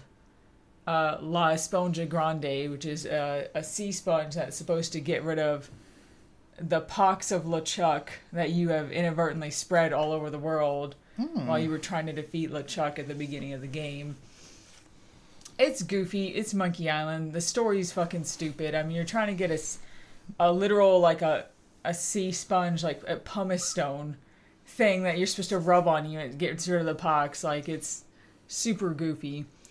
And the last chapter was the only one that I kind of didn't like. It starts off looking pretty cool, the whole area that you're in. But then the puzzles just like wreck it real bad. You have to go back and forth like 20 times between the same areas to do the puzzle. Like, I need this item, let me go do this and get that item and go back over here and then go back over here and then go back over there again. And at that point I was using a guide because I was like, this is annoying and it's taking too long. I can't, I don't want to waste any more time on this right now. It runs pretty good. I had a few issues with the GOG release. There's a couple bugs that you have to go in and you have to delete some files from the GOG files, and then you have to only open it from the application like exe in that folder. You cannot open it back up from GOG Galaxy or it will not work still. That's not just a minor issue. That's extremely issue. Completely game breaking. It wasn't hard to fix. Like, once I realized, I mean, at first, because I just kept trying to open it up from GOG Galaxy after I deleted those files that people told me to delete, and it would still freeze, and I was like, oh, this sucks. I don't know if I'm going to finish this, or more likely I was going to try to find some saves to download from somewhere that just went right past that part. But I got it to work, and I was happy I got to see the end of it. It's hopefully I don't let another game just rot on my backlog for 9 years, or almost 10 years. I wasn't going to let it get to 10. That would be terrible. John says, thumbing through his backlog of games from 20 years ago. And yeah, it's a good game. Still my favorite Monkey Island game, despite the fact that the ending was kind of annoying. But I also feel like that's just kind of par for the course with Monkey Island and with LucasArts, Lucasfilm games in general. I know this was, I'm pretty sure, like you said, partnered with Telltale on this one. Mm-hmm. But the original games are made by Lucasfilm. Mm-hmm. So, yeah. So speaking of games that have been in your backlog a long time. It's lined up really, really well. Perfectly. Yeah. I played Machinarium.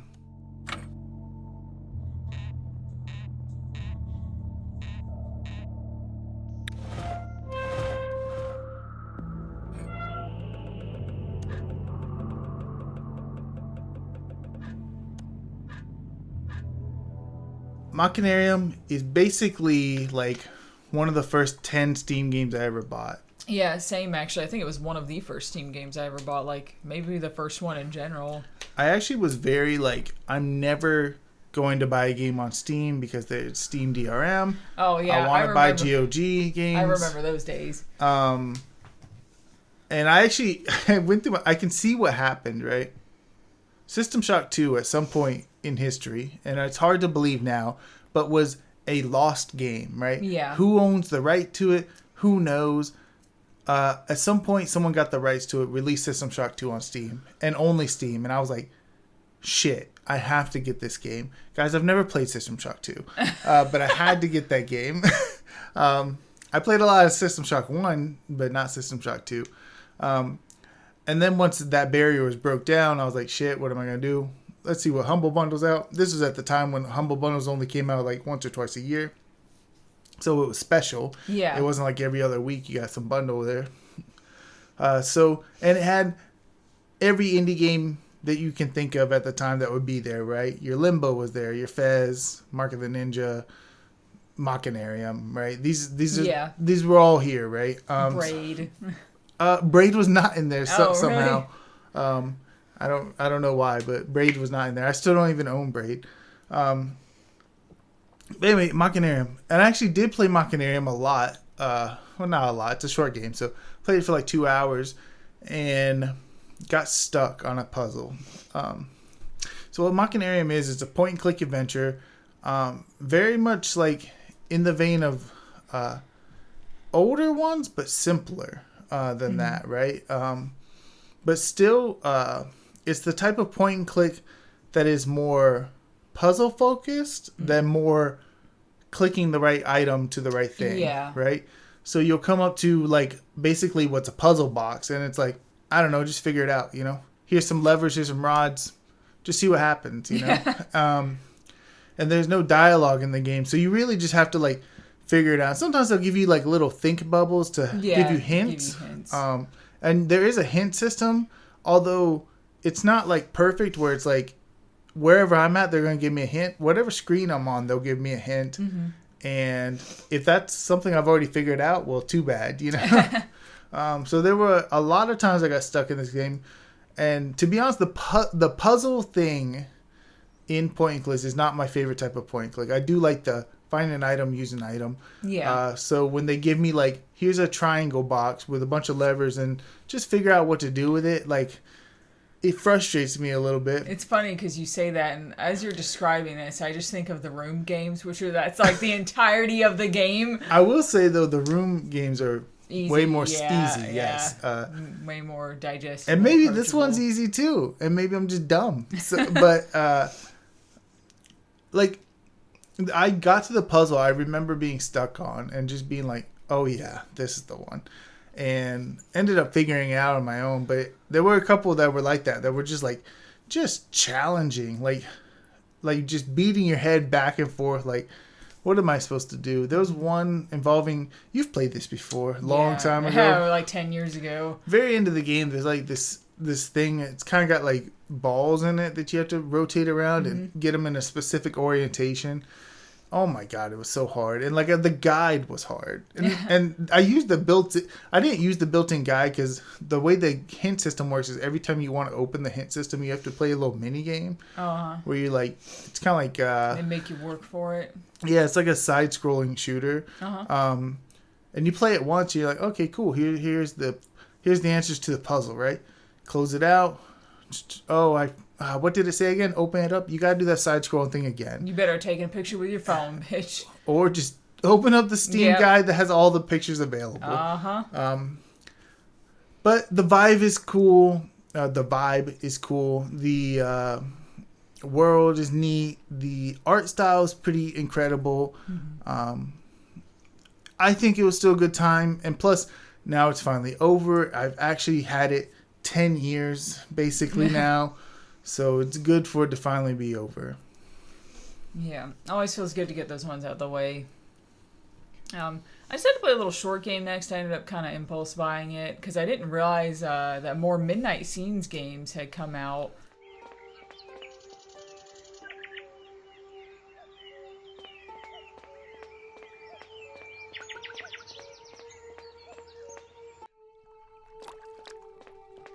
And I played the first two, which were black and white, very Twilight Zone kind of inspired games. I played the first two. Yeah. There's two more now, so there's this one. And I'm also, you were saying these are a little bit more substantial, because the first two were cool, but they were also like 10 to 15 minutes long. So yeah, this is a little bit longer. It's not really so much of a game, so much as it is just an interactive, like, narrative experience a bit, to be honest with you. However, this is the game they released after this one apparently is a direct sequel to this game, which is cool, and I kind of want it. But basically, you and your sister are left home alone with the babysitter. You go out to the other side of the lake to hang out a little bit because you convinced your babysitter, who's babysat you many, many times before. There's a family friend or whatever. You convince her to take you out there, and you go out there and play, and you're like, I want to go look for my car, my toy car or whatever, and you go look for it, and I guess you kind of have an issue with your sister going missing, or not, I'm sorry. No, that's right, you're able to make it back. You see something in the woods, you get scared, you go back home, you see your babysitter. You sneak out of the house, or you think she's sneaking out of the house, and they're like, oh, she's going to go see her boyfriend. We have to document this for our parents so we can tell on her. And you're trying to go to the lake, and your sister falls in, and you're like, fuck, I got to go get help. And everything just starts to go downhill. This game is in color. The other games were in black and white. That's actually kind of weird. Yeah, I was like, oh. But it's got like a VHS kind of aesthetic that actually looks really good in this game. I was going to say, as soon as you said VHS aesthetic, I was like, ugh. Sometimes it's overdone. I think it looks quite nice here. It's subtle. It fits in with all the sprite artwork and everything. It's only like 45 minutes long, so it's kind of like I can't really say anything else without just telling you what happens in the game, you know. Right, and I would like to play this eventually, and the fourth one, since you say apparently it's supposed to be sequel. This one's only about 30 to 45 minutes. I'm not sure because I felt like an idiot because I'm playing the game and I'm like, there's like no music or anything in this, and I was like, and then I got to a few spots where it was just like seemed like nothing was happening in a scene, and I was like, I'm pretty sure there's sound playing right now and it's not playing through my speaker. So I had to X out the whole game, which you can't save. So I had to restart, and I was already like 20 minutes in, so I had to restart and replay that part. I didn't even think about that aspect. You have a Bluetooth speaker, which is how you listen to your audio on the computer. But like, there's so many games, because I have an issue with my headphone jack, right? Yeah. So many games where like, if I tap my headphone jack and it switches audio devices, the game will never get back to headphones. So with the Bluetooth speaker, sometimes you probably don't even know. You're like, what happened?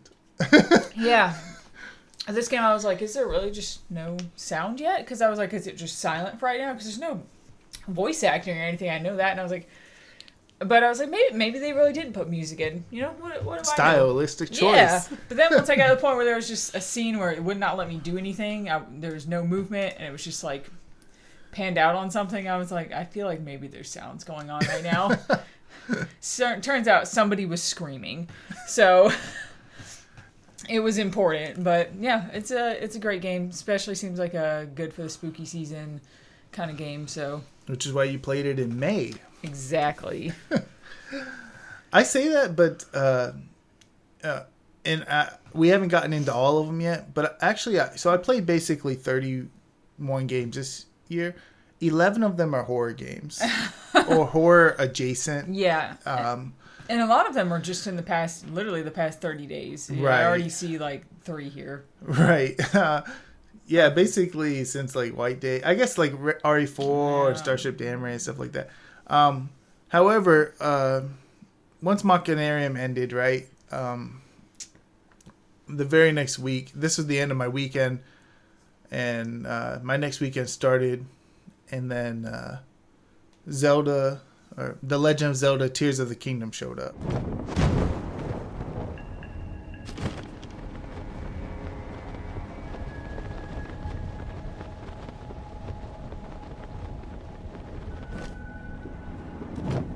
Hey, remember Breath of the Wild?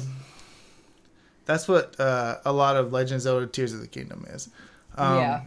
So, if you liked Breath of the Wild, you're basically going to like Tears of the Kingdom as much, if not more. There is a lot more going on. The biggest thing, which I'm sure everyone's seen, right? The whole Ultra Hand thing where you can grab objects, combine them, connect them, make vehicles like Banjo-Kazooie. Nuts and bolts. But, so yes, that's an aspect of it. It does take a little while to ramp up. Because at first you like... I've heard that. Yeah. Because at first you're like, oh, here's a wheel and here's a platform. I'm going to make a little vehicle. I'll attach a fan to the back. You stand on it. You drive like 5 meters, hit a rock, and you go, oh, I can't steer this. So you have to wait until you get like some way to steer it. So you can't like... I mean, you can, right? Because you can go anywhere. But if you don't know where to go, you can't just break it wide open right away. It is like Breath of the Wild, sort of, where you can go anywhere. You can go right to the final boss immediately, fight him. It is Ganondorf this time. So I will say, if you've never played Breath of the Wild, this game does not expect you to know anything about it. It mentions the Calamity one time in a diary that I saw. After that, never again. So it's its own separate story entirely? Yes. Okay. It's almost like if this one had came out first and the Breath of the Wild came out second, besides the gameplay additions, you would be like, yeah, story still makes sense. Yeah. Might even make sense more considering Ganondorf's usually the weaker version of Ganon. But not in this case. So besides the Ultra Hand stuff, which is pretty excellent, and just like Breath of the Wild had a lot of that, like, am I even solving this puzzle the right way? I don't know, but I'm doing it this way. This game is like that with almost every puzzle. Like, I don't know. Like, it clearly wants me to build this bridge, but what if I just get a platform, drag it all the way to myself, and then jump on it, use the time reversing power, which you also have, and just fly across the... And that works, you know? You can just do all kinds of weird stuff like that. Sometimes there'll be objects lying around. You're like, I don't know. I'm not going to use any of that. I'm just going to do this. I'm just going to put a rocket on my shield and fly to the top. Yeah. Which sometimes works and sometimes doesn't. There's also the new power where you can dive through surfaces that are above you. Yeah, I've seen that. That's one of the craziest things in the game, actually. You can do some wild stuff with that, right? And you can go through a lot of platforms that you build too. So if you build a platform, put it up there. You're real quick before it falls. Fly yourself up there. Yeah. It's going to be real interesting to watch people speedrun the game. There's also the, of course, the entire Sky Islands mechanic. Yeah. There's this whole thing going on where land has been floating into the sky. Some of the land was already there, but you didn't realize it. But there's the whole Sky Islands mechanic, which is actually a little... There's less of that. You spend less time up there than you may think based on trailers and stuff. But that's the cool thing to show in the trailers, just jumping off of the islands in the sky and just... And I mean, you certainly do that. Yeah. But you have to go up there, and usually, like, each island is kind of its own puzzle, so it has its own thing. Some of them are treated like shrines, where there'll be, like, a crystal, and it's like, hey, the crystal's over there on this floating island, and here's where the shrine is. Bring the crystal over here. And then there's the whole challenge of how do I do that? You know, what crazy thing do I build, or what mechanics on the island are there? But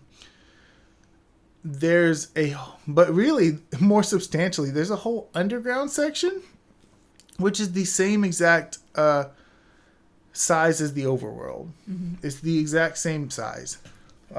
So at first I hated this underground area. It's called the Chasm. Did not like it at all.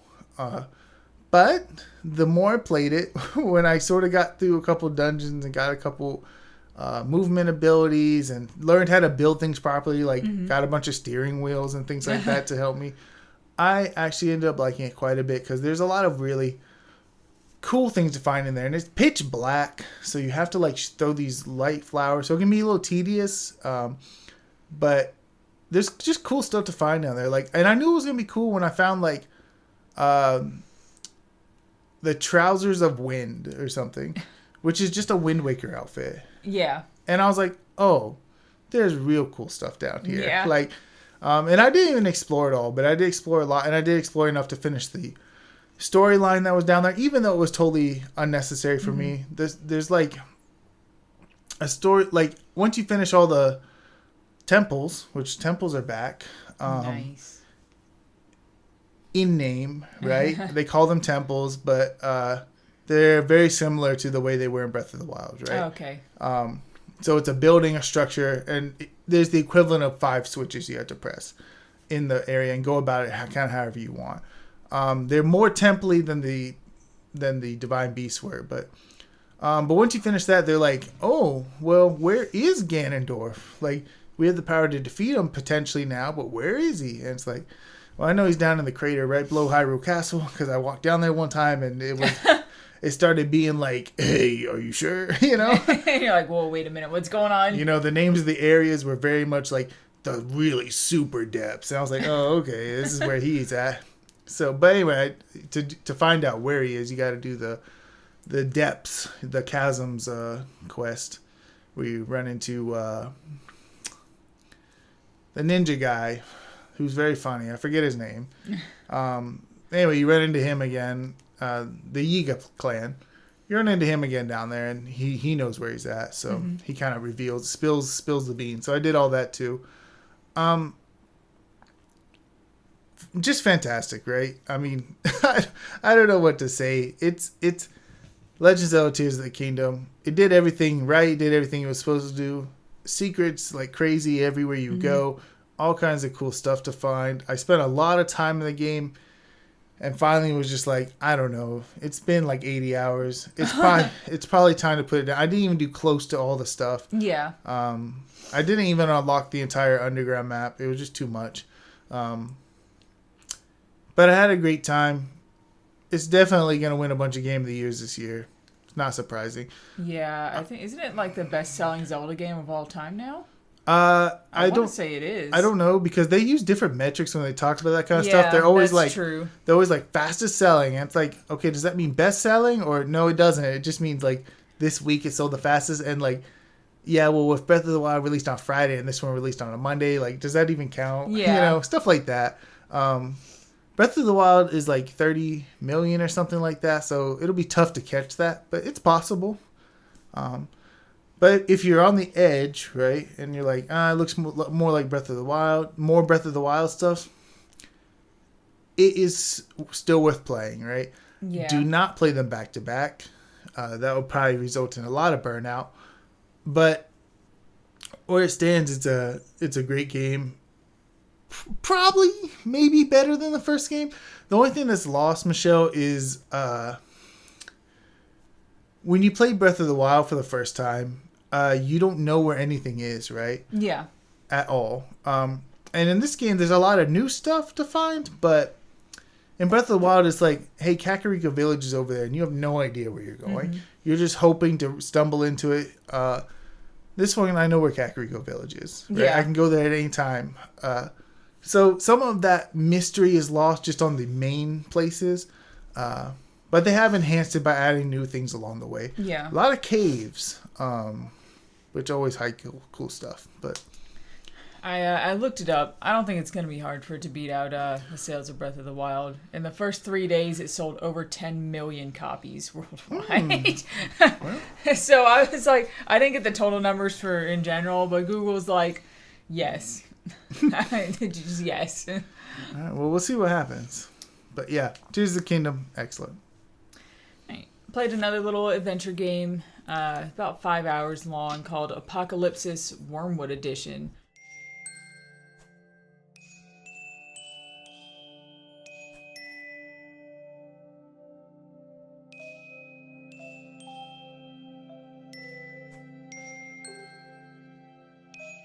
And I mostly got it because it looked cool. It looks kind of like one of the Bad Dream games, actually. Again, that reference of the very clean... every game you play. Clean line art, hand-drawn, and everything. Got very... everything's got nice textures and is very in a sort of browns color scheme, I guess. This is a very... I don't know exactly what you're doing throughout the course of the game is like how it's helping you with the story, because all I know is your girlfriend was taken and I thought they murdered her because they thought she was a witch, because this is like back in ye olden times here. And it's a very kind of graphic game. You go throughout these areas where people are getting like, murdered and tortured and stuff in several places. The puzzles are pretty easy, even if like I didn't even know what things I was supposed to be doing necessarily with some things at first. There was like a screen that had a lady who almost looked pregnant on it. And I was just kind of walking throughout the level, and I like grew some corn and then made cornmeal and made bread, and I gave her the bread. But I don't know why we had to give her the bread. I don't know why she wanted it, but it wasn't hard to figure out. Apparently there's multiple endings to the game. I don't know what Wormwood Edition is. I don't know if there was a non-Wormwood edition of the game, But apparently there's multiple endings. I think I got the bad ending in that case. I don't know that I... like the ritual that I tried to do I don't know if he's trying to bring her back to life or what, but it didn't seem to work. So is this a good game? It kind of sounds like you're suggesting it's not. Well, it is a good game. I did enjoy it enough that I would probably want to replay it to go for the other ending, or look up how to get the other ending anyway, because I don't think you can get it on a first playthrough. I think you have to settle for the quote-unquote bad ending of the game. It's in, like, gameplay-wise, it was just enjoyable to play through the entirety of it. Like, it was the perfect, puzzles were at the perfect level that they needed to be at, where you can make progression pretty quickly and not get too stuck anywhere. I only got a little bit confused at the very end puzzles with the ritual and stuff. But I'd also just like to replay it so I understand the story better. But people and reviews say the story is boring. So they diss the story quite a bit. But you don't think that? Not really. I mean, it's just like it needs to be a little bit more present continually, because once you're kind of through with an area, you'll see a little hand-drawn cutscene thing, and it'll be narrated and everything about what's happening with your girlfriend, and why they thought she was a witch and all that stuff. I guess she predicted something that ended up happening. She made like an offhand comment that something was going to happen, and then it happened, and they were like, "You're a witch. You predicted the future." Sounds like she is, actually. But yeah, I'd say it's worth a play. Certainly without, I think it was like 99 cents or something on GOG. Gotcha. Well, that's not the original price. It was on sale. I think it's maybe original price like $10. And even for $10, I don't think I'd be mad at it. So. Look, for me, the original price is the sale price. So it's very rare I buy things that aren't on sale. Yeah, yeah. My wish list is on Steam, at least, is ranked based on what's on discount at the time. Yeah, exactly. Tears of the Kingdom's over, right? Forspoken's over. Mm-hmm. Horizon, okay, I'm not playing it yet. But I knew I was coming down here. So I didn't have much time to start a bunch of long games. So now is like... And when John says coming down here, he means to Georgia. Right. He is in a different state right now. Right. And I knew I don't like to start games if I'm going to have to take like 2 weeks off from playing because then you'll never come back to it. Right. It's happened to me before. So I decided, like, now is the time, again, just like it was after Forspoken before Tears of the Kingdom, to play games that I need to finish. And the first game that I just need to finish, right, was Phoenix Wright Ace Attorney Trials and Tribulations, the third game.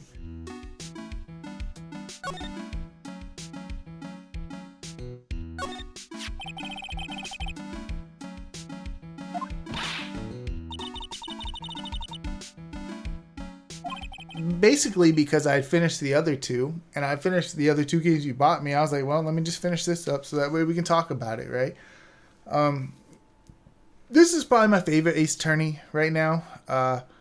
It does an interesting thing where the individual cases themselves, some of them are probably not as good as some of the other series in the series.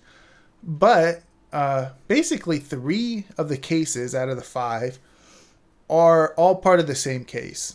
Yeah. They're part of the same story, and in some ways a part of the story that has already been overarching throughout the whole series with Misty Faye, right?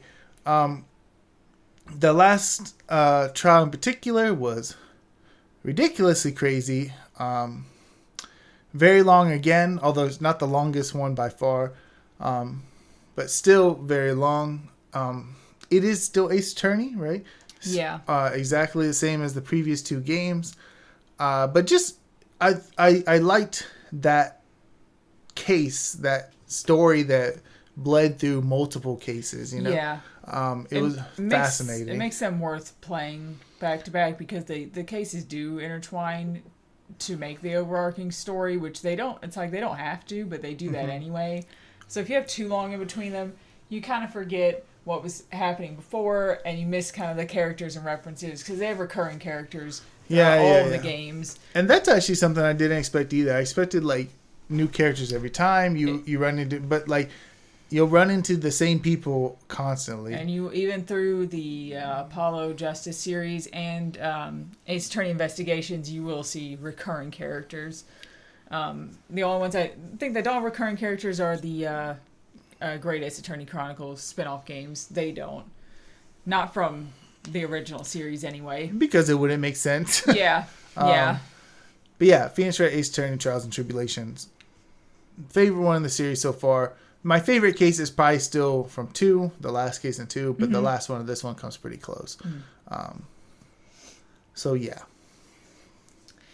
All right, and to get another one off my backlog, I played, last year I played Puzzle Agent. This year I played Puzzle Agent 2. Scoggins hasn't wasted any time making me feel unsettled and unwelcome. Tried to check into the hotel, only to be told there were no vacancies. Unless the town's become a tourist And it was okay. See, the problem here is that it's very much it's an old school Telltale game. I'll say it's a Professor Layton clone, even though I'm not actually sure when this came out in relation to like the first Professor Layton games.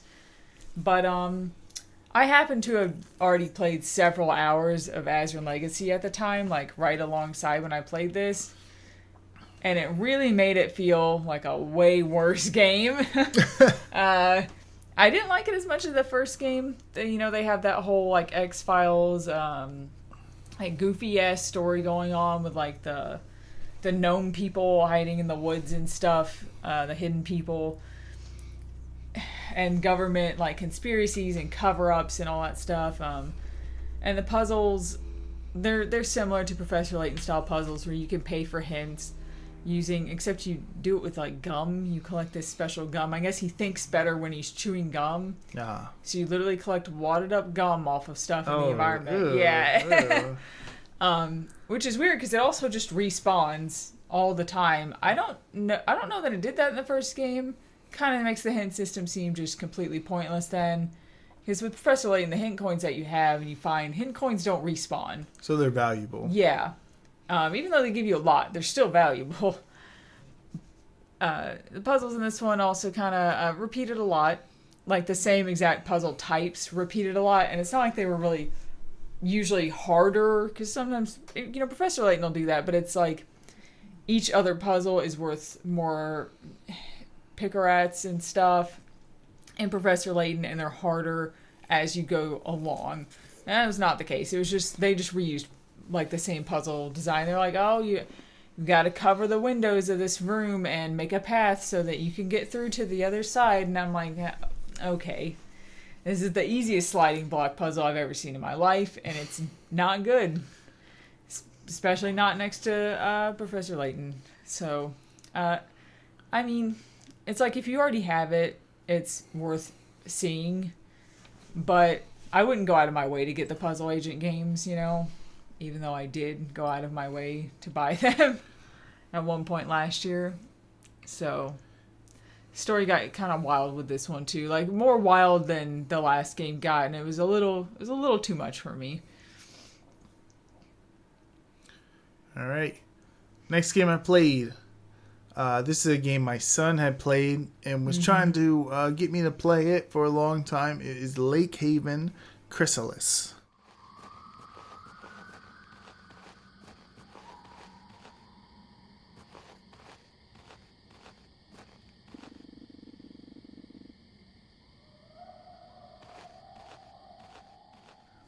So another horror game. Yes, and actually like another camera angles, pick up items. PS1 style, like yeah, pick up items, use items on things. You know, it's just Resident Evil, except so this is like a prologue game, I guess you could say, to a game that hasn't came out yet called Lake Haven. Yeah. So it's kind of like a short, almost like a proof of concept, although none of this stuff will be in the actual game, right? I don't even know if you'll be playing as the same character. Although there isn't much to go on for story and detective, and it really like evolves into just lunacy real soon, so it can be hard to keep up with, and it's short, like I think 90-minute runtime. So you're this, I think, detective or cop, and you sort of show up at this place, a farm. Someone needed some help, and your job is sort of investigate kind of what happened, right? You get to the farm, the door's locked, then you got to go find some keys, you got to do this, you got to do that. The puzzles begin. You're right. And so if you're looking for, you know, a survival horror game, this will scratch a little bit of the itch, right? Because there is only one enemy that you fight one time, right? So, and there's infinite ammo. So it's not really focused on the survival elements as much as is the vibe. And you could tell these guys really love horror games. And I don't just say that like, oh, it looks like they wanted to copy similar games in the genre. I mean, like, actually, like, in the farm, in the actual barn itself, there's a haystack, and you could pick up a needle in it. And there's a door that has a keyhole in it, but it also has a small, tiny hole in it. And if you put the needle in the small hole, suddenly you'll walk through the door, and you'll be in this hallway. And if you're paying attention, this is just the hallway from PT. It's built from it, and the game tells you, hey, there's nothing here you need to find. Yeah. Like, this is not actually a part of the game. This is just secret things that I made because it's fun. Because I love these games, yeah. Right? And you walk through the PT hallway, go through the door, and you're in a bathroom, and you walk outside and you realize, oh, this is the opening of Silent Hill 2. Yeah. Like, so I know that they love the genre, so I'm very interested to see. Hopefully, Lake Haven itself actually comes out. I'll have to play this little game because it's not expensive. I looked it up. I mean, no, I think full price it was like $3. Yeah, exactly. So it was a good time. Definitely worth checking out if you're into the genre. All right, I just at this point finished up a game that I've been playing pretty much the entire year, and a game I spent the longest on this year.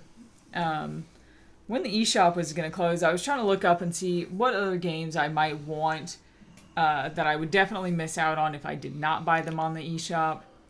And I'd always been interested in the Story of Seasons 3DS games. Because 2 came out on the system. I had heard they were good. but I just never looked into them. And then I looked into them and saw how much they cost now. Not even just in English, but I thought, well, this would be a good game to play in Japanese because I know how the mechanics work or whatever. And it's also expensive in Japanese, which is very unusual for both copies to run about $60 to $100. Jesus. So I also had a little bit of credit on my account too, so I went ahead and picked it up for like $22. And boy, did I get my money's worth, because it took me, I got Story of Seasons, Trio of Towns, and it took me about 65 hours to beat it.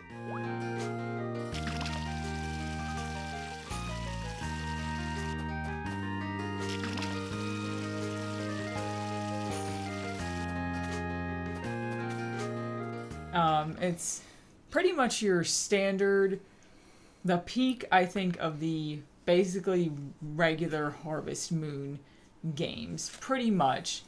If you've played Harvest Moon ever, you pretty much know what to expect, except in this game you have 3 towns that you will unlock as you kind of go along in the first couple seasons of the game. And you will trade with those towns and do errands and stuff for those towns to increase the town link rank. And when you increase the link rank, you'll get better items and different items in those towns that you can buy, different animals you can buy, and seeds and stuff. Your main goal, though, is just to prove to your dad that you can do this. You can be a farmer.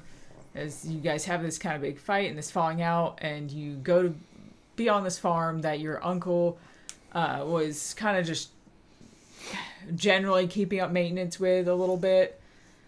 And you do these farming tips. They're called farming tips. I don't know why they named them that, but basically they're tasks that your dad will give you to do, that once you get all 3 sets of farming tips done, he will recognize that you are serious and that you know what you're doing, and you'll beat the game.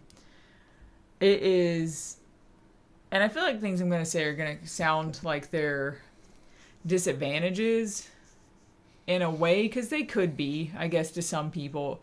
But it's just a very grindy game in its own way. It's like you're going to do the same things hundreds, if not thousands of times over and over again. You're going to run errands every day. You're going to deal with your animals and your crops every morning.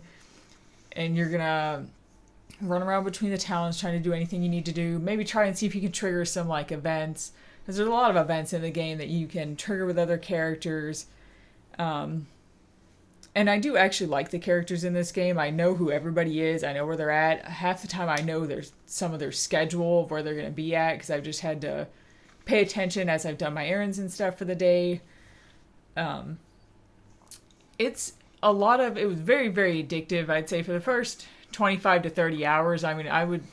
My average session time was an hour and a half, which is quite a lot, honestly, for a farming game, for you to sit there that long. At that point, I'm going through, a solid week or 2 in game, in an hour and a half. I made it to the middle of my second year before I finally was able to defeat the person in the contest. You have to defeat them in one of like the crop contest or the farming contest or whatever, or the farm animal contest. And that person turns out to be your dad. It's like a secret. Like you don't know who Mr. D is. It's your dad. And once you beat him, as your last farming tip that you have to do, you win. But it's a very good game to just chill with. It's a great game to just play after work. I go, take my cats outside, lay in the hammock, play Story of Seasons for like an hour, and every day pretty much for a long, long while. I was gonna say, I do remember the sitting and you're now playing for a long time. Yes, because you can burn out on it. Like at first, like I said, the first 30 of those 65 hours, I was just really hooked on it. I played very frequently, but I did take breaks with this game. I think at some point you actually, because you hadn't updated in a long time. Mm-hmm. But what do you update, right? And at some point you updated. I've been playing it, I promise. Okay, yeah. Yeah, because also I had played Ooblets alongside this at one point. I played several games. Ooblets was a long time ago. Yeah, I know, right? But I played several games alongside of it. Sometimes I did take breaks. Maybe, I think the longest break I ever took from playing it was like a week. But every other time I was just playing it alongside other stuff. Kind of like how I'm playing Wildflowers right now alongside other stuff. You think I would be really sick of farming games by this point, but apparently it's also like the Pokemon of this year for me, where I'm just going to burn through a bunch of stuff back to back, kind of. But, it's a good game. I'm not going to lie, though, in terms of farming games, I think there's so many now that there's no reason to go out of your way to play this. There's also other Story of Seasons games that have come out since then that, A Wonderful Life just came out, which is probably more enjoyable. I would assume I didn't think I'd be interested in any of the Story of Seasons games after this, but I am interested in that one. Right, because Wonderful Life is like a remake, right? Yeah, and time actually passes in that game, and you can get old and die and move on to the next generation. Oh, fun! Yeah. What? So that's why it's called A Wonderful Life. Yeah. Oh, wow. I never knew that until I heard about the remake. And I was like, that sounds kind of interesting, because there's an actual end to the game. You can pass your, I guess, legacy on to the next generation or whatever. Okay. But Trio of Towns, it's good. I think it'd be great if you were a kid and you didn't have a lot of other games to play. This would be an amazing game. Because it just has so much, it's just the kind of game I would play as a kid all the time. But it is very slow paced, it's very long, and I can't say I would recommend it over some other farming sims I've played this year, but it's kind of like, if you do want to play a Story of Seasons game, this is probably the peak of this, either this or maybe one of the ones on the Switch. It's probably the peak of the franchise. Well, the next game I played is called Tangle Tower.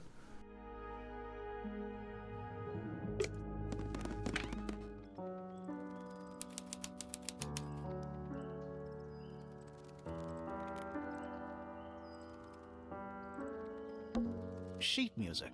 It's handwritten. That's a lot of notes. It is a game that I bought, I think, the same time that I bought Kale the Kangaroo and all these other games. I bought it because it was like a mystery game, a murder mystery, right? At its core, it's just a point-and-click adventure. The murder mystery stuff doesn't come up too much. It's not like you are detectives, but you're not like at a trial or anything like that. It's not like that kind of thing. One, I didn't realize it's actually kind of like a pseudo sequel. There are two games previous to this. One is has one of the main characters in a role, totally different art style, and only loosely follows what happened there. And there's a Flash game before that, which is just unavailable now. Yeah. So I thought that was weird, but it only it's like they took the same characters but didn't follow up on things. But anyway, so you're these two characters, guy, girl. You arrive at an island. It's high fantasy, almost like Wonderland-esque. I guess the best comparison would be Willy Wonka-esque, right? It's fantastical and magical. The Tangle Tower, which is where these two families live. They like each other enough to live together, but not really. They had a feud. So when you arrive there and you head to the top floor and there's a person who's dead right there, you're like, okay, let's figure out what happened. This game, almost perfect, right? Nails almost everything. And then it ends. And your mind goes, oh, well, what about this? What about this? Are you going to explain this? And the answer is no, right? The thing with a mystery game, right? Is it stuff that really, really matters or stuff that you can leave open to interpretation? Let me tell you something, Michelle. The first clue they introduce is a plot hole. They go, so you walk into the room. The girl was painting her mother, right? For whatever reason, her mother was in the room when she died. But she doesn't speak. And she also seems very Like, she doesn't want to talk to you at all, right? So I don't know what her deal is. They'll never explain that.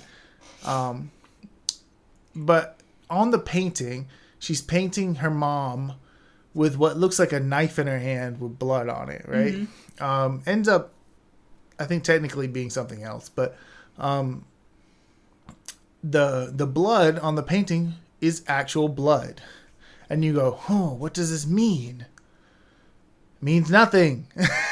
They'll never explain it. And I'll never bring it up again. They'll like nonchalantly say that the person who was behind it all, they're like, that's why I did it. But it's like, okay, but how?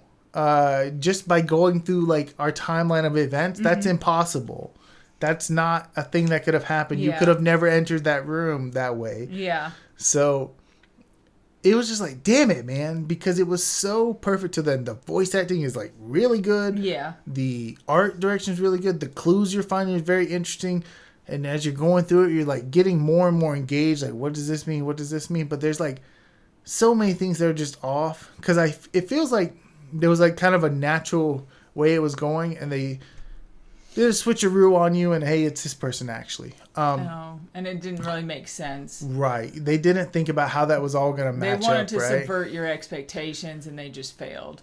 Yeah. And there's a couple times where it's like, okay, how are you here and here at the same time? It doesn't even add up to me. And it just frustrated me because I was I was like almost ready to give this game 5 stars. Mm-hmm. And like it actually almost dropped it down to 3 stars. That's how far it fell based on the, you can have a rough takeoff, but you can't have a rough landing. That's called crashing. Yeah. So, and it crashed a little bit.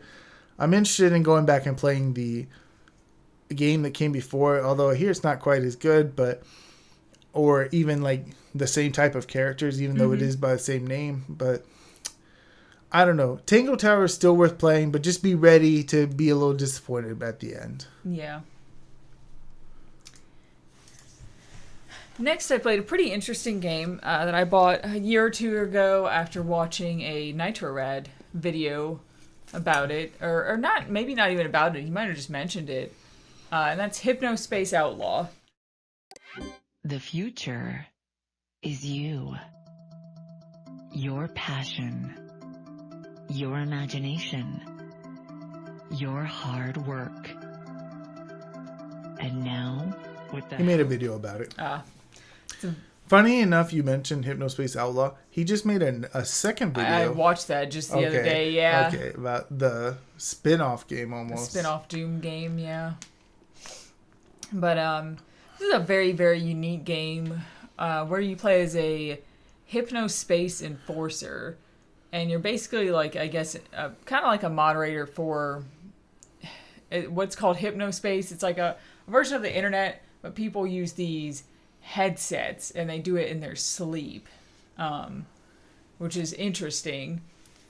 But everything kind of just looks like the 90s internet. It looks really, really cool. I actually made a whole backlog re-theme that I still have right now based on the game, just because it looked cool. You go around, you're trying to enforce rules on people. You're catching copyright strikes and violence and bullying and stuff, and you're trying to just do the missions that they give you. And it starts off pretty straightforward with them just like, okay, go find anybody using pictures of Goopy Goober the fish because it's a copyright violation, whatever.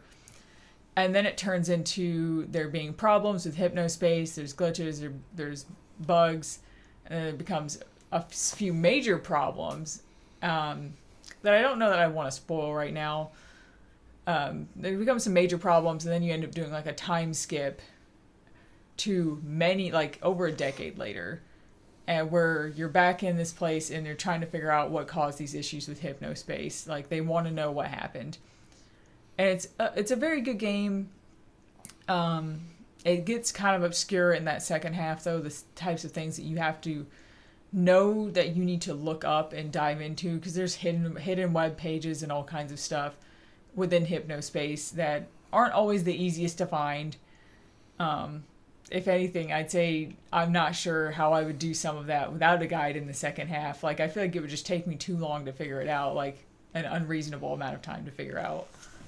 But when you just know that that's what, you're supposed to be doing, it's pretty cool. Like, you can be like, oh, you basically, it's still cool, but without the frustration. Because sometimes when you look stuff up with a guide, it kind of ruins it for you, it just ruins the experience because it would have been more satisfying if you figured it out on your own. Thankfully, I don't feel like this was really the case with this. I was still, very satisfied playing through it. I'm interested. The spin-off game looks kind of cool that they just came out with, but it's also like I don't play Doom games. Right, you've never even played Doom. Yeah, and neither have I. Or Duke Nukem or, right, whatever. Not more than like the opening level, yeah. goofing around. Yeah. Super, super unique game, though. Very, very cool. They basically did apparently have to pretty much make their own internet browser, it's not just a look, it's like a completely functioning browser within the game. Super, super nostalgic for people who, browse the internet in the late 90s, early 2000s, and I think I guess for somebody even younger, it might be interesting too, just because they didn't grow up in that time and they didn't see you'd have the cursors on sites where they would have they had sparkles or snowflakes coming off of it, and it was kind of annoying, but at the same time, it was really cool at the time. Mm-hmm. They all kinds of stuff like that. Gifts of fire. Yeah. Everywhere. Yeah, all that stuff. So it's not terribly long. I think it's probably it took me 6 hours to go through. But it's super, super unique. I've never played anything else like it really at all. But I guess at its core, you could say it was a point-and-click adventure game. Yeah, I've wanted to play it for a while. It's just I don't know. And it... Do I own it? Do I not own it? I don't really know. I don't remember. You don't have it on your backlog anyway. Well, because I wanted to see if you had any comments about it. Yeah, sometimes it being on my backlog is not always doesn't always mean I don't own it. But and with stuff like Game Pass and the store pops up, and sometimes my mind just goes, "Oh yeah, I own it," but then I really don't. Yeah. So sometimes I had to be, but one day, right? After this, after that, after this, after a million other things. Speaking of which, right, putting things on the back burner. So the next game I have starts with a story. 2013, right? I just gotten into Steam. We talked about that earlier. And actually, no, before that, still into GOG, right? Mm-hmm. And a little game is coming out called Amnesia, A Machine for Pigs. Is coming out. I've never played the Amnesia game before. I am psyched for this game. I don't know why. Yeah. I am just pumped for it. And I think GOG had a thing where if you bought a collection of games that included the Penumbra games and the first Amnesia, you'll get a 50% off coupon or something like that for A Machine for Pigs. So I was I have to get this, right? Bought it, right? Got into my room, got on my laptop and said, okay, I'm going to start playing Penumbra. Intel embedded HD graphics don't run shaders well. No, they do not. And by well, I mean at all. Yeah. So when I played Penumbra, everything that was supposed to be a shadow was actually just a gray wall. Which if you've ever played Penumbra, that means everything was a gray wall. And that applied to every single other game, right? So I couldn't play those games that I just spent all that money on. I was so sad. I tried a million things to make it work, just couldn't. That's when I was I just had to focus on smaller, simpler games. Yeah. The next year I ended up playing the first Penumbra, but never even touched any of the rest of them. And this year, for whatever reason, it wasn't for whatever reason, Amnesia Bunker came out. And people were talking about that game a lot. Particularly how it's actually just a survival horror game with a single map that has keys and doors. And, as you've seen throughout this backlog discussion, I'm interested in those. We do be liking games with keys and doors. Yes. So I was okay, I'm interested in Amnesia Bunker. let me go through the rest of these Amnesia games. So I started playing Amnesia: The Dark Descent.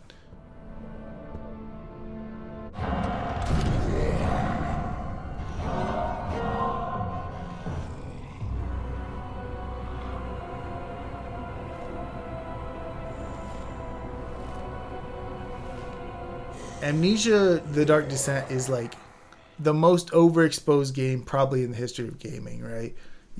Especially if you grew up with YouTube in the late 2000s, it was everywhere. I never actually watched the game be played outside of a few moments. I watched Triforce play it on Backloggery, actually. Oh, okay. That's why we have a chair emote on Backlog, because you get stressed, and then you just start stacking chairs on stuff. Oh. And people started getting super pissed in the comments. They were like, "Try, just go! Stop stacking the chairs!" That was what I remember really most about the entire game is stacking chairs, because you can just pick up objects. Yeah, you can. And I know that was really novel at the time. I don't even like that. Yeah. I don't like the stacking objects things. I don't like stacking I mean, you don't really need to even do it in the game. But it was something you had to do. Or you could do. And sometimes there would be stuff hidden behind stuff. It was just dumb. So everyone probably knows a lot about this game.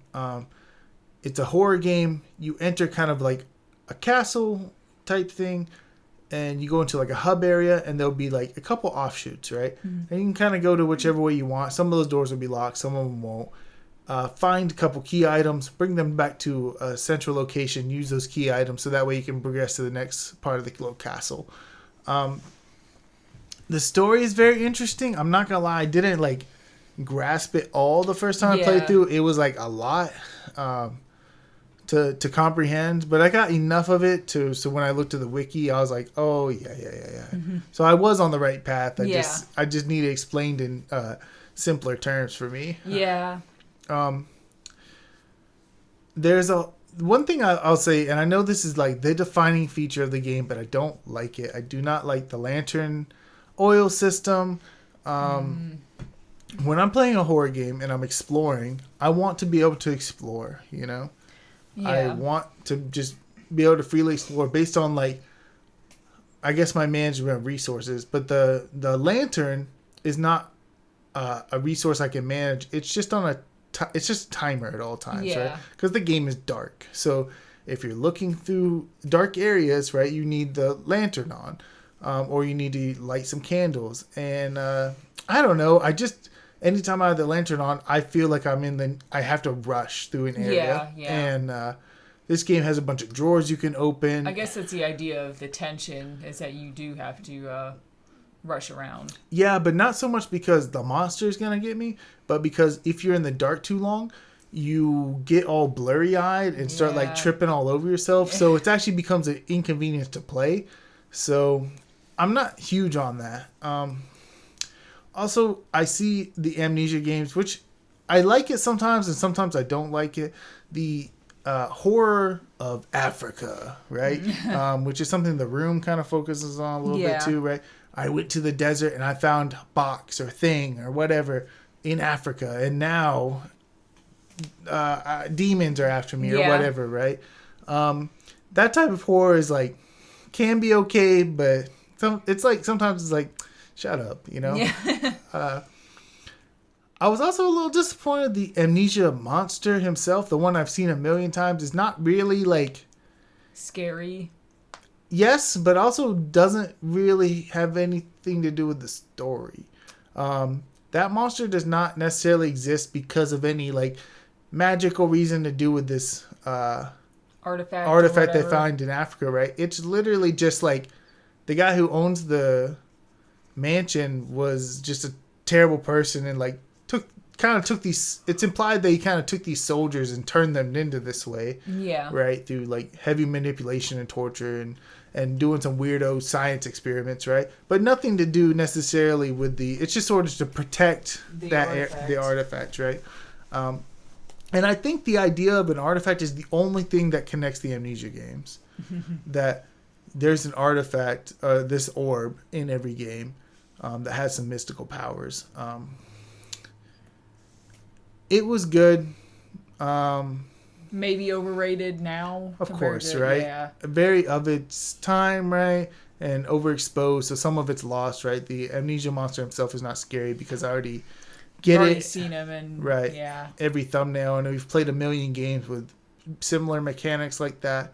I will say it was interesting when he catches you, like he's caught you. It's not like he's. Sometimes he'll run after you. Sometimes he will just continually spawn in front of you, which is it's a little spooky. Okay, first time I was like, oh shit, he's on me. Ran around the corner, boom, he's right there. Holy shit, So that did get me. But it was good to finally this game again that I've owned for 10 years is finally off, and not to mention it is one of these iconic games. Yeah. Right? So it's good to have played it. Speaking of iconic games, actually, Oh, yeah. I next up I played Day of the Tentacle Remastered.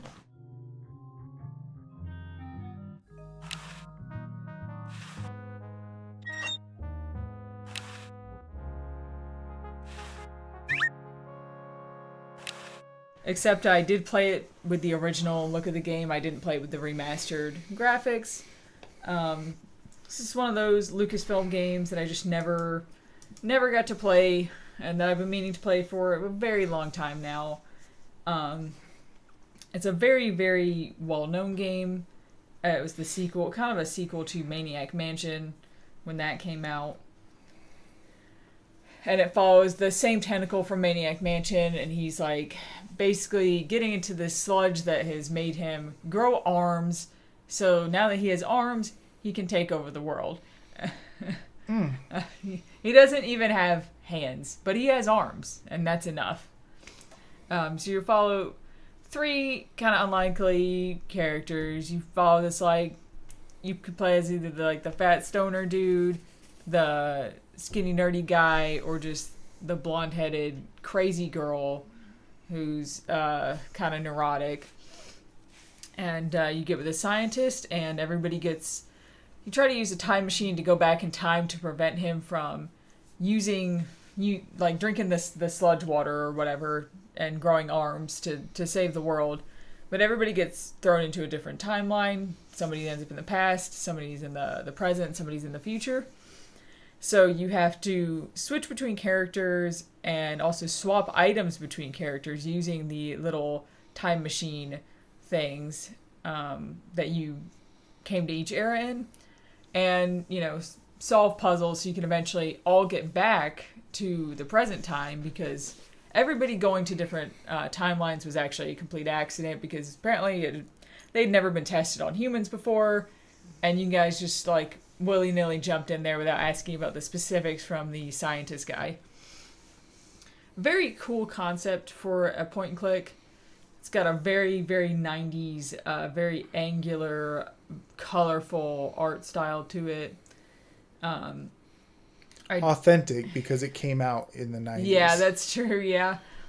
But it was obviously, falling into all those stereotypes and those character stereotypes too, of the time. Is this more of a standard point and click game, or is it like Maniac Mansion where there's all these fail states and things like that, where you put the wrong item somewhere and the game's over, you won't know until half an hour later? I actually don't think this game has any of those. Okay, so it's more like normal. Yeah, I think it's more modern. They're, as Lucasfilm, LucasArts likes to do, there is, because they also did Monkey Island and all that crap, there is a lot of back and forth, but the puzzles aren't too bad. They're fairly straightforward. I didn't have to go out of my way to look up a whole lot.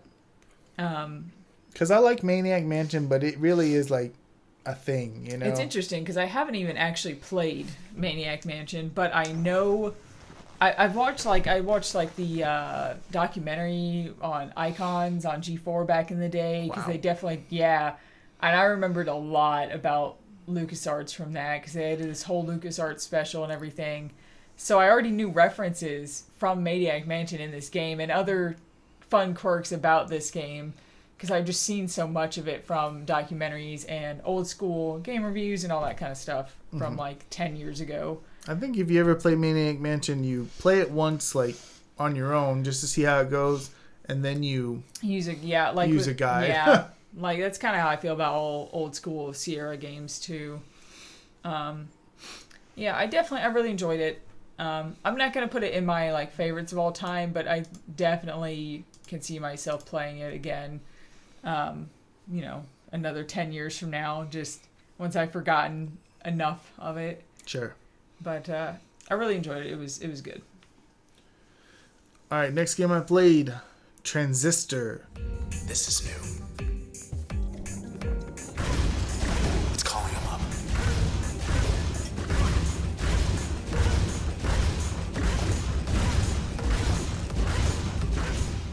This is made by the same people who made Bastion, made Pyre, and of course made it's slipping my mind. What's the new one they've made, Michelle? Oh, I don't know. Oh my god, the most popular game in the world, Hades. They made Hades, right? Okay, yeah. This was the second game they made, as far as I know. Maybe they made some stuff before, but it was after Bastion, right?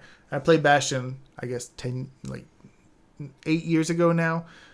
Thought Bastion was pretty good. I played Transistor, and everyone had always told... I've had two different opinions. One, there are people who like Bastion better, and there are people who like Transistor better.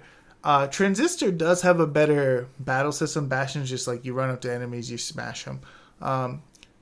Transistor is different, right? They're both isometric action games, sort of. This one has a mechanic where you go into a fight with enemies, and you can freeze time and execute a couple actions. You don't have to freeze time. You can just attack them, but it won't go very well. So you do have to figure out what you're going to do. And there's a whole upgrading system where you can unlock new attacks. So like you can get like a charm attack and charm an enemy, you know. That one was very helpful. But there's a lot of other better attacks later on. The story, and I don't mind a story that confuses me. I really don't. I can get behind it. Mm-hmm. But this one confused me, and like I don't know. I like tried to get mentally into it, but I just really couldn't. It takes place in some weird future. Almost, I think it might be some type of virtual world that seems to be deleting itself, and some of that is some of these people's fault, who you're after, trying to handle them. Yeah, about a 5-hour game, 6-hour game. I thought it was okay. I did enjoy the battle system a lot, which I think is why the people who prefer this game prefer it, right? They're not like story people. And like I got the vibe it's going for. It's like a tragic tale, but I didn't love it. I think I'm in the I'd rather play Bastion camp. Yeah. But that's just me personally. All right, next up I played a game that Steam was giving out for free called Tell Me Why. Like a Polaroid left on a windowsill. From the outside, it almost looks charming. Charm's not the problem. Structural integrity may be an issue. And what's funny is, as I was playing this game, I thought, this kind of reminds me of Life is Strange. Same people, right? Yeah, and I found that about halfway through the game. I was like, oh, well, that makes a lot of sense now. This is a very, it's definitely got, this game definitely has its audience. The main characters that you play as are a brother and sister that started off as two sisters, and one who was like going to be transgender, so I actually don't even remember what her name They was. gave this game away for free during Pride Month, I remember. Yeah. Right. You mean this month, literally still June. Oh.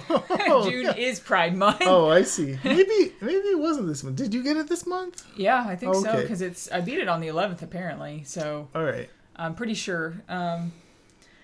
But so you are two little girls, you're growing up with your mom.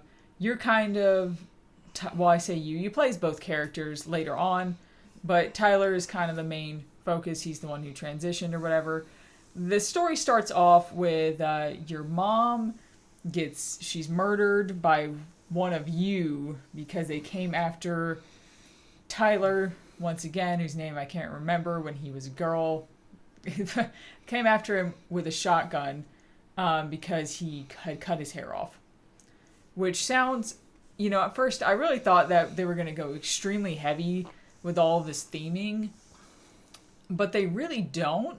They don't make that Tyler's only character trait. They don't, people in the town will react to it because they haven't seen him in a long time. He goes to this place called Fireweed. It's for troubled kids, but not necessarily like a conversion camp place. It's not one of those, but it's just they thought Tyler was the one who attacked the mother and stabbed her with scissors, and she fell in the lake or whatever and drowned. But it was actually...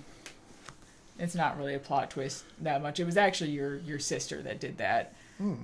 So your sister's free, staying with the uncle. You're in Fireweed, kind of getting help with just mentally this whole transition thing you're doing or whatever. You get out, you meet back up with your sister, and now you're trying to go through your mother's belongings to sell the house to just get it out of your life, because this is a very small town, so this was a pretty shocking thing to have happen. And through that process, you find out more secrets about what was going on, and that maybe she wasn't after you at all, and maybe this was a whole big misunderstanding and an accident. But you want to figure out what happened. But people in the town will respond to Tyler when they first see him again, and they'll be like, oh, well, they're a little awkward at first, and then it's just kind of treated as very normal. They don't constantly bring up every 3 seconds that he's transgender and just shove it down your throat, because I feel like you could very easily have gone that way with the game and just kind of lost the main overarching plot, which doesn't end up really being about him being transgender. They find out, because, she was just a single mother, so they learn about things about their dad and about their family and secrets that they've had and things like that. It's a good game.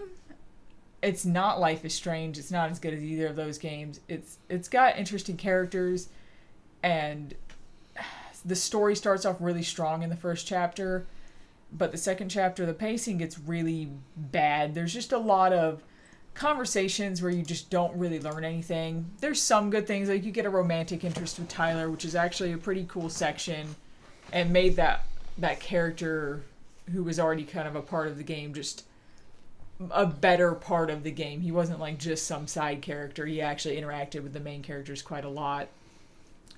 And, your uncle is a police officer, so there's also a lot of things that you learn from him about what happened the night your mother died and all that kind of stuff. And eventually you learn what happened and kind of come to terms with it and everything. But it doesn't have the same kind of emotional impact, I would say, that Life is Strange does. It's a very small story that I feel like maybe could have been a little bit more interesting. Because, when I found out what happened and everything, I was just yeah, okay. This wasn't a big reveal or anything. I kind of just assumed generally that this is what was going on in the first place. I pretty much assumed this at the beginning of the game, but okay. I just wish there wasn't so much pointless conversation in between. I'm all for character building and stuff, and it's not like Life is Strange doesn't do character building like that. It does, but I feel like we were just kind of wandering around sometimes, and just especially in the police station for a little while, just learning about shit that didn't matter and stuff going on around town. And I'm I don't care about any of this stuff. There wasn't enough for the main story to have it in 3 chapters that were 2 hours each. There just wasn't. But it's all right, if you got it for free too sometime this month. Play it. It's worth playing. It did make me want to get Life is Strange 2, though, a little bit. I was just I haven't gotten to play that one, and I'm sure it's still a little more interesting than this it ended up being. So it's funny you mention pointless conversations, because the next game I played is Tokyo Dark.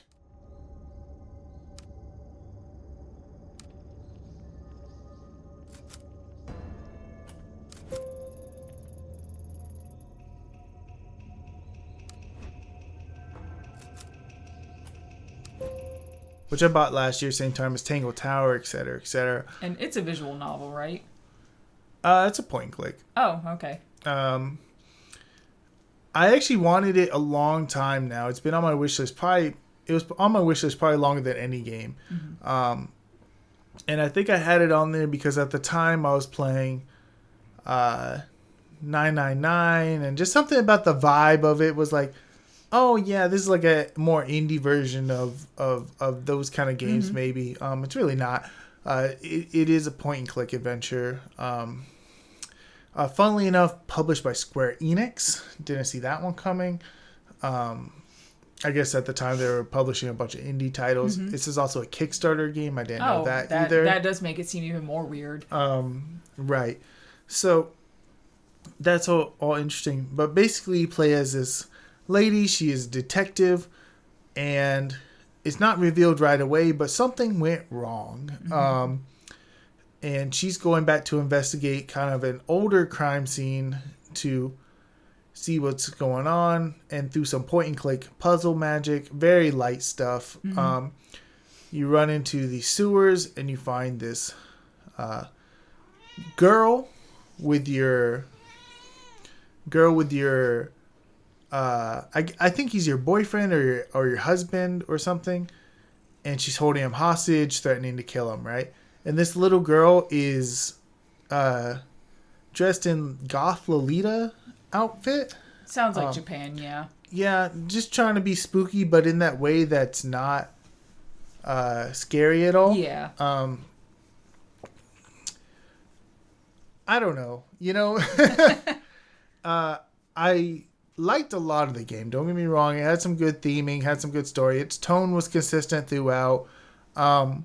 It has a morality system that will affect your ending. I think there's 9 different endings. Like a good example is right away there's like a lock on a dumpster, and it's like, okay, well, I want to know what's in there. I don't know why. And maybe there's some way to get the key. I don't know. But one of the options immediately was shoot the lock off.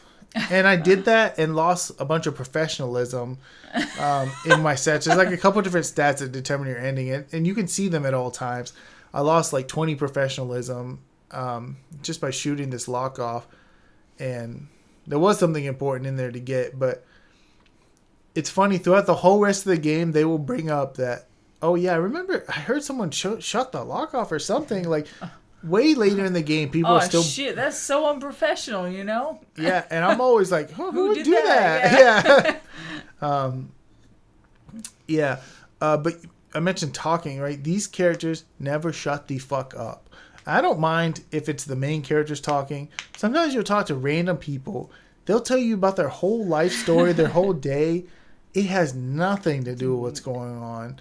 Oh yeah, we trade stocks and da-da-da-da-da, and and Billy over here, my grandpa, and you're like, why the fuck do I care? And I'm actually you have to be invested, because you're like, maybe this is important. I mean, I'm listening.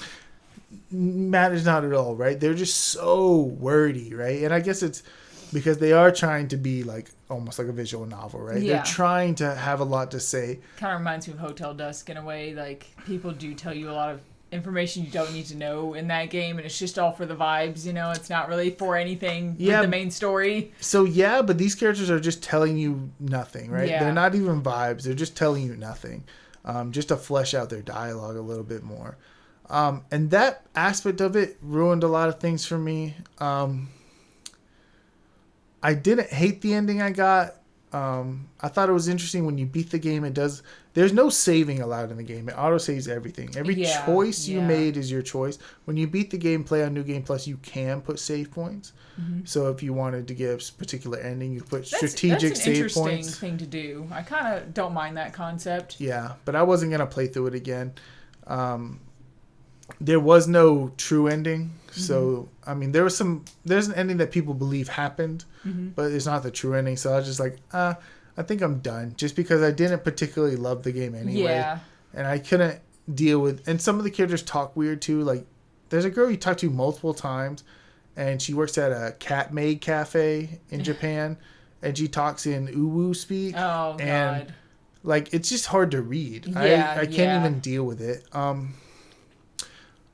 I thought the overarching story was pretty interesting. It does have some things I didn't see coming, some interesting tidbits. It does try to do that thing where it makes you feel sympathy for the villain, even though they shot your husband in the head, or whatever ended up happening. Just depending on what choice you made. But But at the end of the day, it's a teenage girl in Gothalita outfit, which doesn't make it cool to me. I tried. You're not like a teenager, you know? Right. It's got heavy.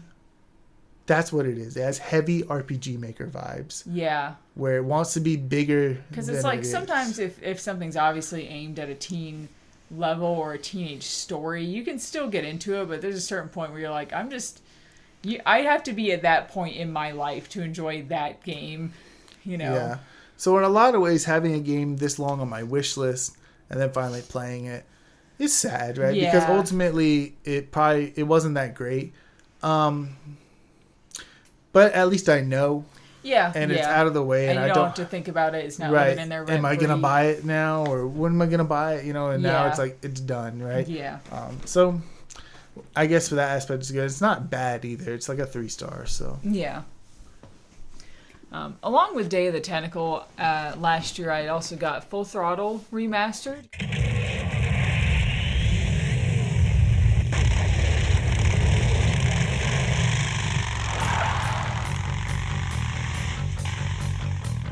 When I'm on the road, I'm indestructible. Because that was one of the other games, LucasArts games that I really wanted to play, because I've heard a lot of good things about it and seen once again in documentaries and stuff. I've already seen things about it. Full Throttle follows Ben Throttle, who I'm almost Ben Throttle. I didn't know his name. Who I'm almost completely positive the character is modeled after Tim Schafer. I think it looks just like him in the face. He's got a very squared up jaw. He's got black hair that's got some curls in it and stuff. That's funny. I'm almost like, I don't know if that's true. I tried to look it up and I couldn't find anything, but I was like, it really looks just like him. Even the manner and with how he talks reminds me a little bit of Tim Schafer, which is crazy. It's like a hyper masculine version of him who's like, you know, in a biker gang. It basically follows him. He's at a bar hanging out with his biker gang, and then the owner of Corley Motors, who's I guess a bike and, you know, truck manufacturer person, asks him for protection with his he's basically going to announce what he's going to be doing, who he's going to be passing the company on to, because he's old, he's got cancer, he's only got about 6 months left or something like that. He's got a very short period of time. You turn him down, and one of the goons with the owner of Corley Motors, he's not going to have that, his like partner or whatever. He wants to make sure that he sabotages it, the event, so that he can actually become the owner of Corley Motors, because right now it's never going to be left to him. So he goes over there, he knocks out Ben Throttle, he tells his crew, he's already went up the road with his bike, he wants you to meet him up there. It's actually an ambush where they're going to, you know, try to take the gang and force them into helping them out with their goals. So, as Ben Throttle, you're trying to get back to your gang, get to the... kind of try to make sure Corley Motors ends up in the hands that the owner actually wanted it to. Mm-hmm. So it's a pretty small, self-contained, like, little story. You know, you're not going through different time periods and shit like you were in Day of the Tentacle. There's only a few locations. There's maybe 4. It does have some weird puzzles because there's puzzles that involve you being on your bike, and it switches to almost like this pseudo 3D kind of a situation, which apparently was very hard to do in Scum VM because that's what they use for all their stuff. Where you're on your bike and you have to like fight these other bikers to get their weapons, and like in a specific order. You gotta like get the guy with the 2x4, and then you have to use the 2x4 on this person who has this weapon to get that weapon, and it kind of keeps going on. You mentioned Scum VM. I think this is probably the last game that used it. Maybe. Because really after don't this know. is Grim Fandango. Is it really? Yeah. I think so. That's another one I might have to get around to this year, is Grim Fandango. I actually played like a third of the game before, which is a pretty substantial amount, and never finished it. Yeah, when I played Grim Fandango, it was on the PS4. I bought it as a digital game.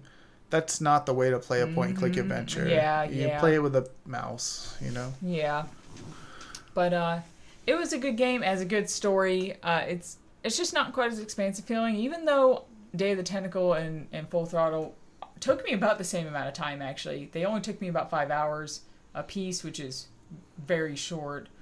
Granted, second half of the game, I looked up a lot more stuff. I was like, I'm not going to sit here and fuck around with these, because it took me a while anyway. It took me like 20 minutes to get through the part with the bike and the weapons and stuff, because it's partially based on luck. You have to run into the right person that you need, because you're trying to get these goggles off this one guy, so you need the right weapon to knock him out so you can take his goggles or whatever. That's the only time it's kind of feels very obscure and feels old. Otherwise, it feels pretty standard point-and-click adventure game. I kind of wish there was a little bit more to the story than just trying to save Corley Motors and get your biker game back. It doesn't feel like a big grand adventure. It feels very grounded. Yeah, very small for the time. So just to bring it back, I want to mention something. The last couple games I beat was one per day, right? Mm-hmm. I beat Lake Haven, I beat Tangle Tower, I beat Amnesia, beat Transistor. These all happened, Tokyo Dark. I beat these all in one day. Mm-hmm. I just sat down, usually around 11 p.m. I work night shifts, so I would stay up all night, and would beat them by 8 a.m. the next day. Mm-hmm. And just to bring it back, when I beat Amnesia, I also would go on to beat Amnesia Justine.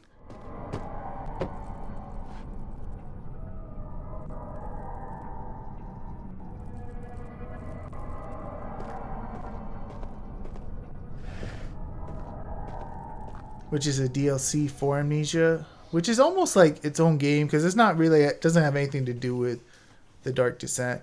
You play as this little girl who's trapped, and there's some puzzles. And I'll mention it because it was a stupid ass puzzle about stacking boxes to get like a hatch on the ceiling, and it was it just reminded me, oh yeah, there was a stacking box thing that was really stupid. And my kid had asked me, was I gonna play Amnesia Machine for Pigs, and I said no because I heard it wasn't that good. But I did buy it with my 50% off coupon that I got way back when, so it seemed like... Which is funny, because they just offered it up for free, like, a couple weeks ago. Right. Well, if I had just waited 10 years, I guess I could have got it for free. Yeah, I mean, which I did. Yeah, you did.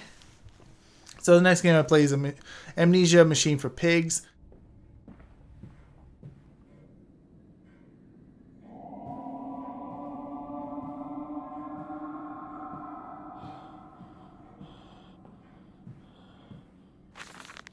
Just to add on, I beat Tokyo Dark earlier in the night and then started this. And ended up beating it all like at once. So Amnesia, A Machine for Pigs, I guess is the black sheep of the series. People do not talk highly of this one. When it came out, people just straight up hate it. It is made by the Chinese Room, which is the same people who made Dear Esther. So, okay. The walking sim people. Yeah. And people called this one kind of a walking sim for a long time. And I see where they're coming from. One, right away, there's no inventory. You have no items. You have no lantern oil to manage. You have no lights to manage. You have a lantern that works at all times. You are in this house. You wake up there kind of in a bed that's in a cage. And you hear this roar of a machine at somewhere, right? And going through the house and going deeper and deeper in this house / town, because you do explore a little tiny bit of the town. It's linear in the way you travel through the streets, but you get to other buildings and you learn that there's this giant machine that's under the town, and maybe your character was part of the building of this machine. There's no amnesia monster at all times. There's no darkness does not bother your character at all. The only time there's enemies are very specific areas, and they're like these pig people. They'll come out and they can be a little bit annoying to deal with, right? You have to be quick sometimes and stealth around them. You can't attack them in any way. But there's not necessarily like a locker to hide in, so you have to actually stealth around them. But that's like less than 5 times in the entire game. Of course, the game is only like 5 hours in itself, but I thought the story and the world was pretty interesting, actually. I'm not gonna lie, you just telling me about this kind of makes me want to play it, because while so far I haven't been able to play Amnesia, I haven't tried it in a while. The last time I tried to play it, it made me super nauseous because of all the sanity effects when you're in the dark. And it sounds like it doesn't have that issue, so... It does have a couple... So, it's light on the scares, right? Deep on the atmosphere, but every now and then you're just walking, and the machine will be so loud. It'll just go... "Arr!" Like it's trying to scare you, and your vision will get blurry, and you're like, shut the hell up. Yeah. I know nothing's happening here. I just want to move fast again and get back to what I'm doing. So in that way, it still has that kind of stuff. It still has checking drawers because there'll be files you can read still. There are items you pick up, but you don't have to like manage them in any relevant way. It's just like you pick it up and then you're able to use it. But still, I thought it was a pretty cool world, pretty interesting story, a different take on the Amnesia thing. And in fact, if you're not paying attention, you probably don't even know why it had anything to do with Amnesia. It did mention the original castle in a document, but also there's a point where at the end of the game, I don't want to spoil it, but anyway, you find at the end of the game there was like the same orb thing, although I think it's shattered at the time. It's hard to tell, or broken. So that's how it's the connecting piece, right? This returning thing. Yeah. And I guess your character has amnesia again. So, but anyway, I thought it was decent, right? For some game that people had hated basically forever. Really hated too. Yeah, and I get it because it took away the mechanics that they liked, no lantern oil, things like that. But I don't know. I thought it was really good. Better than I expected for sure. So if you've been on the fence about it, I would recommend giving it a shot. All right, and lastly for me, for the end of the first half of the year, this game I literally just beat yesterday at the end of the day. This one's bullshit. That, like, just in time, really, is Ghost of Tsushima.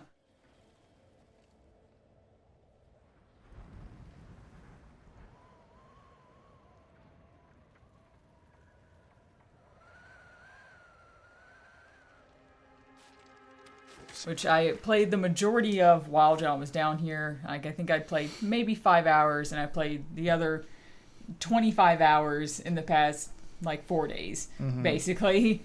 Very highly acclaimed game. I'm sure most people know about it. I mean, extremely highly acclaimed. I'm sure it won a bunch of Game of the Years when it came out and all that stuff. Made by Sucker Punch, which was kind of weird because I didn't actually realize that until I first started playing it, and I was like, You mean the Sly Cooper people? You mean that Sucker Punch? And really? Infamous and stuff like that. And because it feels like such a like an Ubisoft game a little bit. Like it's an open world, like one of those games like Horizon that's got all the missions and the big budget and the big story. But basically you follow a samurai who is one of the samurai that is, what is the name of that? Komoda? He's at Komoda Beach when fighting the Mongols, and Kublai Khan's grandson, whose name I forget constantly. He's just referred to as the Khan a lot. All the other samurai get wiped out. You and your uncle, who's been captured, are the only samurai pretty much left on the actual island right then. And your goal is to save your uncle and then work with him to defeat the Khan. So it's all in Japan, beautiful, like rural, feudal Japan. Yeah, you were gonna say rural, but that was actually, those are the cities. Yeah, exactly. As I said that, I was like, well, And it's kind of cool. It has like this mechanic of, because you're trying to retake areas that the Mongols have taken over, and that's pretty much optional throughout the game, ironically, I guess. Like, you can do most of that in post-game. But as you take them over, like, the skies get blue, and, like, the area gets inhabited by the townspeople and stuff, and they, like, start working on rebuilding the city. And it just tonally changes the game a lot as you go throughout it. Because you'll know when you're in an area of Mongol territory because the skies are just gray and dark and it might be storming or, you know, the whole land gets like desaturated and stuff. So there's not, like, I feel like a whole lot to add about the game. They have a really pretty mostly good combat system. You know, you get your 4 different enemy types and you have 4 different stances to deal with those enemy types that are the preferred way. You know, you have a stance that's good for breaking shield blocks so that you can break through the defenses and kill them. You have one for spears, one for people with axes, and one for like heavyweight people and sword guys and stuff. And you can switch through them on the fly, which is great. You also got your side weapons, your kunai, your sticky bombs, wind chimes that you can use to lure people away from areas, which all that stuff's all good. If I had to make any complaints about the game, though, when it comes to the combat and the gameplay, is that there's too much stuff tried to map to too many buttons, and it gets confusing, especially with your sub weapons. Like there's you have a bow and arrow as well, and that's considered a different section of sub weapons than your other stuff, than your kunai and stuff. So you're like holding down like L2, and then you got to hold down like R2, and then you got to press up or down or square or whatever to select the thing. And it's just, when you're in battle, it's too much. It's too much going on. Like the stances are all handled fine, and those are very easy to switch between, but your sub-weapons, it just gets confusing after a little while, and I get messed up on how I'm supposed to change back to my bow after I've switched over to the other weapons, and it's just... And they shouldn't have put emote on the touchpad. Yeah, they shouldn't... I really wish they got rid of the emote thing that you're allowed to do, and really just photo mode in general. I understand the game is beautiful, and people were going to want to do that, but people can take fucking screenshots through Steam or whatever they're gonna play, however they're gonna play it. Well, or it's only on PS4 and PS5, right? So will it make it to Steam eventually though? Maybe one day. But you know, Sony game's gonna come out without photo mode now. That was really annoying because they just weren't necessary. They weren't at all, and they get in the way. I accidentally hit photo mode many times and accidentally emoted all the time because the touchpad is also used for your little sneaking mode thing where you can view where enemies are and stuff. So I don't know who thought that was a good idea, but it wasn't. So if you press the button, it goes into sneaking. You slide your finger up or in any direction on the pad, it brings up the emotes, which was very easy to do on accident when you're just trying to quickly push on the touchpad. So that part wasn't my favorite. I feel like it could have been handled a little bit better. And I think the wind mechanic is stupid, and John knows I've complained about it a number of times. Like, you don't have a compass that just tells you that you're going in the right direction. You're supposed to follow the direction of the wind. The wind is going to guide you. And, you know, occasionally the wind is not guiding you. They give you an area to search, and, like, you're looking for a smoke signal, or I'm looking for the last guys in a camp, or in one of the Mongol camps, and I can't find the last section of people I'm supposed to save because I don't know where the game wants me to go, because they're not just telling me on a compass, or they don't have the wind going, and it's just, they were trying to be immersive, and there just wasn't necessary. Like, you decided to put photo mode and emotes in the game, but having a compass was just too much. It was just taking people out of the game experience, and I think the game suffers a tiny bit for it. Like, when you're just going towards main objectives, it's not bad. There's some areas that have less stuff to blow around, so sometimes you can't see as well, but... It did also seem like there were a couple times where an objective ended and a new objective popped up, but the wind was still kicking the wrong way for half a second. So, yeah, and I ran in the wrong direction, and the one's like, no, this way, it's backwards. Yeah, I think I saw Michelle jump off like 3 cliffs. I was like, oh, the wind's going this way, and then it's blowing back up the hill, and I you're just like, felt crazy. And then I felt like an idiot. I was like, was I going the wrong direction? I could have sworn the wind was blowing this other way. Like it was nice in concept, but it's just not necessary. This is a AAA, like, big open world game. I need a damn compass. Just give me a compass that shows me when I'm near stuff, because I still constantly would just press start and open up the map all the time, just to see how close I actually was to my objective. Because they don't even tell you like your distance away from it. And most of the time they kind of do up in the corner, but it doesn't actively go down quickly. Which is kind of weird. Like, you got to go, 10 meters before it actually shows that you've gone 10 meters. It doesn't just go down as you get closer. So, but I think what I like the most, ironically, despite the fact that I was kind of frustrated last night because I was on the very last one, was the dueling battles. Mm-hmm. They can be a lot. They can be a lot of fun. They're like just challenging enough that it's interesting. You do have to learn their patterns and when you can parry, and hope that you also have bought other skills that allow you to parry some other attacks that you normally wouldn't be able to. And you got to know when to dodge and when to parry and when to back off. I usually don't know when to back off. I get too, like last night, right at the very end of the game, I got so aggressive in those last hits. I was like, I just need 3 more hits. I just need 3 more. I feel like I always had to be like, no, greedy. Stop. You're getting greedy. Play it like you did the rest of the fight or you'll lose. But the main story wasn't necessarily for me. It's not like there's anything wrong with it. There just wasn't actually a whole lot of drama within it. Because your goal is to kill the Khan, and that's what's going to happen for you to beat the game. It's not like a surprise or anything. Mm-hmm. You have a little bit more of a backstory with your uncle that comes into play that I think was great that they added in. That I guess was the kind of the conflict, is that your uncle wanted you to be an honorable samurai, but you wanted to go along with what Yuna taught you and use other tactics like stealth kills and poisoning people to save your people, so therefore dishonoring the samurai name and Clan Sakai and all that. But I kind of wish there was a little bit more. I didn't get super invested in the other characters. Then again, I didn't finish their backstories either, as they pointed out to me several times at the end of the game. They're like, did you know you can go help this person with this and this person with this now, since you haven't done it yet? Yeah, that was funny. Yeah, I thought it was interesting that they pointed that out. But it's a good game. I mean, it's a great game.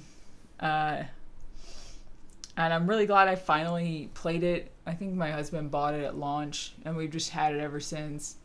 So it's like games like this and like Cyberpunk that I probably should actually have played by now, because we've had them a long time. So. And that closes you out at 30 games. Yep. For half a year. My last game, number 31, Signalis.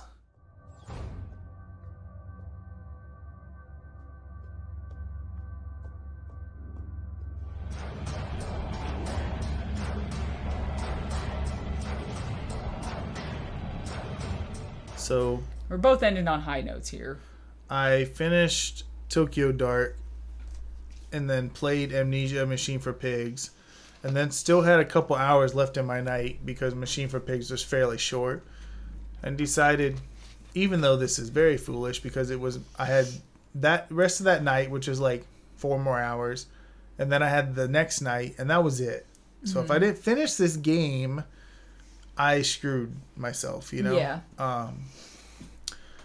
And luckily I was able to finish it the very last day. It actually wasn't even late into the night. I ended up finishing at like 2 a.m. So it wasn't that bad. Signalis, man. So Signalis is a top-down survival horror game. So it's survival horror in every single way except for the fact that it doesn't have camera angles. Mm-hmm. And one thing it has that a lot of survival horror games don't have is inventory management, which is surprising because that's such a key component of the genre, but really like not many games actually have it. But Signalis has it again, and it's limited. You have 6 spots. And that's pretty intense, right? You bring your gun, your ammo, your healing item. Now you have 3 spots, right? Yeah. So it can be really tough. You want to bring 2 guns? That's a mistake. Yeah. Hell, you want to bring a gun and ammo? That might be a mistake. You might just bring a gun. And whatever the 10 bullets you have in it, hopefully that's enough to get you to the next item box, which it does have item boxes and things like that. It's just like nails it, you know? It's just basically perfect. As far as its mechanics, how you deal with enemies, keeping that distance, inventory management is off the charts. Like, there's so many times you walk into a room and there's 5 items there to pick up, and it's like, shit. Why did I bring so much stuff with me, you know? Yeah. Like, just little, like, optimizations, like, okay, the melee weapons are disposable. I had 3 of them. Well, I'm only going to bring 1, so that way the first enemy... And melee weapons are almost an instant kill every time. When I hit them, now that spot's open, right? So I cleared a path, but I also opened my spot up.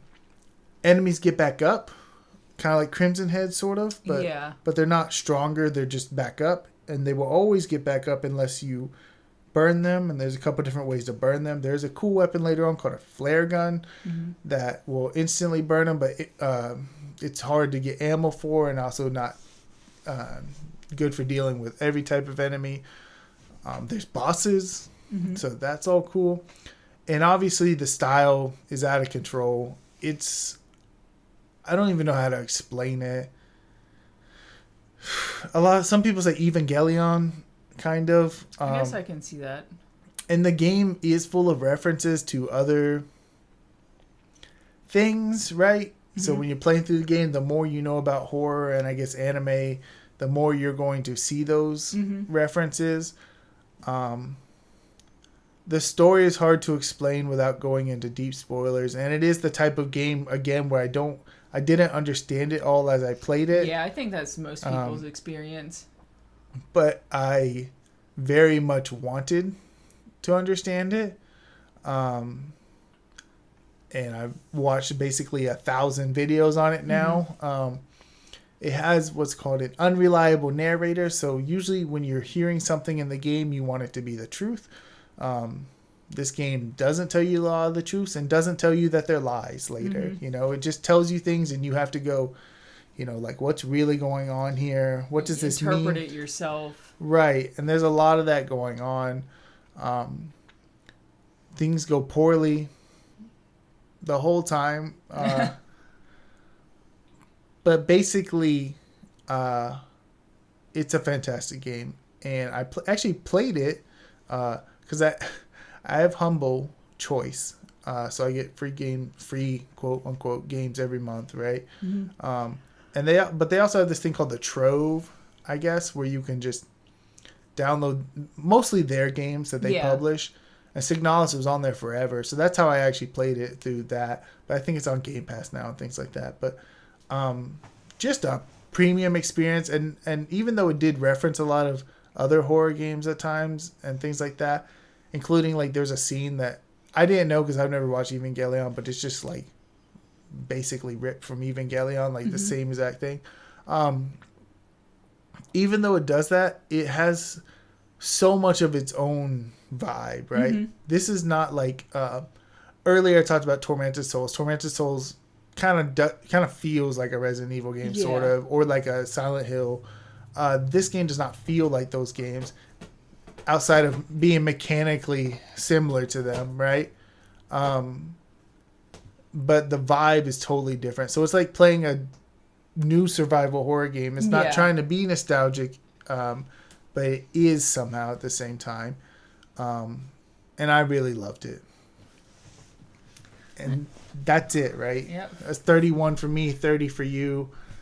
So a couple of things we got to talk about just to close this out, right? One, we got to talk about plans for the future.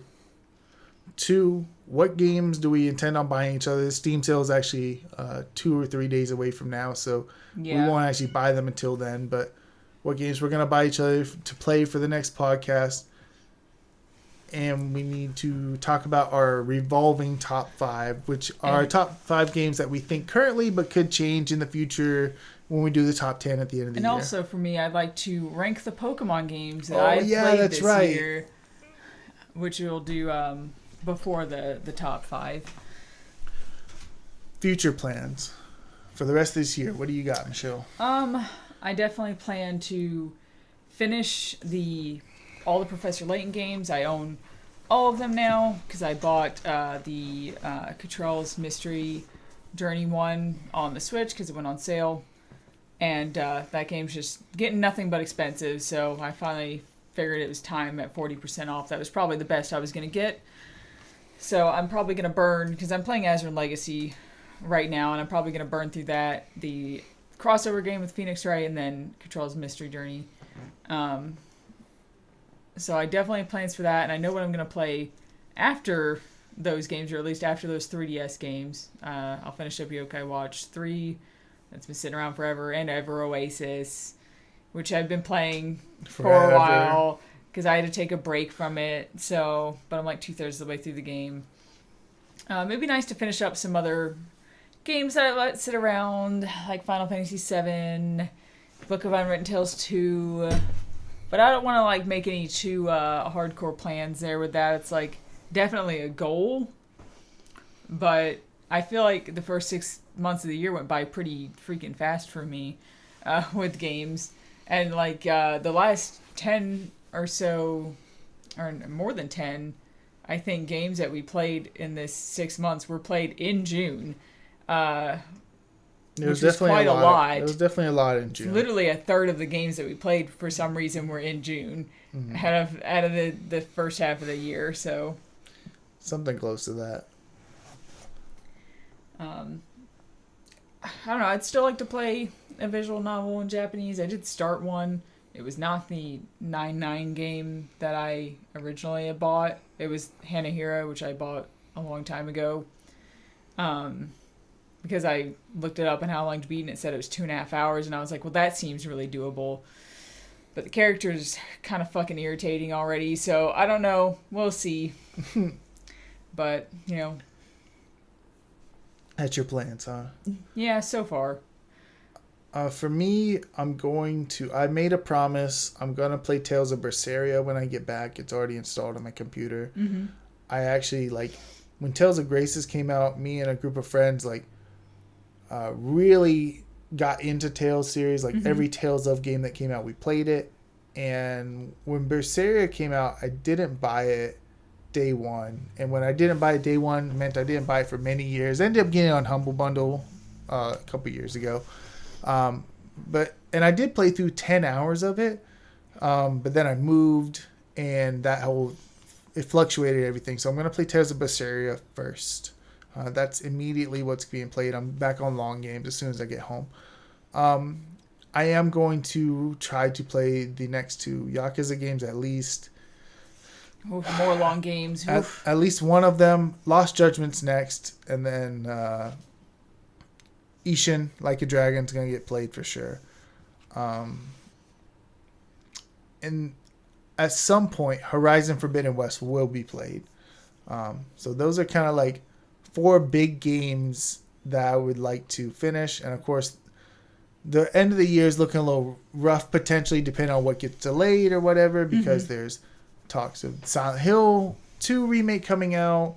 Alan Wake 2 is coming out, which, even though I didn't play the first Alan Wake, I see I'm going to own it soon because it was on PlayStation Plus. Oh, so I was like, you're not missing a whole lot, but you know. But the second game is the developers, Remedy, called it their first survival horror game. So to me, that says, okay, they recognize, even though some people don't, that Alan Wake 1 is not a survival horror game. It's more of a thriller. Yeah, but this one, they're really that's what it's going to be. And there's a couple other games coming out towards the end of the year that I may or may not get. So yeah, all that's up in the air for me because the games that I'm looking at don't have release dates yet. Even though they said they were going to be released in the first half of the year, they still don't even have a month on them. They just say 2023. So so stuff they're like not Fantasy coming out. Life. Well, we'll see.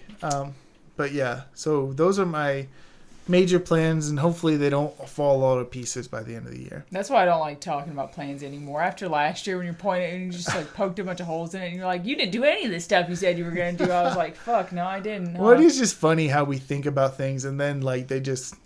You just don't get to it. Like it's just right. not enough time or in the day. You know? don't even remember. You're like, oh yeah, I would like to do this. And then like by the end of the year, you're like, did I say that? I guess I did. Man, why didn't I do that? Yeah. Games we're buying for each other. For the next podcast to talk about, mine's ready. You have yours ready? Yeah. So unless you already own this, or have access to it or whatever, when the Steam sale hits, I'm going to get you Tormented Souls. I was hoping that's what it was. I thought it was when we were talking about definitely. I actually had a thought that I might get you Signalis. I thought that too. I was like, it's either going to be this one or that one. But I think Tormented Souls is going to feed something a little bit better that you've been missing out on. Signalis is like a different type of thing. So better, in my opinion. But Tormented Souls is pretty great. So hopefully you'll enjoy it. Have a good time with it. I'm looking forward to it already. I'm just like once you get it for me, which I think the Steam sale starts. What is today? I think it's Thursday. It starts tomorrow. Yeah. So if you get it for me tomorrow, we can play it downstairs tomorrow. Yeah.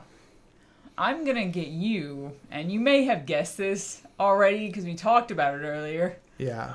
I'm gonna get you Hypnospace Outlaw. I figured. I will. You're like, oh, you checked my backlog to see if I play this? I actually thought you were gonna get it the second I saw it. I was like, this is probably it. And just we don't have to buy games that we played this year for each other. It just sort of happens that way a lot. But I'll verify that I don't own it already. And then, and if not, then who knows? We'll go different. Certainly an interesting enough game that I think you'll like it. You'll appreciate what it's done. Well, cool. So sounds good. Sounds like we're set. What was the last thing? Oh, revolving top 5. But before that, Pokemon ranking. Oh, so we're gonna have to go to the Pokemon ranking list, which is probably spoilers for you, actually. So turn away. Okay. No looking. Okay. What's the ranking? All right. Coming in at number 6 for the year is Pearl. This should have been probably pretty clear that was going to happen. Right. Number 5, as you look over at the list, what are you doing? I don't know. I don't know. I didn't see anything, but sure. Number 5 is Black 2. Okay. 4th place is Omega Ruby.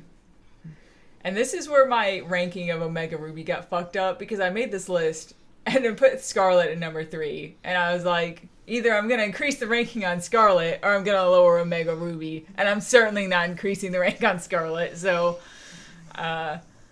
number 2 is X. Number 1 is Shield. Jesus Christ. And if I had to put Arceus and Let's Go Pikachu anywhere in there, Let's Go Pikachu would be between Black 2 and Pearl. And Arceus would be below Omega Ruby. So yeah. Interesting. Now we have to fight. Because as you remember when we spoke about it earlier, if you like Shield, I don't like Shield. If you don't like Shield, then I like Shield. That's just how it works. Every conversation I have to have. God, there's so much I could go into with that, but I don't want to.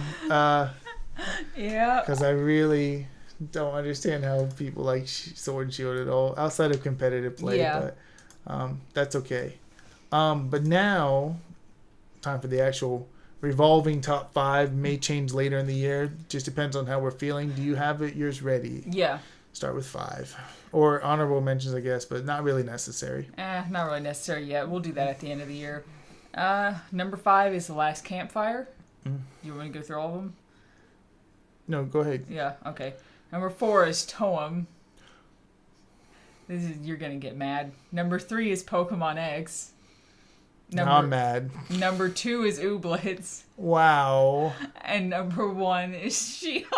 I cannot believe this. There's also going to be people so mad that Ghost of Tsushima is not in the revolving top 5. It's not even in the revolving top 10 right now, but I'd have to look at my top 10 again because I've been keeping up with it throughout the year. You know, and I'm not like a hater. I got Pokemon Shield or Sword and Shield is why I got the Switch. My mom got it for me. Uh-huh. And that was the first game I ever played on it. So, like, it's not like I'm not committed. Yeah. Like, I was committed, but I was, like, gravely disappointed when I played it. Like, upsetting. Like, I like Let's Go better. You remember when we were talking about games last night, and we mentioned that, like, Ferris said that he didn't like Darkest Dungeons 2, and you're like, well, when a third game comes out, maybe you'll be like, oh, 2 wasn't really all that bad. I feel like that's kind of, in a way, almost what happened to Pokemon for me, because I heard a lot of people didn't like Shield, and then I saw footage from Scarlet, and I was like, wow, this looks like shit. And then when I played Shield, I was like, this really isn't that bad, Yeah, but that's a different scenario, because what we're talking about is, like, a return to form, which Scarlet is not at all, right? Yeah, Scarlet's a totally different... That's very true. Scarlet actually takes the wild area idea that they had in Shield and just makes it the whole game, right? Yeah. So, different type of thing. A lot of people who don't like Sword and Shield don't like Scarlet and Violet either. So... Interesting. It just carries on, right? Anyway, top 5 for me. Number 5, Tormented Souls. Number 4, Phoenix Wright, Ace Attorney, Trials and Tribulations. 3, Legend of Zelda, Tears of the Kingdom. 3? Yeah. It's Tears of the Kingdom. Okay. Well, I guess I know one of them that's going to be up there. Go on. 2 is Signalis. Number 5 is Yakuza Like a Dragon. All right. So that's where I stand today. Those may change as I think about them more before the end of the year, but that's where I stand. Right now, everything in the top 5 is a pristine experience, right? So you can't go wrong anywhere there. But yeah. Mine seem to surprise you greatly. And really, when I write them out as the top 5 or top 10, it really is kind of a strange... I was trying to not end up with multiple Pokemon games in my top 10, but I feel like that's not what's going to happen this year. As I don't think Pokemon X is going to get kicked out, and considering it's at number 3. We'll see what happens, right? I remember last year you had a top 5 where none of the top 5 games ended up in your top 10. I also played a lot of shit games the first half of the year that year too, and this year has been a lot better. I haven't just focused on games that have ended up being like 3-star games, which I feel like last year was a lot of VR games at the beginning of the year and some other like random here and there indie games that just weren't very good. So I'm just saying, we never know what'll happen, right? Yeah. So even some of mine could change. It's hard to actually get a 5-star out of me. So the fact that I gave out 4 this year was pretty intense. I guess I should have known you gave Shield a 5. So I was like, okay, I guess. I gave Ooblets a 5 too. But it wasn't in your top 5. Interesting. What? No, it was number 2. What are you talking about? Oh, was it? Yeah. I don't know why I zoned out. I guess weird, I had literally, as I said Ooblets, you were like, Ooblets. I guess I had trauma thinking about Pokemon Shield being number 1. Yeah, you just completely forgot everything else I said. Like, Shield, what the shit? I knew it when you said Pokemon X. I was like, oh yeah, that's right. She just barely told me that Shield was better than X. So, so you knew it was going to happen. We're in a real shiesty position now. But anyway, that's the end of the podcast for now. We'll be back probably in January. Yeah, really. After Christmas. Right, to discuss the... next section to discuss who won the not race again this year, right, which will be me. But yeah, I'm sure it will, but I still like to at least try to keep close enough to you that there's not a massive gap in what we're talking about in the podcast. So we'll see everyone in January, and goodbye. Bye.